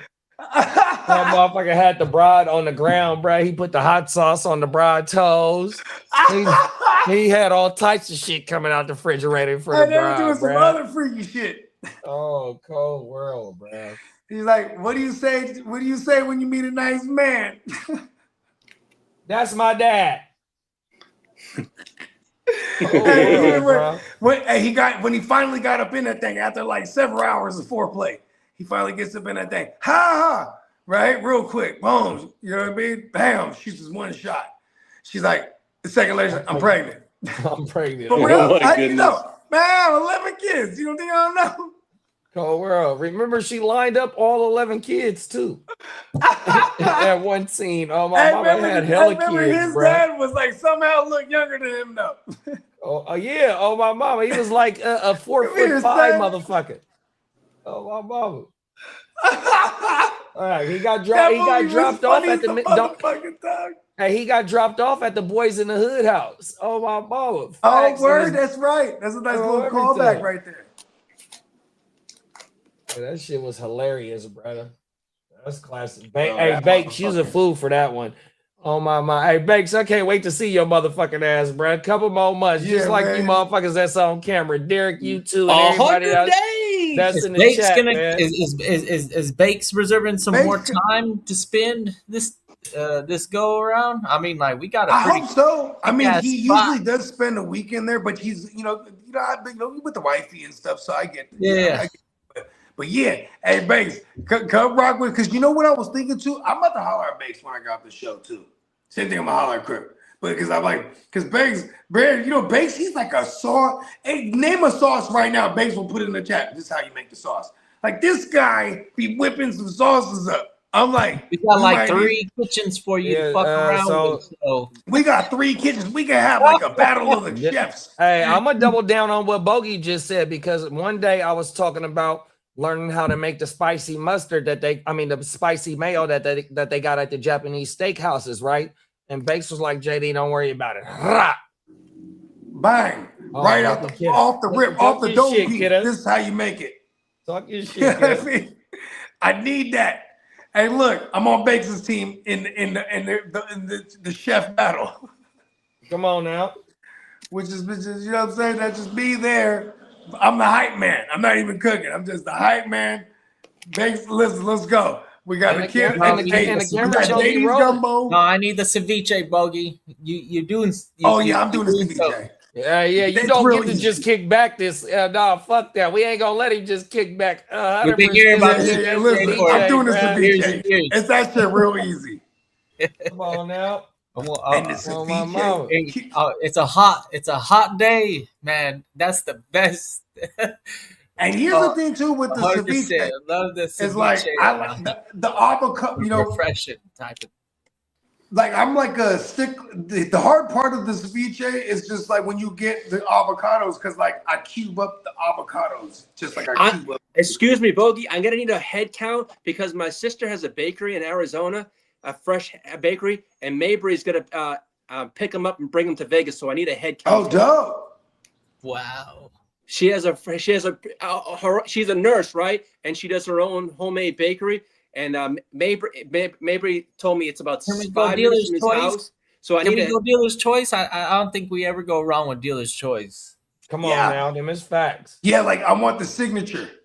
What's the signature maneuver, right? Which give me. Whenever I do a new joint, before I go, like say I go to a restaurant and I go, all right, if all those fails, I do bacon cheeseburger, because no matter what, they're gonna kill that, right? Because it's a bacon cheeseburger. So then I go, hey, what's the shit here? And they tell me what it is. I go, oh, that sounds good. Let me get that, right? You know, like what's the joint? Like, why do people come here, right? Yeah. Give me the dealers. Give me the baker's choice. Hey, Lee, I would say at least 20 people though. Yeah, because Mabry 'Cause you got the 14. You got the 14 on Friday. That's drafting. Hey, You it's know what I Bogart mean? Scott Free's birthday. Fuck it. Just tell her that. Not even my birthday, but fuck it. And We're then gonna you make got, I would say it's at least five new people that's coming. Hey, you that know wasn't what there though? last It year, I is. mean. It is J Love's birthday, and it's Maddie Law's birthday. So we do actually. That's why Maddie Law comes out every year, because it's like a few days before his birthday. So I'm like, I always be like, come to Vegas for your birthday. He's like, yeah, I'm there at 5. Yeah. So, and we got Jordan Love. It is his birthday too. Like literally, I think when he comes in that Friday we're there is his birthday. So, and yes, we are talking about Jordan Love, the actual Green Bay Packers quarterback. Oh my mama. Hey, We Derek said, can't wait to see everybody 100%. Right? And somebody just make some kind of chicken. That's all I ask. Come I on got now, you, B. big I'm bro. on it, Derek. Don't you worry, Yeah. bro. Come on I now. fuck with chicken 2-3 times a week. Them is Wow. facts. Chicken's good, man. Yeah, Hey, and look, we man. don't use ground beef. We use turkey meat. Me too. Hey, Yeah, look. Hey, what if we have ostrich? Hey, Derek will be mad. He's like, why you got ostrich? Because that's baller shit, bro. I asked for some chicken. Ostrich? He's You like, like I asked ostrich? for the chicken. All right. Why'd you do the ball ostrich, Bogey? I I'm never just had saying, no ostrich. Imagine off the ostrich egg. bulgogi. No, actually, I take that back. There's this place in San Diego I think ostrich yeah. burgers for sure. in North Park, and it does all the fucking different animals in the world in a burger thing. I'll be right back. Fuck, what the hell was it called? Anyways, I'm sure it's not too unique. I think it's widely known that kangaroo is a what do they call that? A highly traded meat. A lot of your fast food meat is processed and mixed with kangaroo. Believe it or Damn not. it. Yeah, it's wild, right? Uh, I think one of the leaders in that would be Jack in a Box, and they're Oh talking shit. with the soy riso and the kangaroo mix. Cold Like I world. swear to God that I think that's like this that's the meat that you're getting in that in that little. Hey JD, I'll have to send you pictures of the cupcakes, or I could have her make us a draft cake also Come with on the now. with the GWN logo on it. West side? I could have her do that too. I mean, that way it's a full cake and there's plenty of stuff there. Hey kid, now I ain't gonna eat the Jack in the Box tacos no more. They're greasy, huh? Like I feel like the kangaroo might be a little greasy animal or something. Get like a kangaroo steak. Cold world. I bet you some of the homies that play for the Rams or play for the Niners, they gonna be down there trying that shit. Yeah. Aussies, they make do with what they got, and you better damn believe that kangaroo's been on the menu for a minute. Come on, I can't wait to get down there and try some of that shit. Oh, everything. Yeah. Hey, Lee, Bakes said Jordan Love is your nemesis because he was taking your job during the motherfucking, you during know the it is draft. what it is, dude. Jay Hey, Love you know, had the all the smoked drops turkey, on the depending picks. on what kind of barbecue we have, I can maybe set that up, or even we could pitch in and buy one and just leave it there for the. Or I know somebody's got a vehicle if they want. You know, we can get something and then have somebody take it home with them. But Come I on ain't now. opposed to smoking some turkey or anything like that. That actually sounds pretty good. Yeah, you ain't 'Cause, lying. the turkey goes a long ways. You don't even have to on do now. the whole bird. You just do the turkey breast. Game over. Yeah, I'd love to have some motherfucking turkey sandwiches, big bro. Oh, everything. Oh, world. Oh, my mama. Or have some smoked turkey, bruh, and get some rice and gravy. Oh, my goodness. We were talking about Seafood City. You know what they also have at Seafood City that's fire outside of the Jollibees and stuff like that? What's Is they got that? some duck, roast duck. Oh. I don't know if you ever prefer duck over chicken or turkey on occasion, but yeah, that's also really really good. And I know it's an option because they have seafood cities in Las Vegas. Come on now. Yeah, I ain't never had duck before. Duck is significantly, I'll say, wet to start it off to give you a beginning descriptor of it's a wetter chicken. I'm not gonna say it's greasier. A lot of people say it's greasier. It depends on how you cook it. I think it's very easy to make it greasy for some reason, but the like after it's cooked, the I guess the texture profile of how I'm describing the meat itself is a little bit greasy, but I don't think in general it is greasier, because grease will come from fat, and I don't think a chicken is fatter than a. I'm sorry, I'm not sure that if a duck is fatter than a chicken. I could be wrong, but something about it makes it more wet. So, anyways, it's a darker chicken. Imagine a whole chicken, but dark. That's kind of what the duck is. It's weird. Oh, wow. Hey, look, duck is very delicious. So good. Cause it's like hella, like I guess the word is succulent. What I'm looking for. Yeah, it's weird how to describe the. Yeah, I don't know if I've ever described a meat as succulent. Pause. It's like crazy. It's definitely like chicken. It's also like frog. If you're familiar with frog, because they're kind of like it's like a greasy, oily nature to it. Yeah, right. There you go. And like, but I'm it's like telling you, that's what it's people not complain greasy about. though. It's just like the way I said it's wet, Bogey. Like the first way. Yeah, it's like an oily, kind of greasy nature. Yeah, it's like a wet chicken. Hey, listen, I ain't gonna lie. Frog legs, they go crazy. Whoa. Like there was a spot, this Cajun spot we used to go to all the time back in the day. Let's go down. Frog legs. Let's go down and eat a bucket of frog legs. You know how they go, oh, it tastes like chicken. I go, well, they must have ate chicken first because they might have been, for life, they might have been like, oh, it tastes like frog. Because if they ate frog first, you don't know the they difference. ate frog first. That's how I even ate the frog legs to begin with. Because someone's like, hey, yo, try this chicken wing, bro. And I ate this shit. And they're like, you ate a frog. I'm like, oh, that shit was fire. Give me another one. All right, so it's November 8th. The Bengals and the Falcons. It is legit now. Yeah, we announced it first. Let's go. No, they just had the press conference. So it's legit.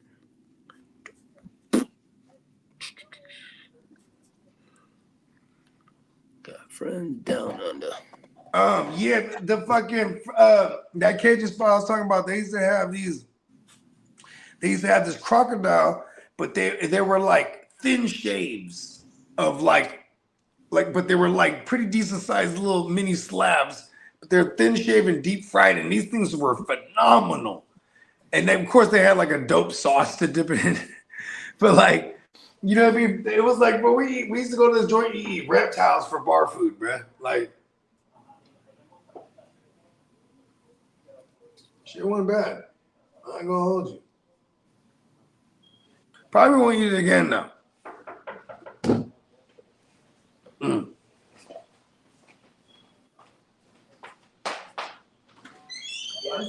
If y'all hear some kind of like noises in the background, that's been my short ribs. I don't know if you guys can pick it up on my mic. Probably not, hopefully, but I'm doing some marinade and everything's in the bag, so I'm sloshing it around. Trying to defrost it and marinate it all at the same time. You know how that is. What I do is I'll put the plug in the sink and fill it up, not like all the way up with water, but just enough. Throw all that frozen meat in the bag. Not even hesitate with the marinade. Hopefully you haven't been keeping your meat frozen for too long, but you just fucking throw that marinade in there and slosh it around, let it sit in the water for a little while. Man, I need to get that fucking grill going because it's getting late and I'm going to work at 11 o'clock at the night, motherfuckers. So I don't want to stay up all day doing this shit when I got to go to work.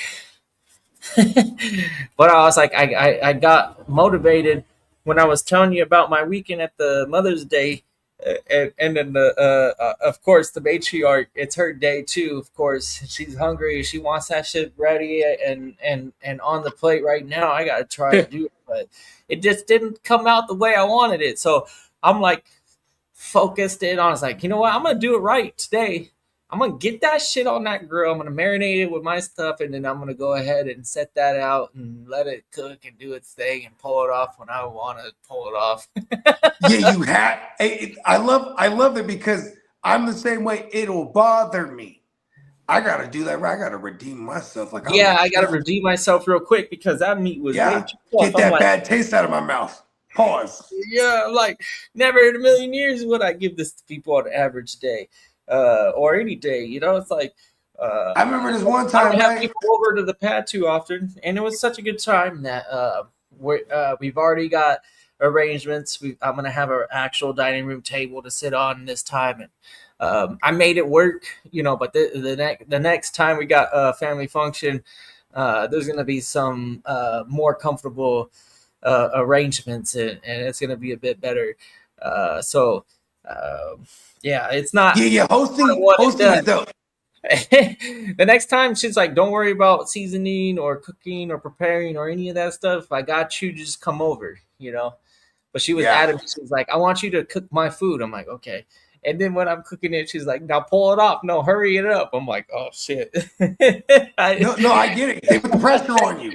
Yeah, I'm like, well, it's not ready yet. I'm just like giving you the honest truth. Like, I know I know. Well, it's see, not- that's it's gonna be a- you want to know how you okay, hour Lucas, and a half. here's a cheat code. Here's a cheat code. See, here's the key to hosting too is like when you got the long waiting woo wops, and then you got the females, they trying to like, oh, hurry it up. Oh, the kids are hungry. Oh my God, I haven't eaten all day. I was setting up, and everyone's like, hey, you know what? You gotta have like some spring rolls or some something. Well, if you deep fry some egg rolls or something like on the side in real time while the other thing is cooking. So it's just you keep them at bay. You know what I mean? Yeah. My physical setup is what it is, and I know how it operates, and I know how I can get it to do its job with you know how to use more your than a sword. satisfactory job with more than just satisfactory with like goddamn where you just like go that Listen, this is so funny, bro, because that is couples shit for real. Because me and my girl, when we would host, and then like say like we would go to somebody else's party, and it's like a potluck, because that's how we always rock. Hey, well, and it's usually something upon request. Hey, yo, Bogey, cook your chili, or hey, Bogey, make your ceviche. And then my girl, she always kills us. She has a number of dishes she kills, but then she'll always be like, "Oh, was it really good?" Like, and I'm like, "Yeah, they killed it." It's like, well, everyone's like hella drunk and high. Like, was it really good? Or did you eat it? No, because I was busy getting drunk and high. You know what I mean? Right? And she's like, oh, because like in this particular dish, it's an oxtail dish. It's called kare kare, right? And it's a peanut butter sauce. And you know what I mean? And you pressure cook. You got to pressure cook the meat. It's like sections. You're cooking this thing and cooking this thing. Then you're combining them two. And like, it's one of those things. So, it's a very tedious dish, and it takes like, about 3 hours to cook. So no one likes to cook it, and whoever cooks it when it's good, you're gonna request that shit. Like my mom kills that shit. So every chance we're getting like cut, and then you eat on the side because it's like, listen, it might sound crazy. It's a peanut butter based sauce, right? And you have like bok choy and tripe and what else they put in there. But you have the oxtail, and they'll even put like beef chunks just for extra meat, right? Yeah, oh yeah, and you have like you have the long beans. They put hella long beans. Or the spring roll. Huh? The spring roll. Yeah. They make peanut butter sauce, the Vietnamese peanut butter sauce for a spring roll. Fuck yeah, fire. But see, so anyways, this Filipino dish I'm talking about, they have they call it bagoong. It's a motherfucking shrimp caviar like paste. And so this is hella salty. You know what I mean? But you can also make it spicy, and they usually fry it too. So you have this on the side, so like a little like mini dollop on every bite while you combine the steaming white rice with this, this super tender fucking oxtail coming off the bone, and you got this peanut butter based sauce that doesn't taste like anything like peanut butter, by the way, but it is like a sweet and savory type of woo-wop. Because then this little mini dollop of this fucking shrimp caviar hits so hard. And my girl thinks I'm gross because I'm doing scoopfuls, spoonfuls of that shit. You know what I mean? Put extra sauce to counter it. You know what I mean? She's like, you fucking eat so gross. I'm like, no. Here's the thing. All my life, my girl loved that. I mean, all her life before she met me, she ate that dish opposing the shrimp caviar along with it. So when I first met her, and then like my mom cooked, she's like, oh my God, your mom cooks kare kare so dope. I'm like, you ain't eating the bagoong with it? Like, what is wrong with you? And then she had a little woo. I was like, trust me. Like my whole family's doing it in front of her. Like, listen, trust me. She's like, oh my God, my whole life I've been doing it wrong. Like, yes. Same thing with the fish sauce on the side of things. Like people go, oh, they put fish sauce on everything. It's like, no. This is what enhances the dish. You don't just put fish sauce on anything. It's specified. Like even Vietnamese dishes, their fucking fish sauce, I think they boil it with like sugar or something. I don't know what they do, but it's the most delicious little thing to so good. Food in. It's so good. Yeah, it's so good. They have the It's carrots crack. and they have the carrots in it with the It's the version of crack when it comes to food in Vietnam. like you have to put that on every bite. Everything. Yeah. On every Absolutely. bite. Yeah, you take it on every bite. Absolutely, you dip it every time, and no matter what you're eating, too, everything goes into that sauce. It's like so universal. The Vietnamese one. You know, The like how like tater Filipino tots joint, and- you gotta and squeeze some lemon fries in it. You gotta water that bitch down. You gotta cut that bitch down. The The Filipino ketchup. joint is extra salty. Pause.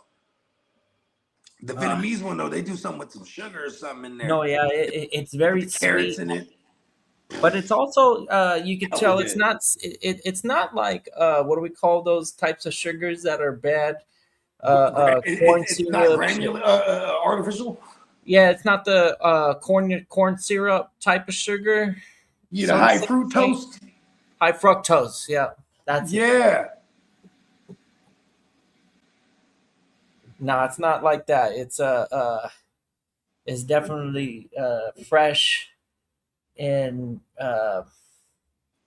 light, and it goes well with cold food, in particular. Yes. Like I've told you, the cucumbers and the lettuce and the tomatoes, and even the onions, the fresh cut shit on the side.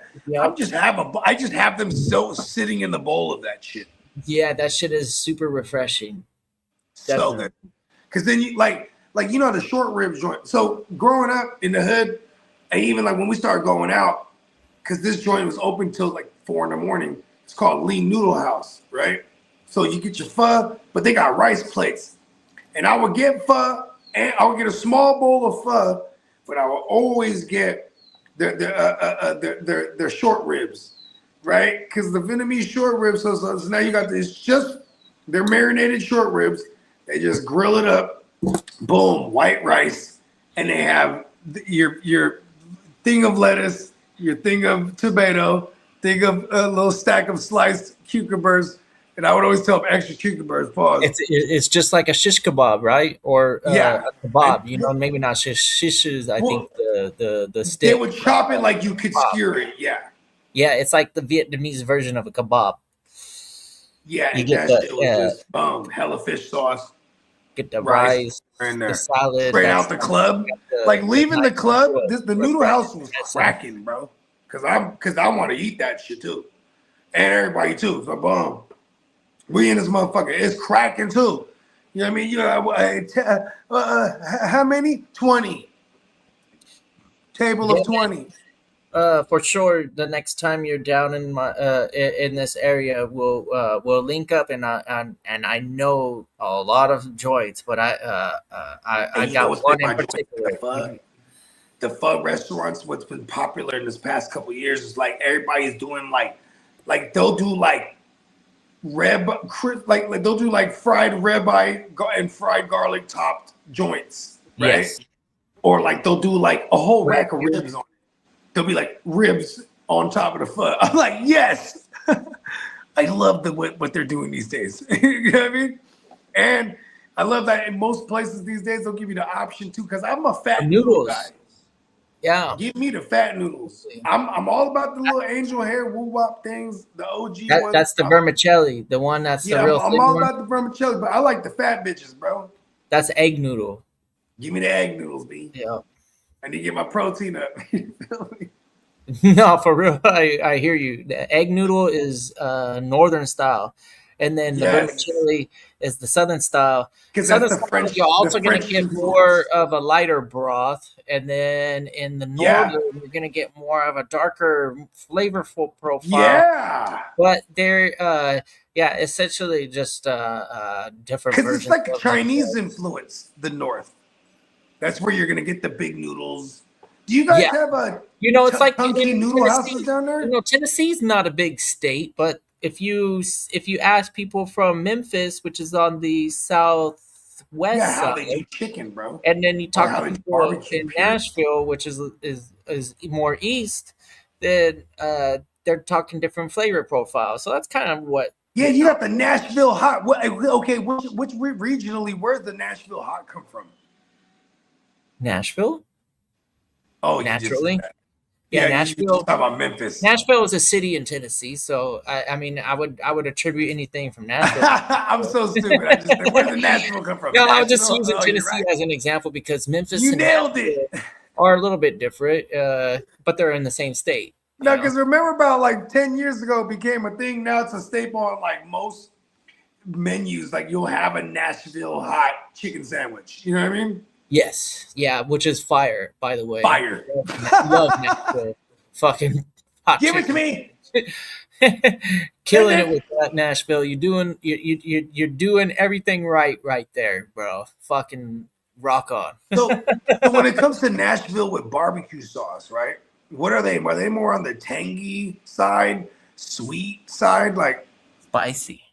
spicy? Oh, all right. Yeah, because KC, like KC That's style, sweet. they're hella sweet. So you got smoky, you have sweet, which is smoky and sweet. Believe it or not, they don't go together. So don't add smoky and sweet type of woods. You ain't together. lying. You don't want to do that. You want to keep smoky, sweet, separate them. It'll change your life. And then the spicy, that is regional. I mean, not everybody wants their fucking asshole on fire the next day. I know that happens to me, man. We don't think about that at all when we're in the moment. Pause. But We don't think about that at all when we're in the moment. Oh shit, yeah, good pause. Good pause. It is a damn good experience. Spicy asshole is definitely due for a pause. Yeah, that's a pause. Well, that is the reality for my situation. Maybe that's TMI, but I know I ain't alone, and that's why places like Memphis are my preference. That's my favorite profile. It's got a tangy, sweet, smoky. For some reason, they found the way to combine it. Yeah, and Kansas City, that one is the super Really sweet honey based shit too. right. Huh? You got Alabama that does their own. Who does the molasses shit? Is that Texas? Bourbon? Like molasses? Yeah, molasses, bourbon molasses. That is Texas. Hold on, I'll be right back. I'm going to the Matrix. I'll be right back. Yeah, Texas does have a lot of bourbon molasses in it, but they also, I guess, bourbon is a Kentucky and also Tennessee a liqueur. So potentially those two states, but yeah, I'm almost certain that the habanero, mango habanero, fucking bourbon. Barbecue, that all of that was like Texas style. It's a pretty damn good flavor to me. But anyways, I'm going off of my personal experience. Texas is a big state, kind of like California. Maybe it's different in area to area. But in general, California barbecue, if you look it up, there's a Santa Maria tri-tip, which would be regional to our Southern California coastal area. Santa Maria style is a type of barbecue. So it has a grate that is attached to a conveyor. So you could drop the whole grill closer to your coal, and it's a big like pan of coal. So you get that real direct sear after smoking it for a bit. So you take large chunks of wood, throw it onto your coal. That'll create the smoke, and then for what it's worth, the tri-tip, it's not the best piece of the cow, but if you do it the right way, man, it's a great piece of meat. Pause. Very similar to brisket. You usually trim a lot of fat off of the tri-tip, but recently, I would say for the last like 3-4 years, I stopped fucking around with my fat cap paws and just throwing fat cap up and roasting it that way, it's turned out really good every single time. So I ain't opposed to doing things different from the norm. Santa Maria, I think they really take a lot of the fat off and get a nice crust. The crust is ideal for the tri-tip, and the flavor. It's a combination of cumin and red pepper, maybe a little bit of cayenne for the heat. Cayenne can really fucking get hot if you start to add too much. Cayenne is good for us to a degree. Yeah. Cayenne is definitely one of the spices that you gotta throw a little bit in there. Like, hey, look, before I started like being like, okay, maybe I shouldn't drink entire heartburn, right? I used to love a good Bloody Mary. And mind you, I don't get heartburn, so to speak, from things just because I know that's the type of shit that'll give me heartburn, right? But like the good ass Bloody Mary with some good, I used to do Kettle One, 6 strips of bacon, because like, you know what I'm saying, the spot we used to get Bloody Marys at. Yeah, you want to get that sodium in that body. That's the electrolytes. Yeah, because, you know, we're having Bloody Marys because we're up all night. But up all night Bloody Marys, up all night and then morning Bloody Marys used to be the thing. And like give me 6 strips of bacon in that motherfucker, because they'll have it sticking out like it's a motherfucking, you know what I mean, decorative. And then they'd be like, you know, they would come through and I'd be like, give me the pepper, and just with the cayenne in that bitch real quick. You know what I mean? Come on. Yeah. They used to bring you right back. Yo, well, I'm gonna grab a drink. I'm gonna grab a drink real quick. I'll be right back. All right.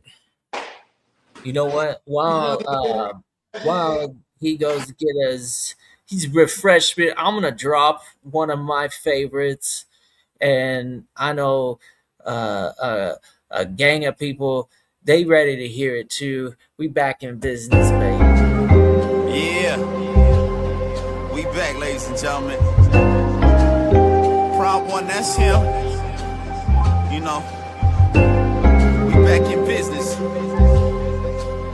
For sure, though. Okay. Let's go. We back in business, the dynamic duo. You know, numero uno with the Prime One production. We bumping out your speakers. Freestyles killing them like LA leakers. She a freak, bruh, if she bent over in every IG post, TikTok freak bot. Chat GPT, no matter what, they ain't fucking with Bogart or the block, baby. Bitches down to go deep like the Navy. Shorty only met me on the first night, now she wanna have my baby. Can't let these groupies make these movies and try to slander a nigga and put suck on my name. What happened to the game? Lanes done trying to take over the landscape. Niggas migrate, try and get a rebate. Politicking, gotta debate pros and cons. This is it, what? Bogart in the block be the shit, what? Let's get rich, what? Money falling from the sky, can't quit, what? Now pop the bottles, get a spliff and get lit, what? This is it, what? Bogart in the block be the shit, what? Let's get rich, what?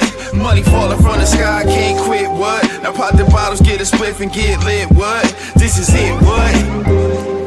I can't be left to my own device. Looked in the mirror and I had to take my own advice. See things clearer, I had to go and roll the dice. Smear all your mascara cause y'all hoes in life.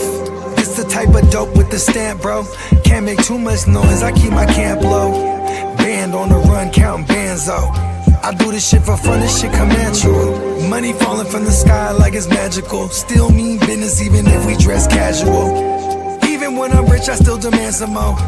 Ass Interpol, we international. Smash like a grand national. Bogey in the block, we got everything you asking for.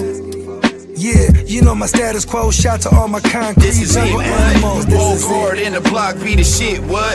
Let's get rich, what? Money falling from the sky, can't quit, what? Now pop the bottles, get a spliff and get lit, what? This is it, what?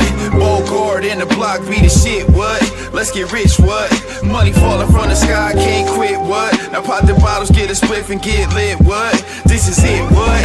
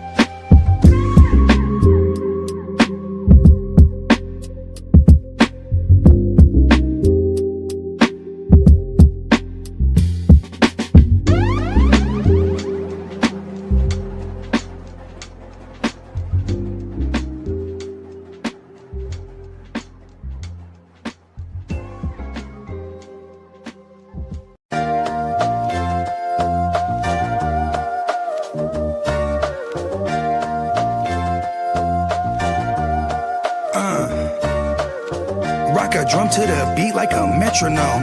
Bogart, Scott-free, call me Metatron. Suckers I'm stepping on from here to Lebanon. We ballin'.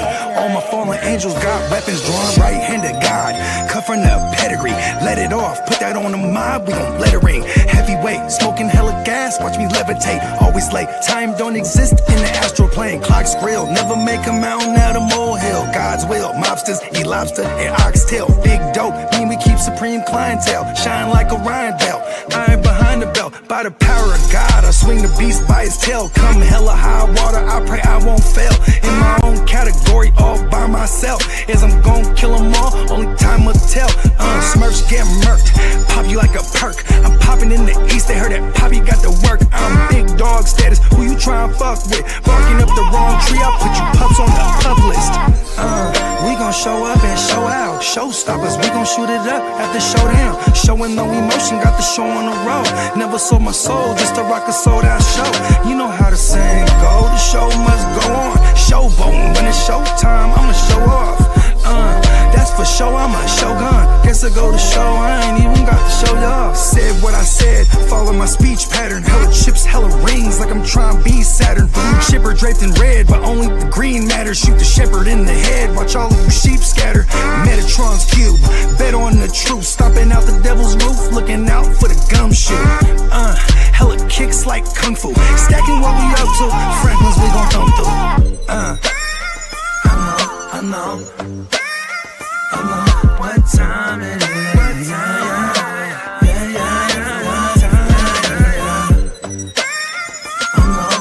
know what time it is. They say knowledge speaks and wisdom listens. I'm out the east, I'm on a mission to get it. I'm a beast, I don't need permission to get it. If I'm gon' eat, then we all gon' feast. They say knowledge speaks and wisdom listens. I'm out the east, I'm on a mission to get it. I'm a beast, I don't need permission to get it. If I'm gon' eat, then we all gon' feast. Rock a drum to the beat like a metronome. Bogart, Scott-free, call me Metatron. Suckers I'm stepping on from here to Lebanon. We ballin'. All my fallen angels got weapons drawn. All my fallen angels got weapons drawn.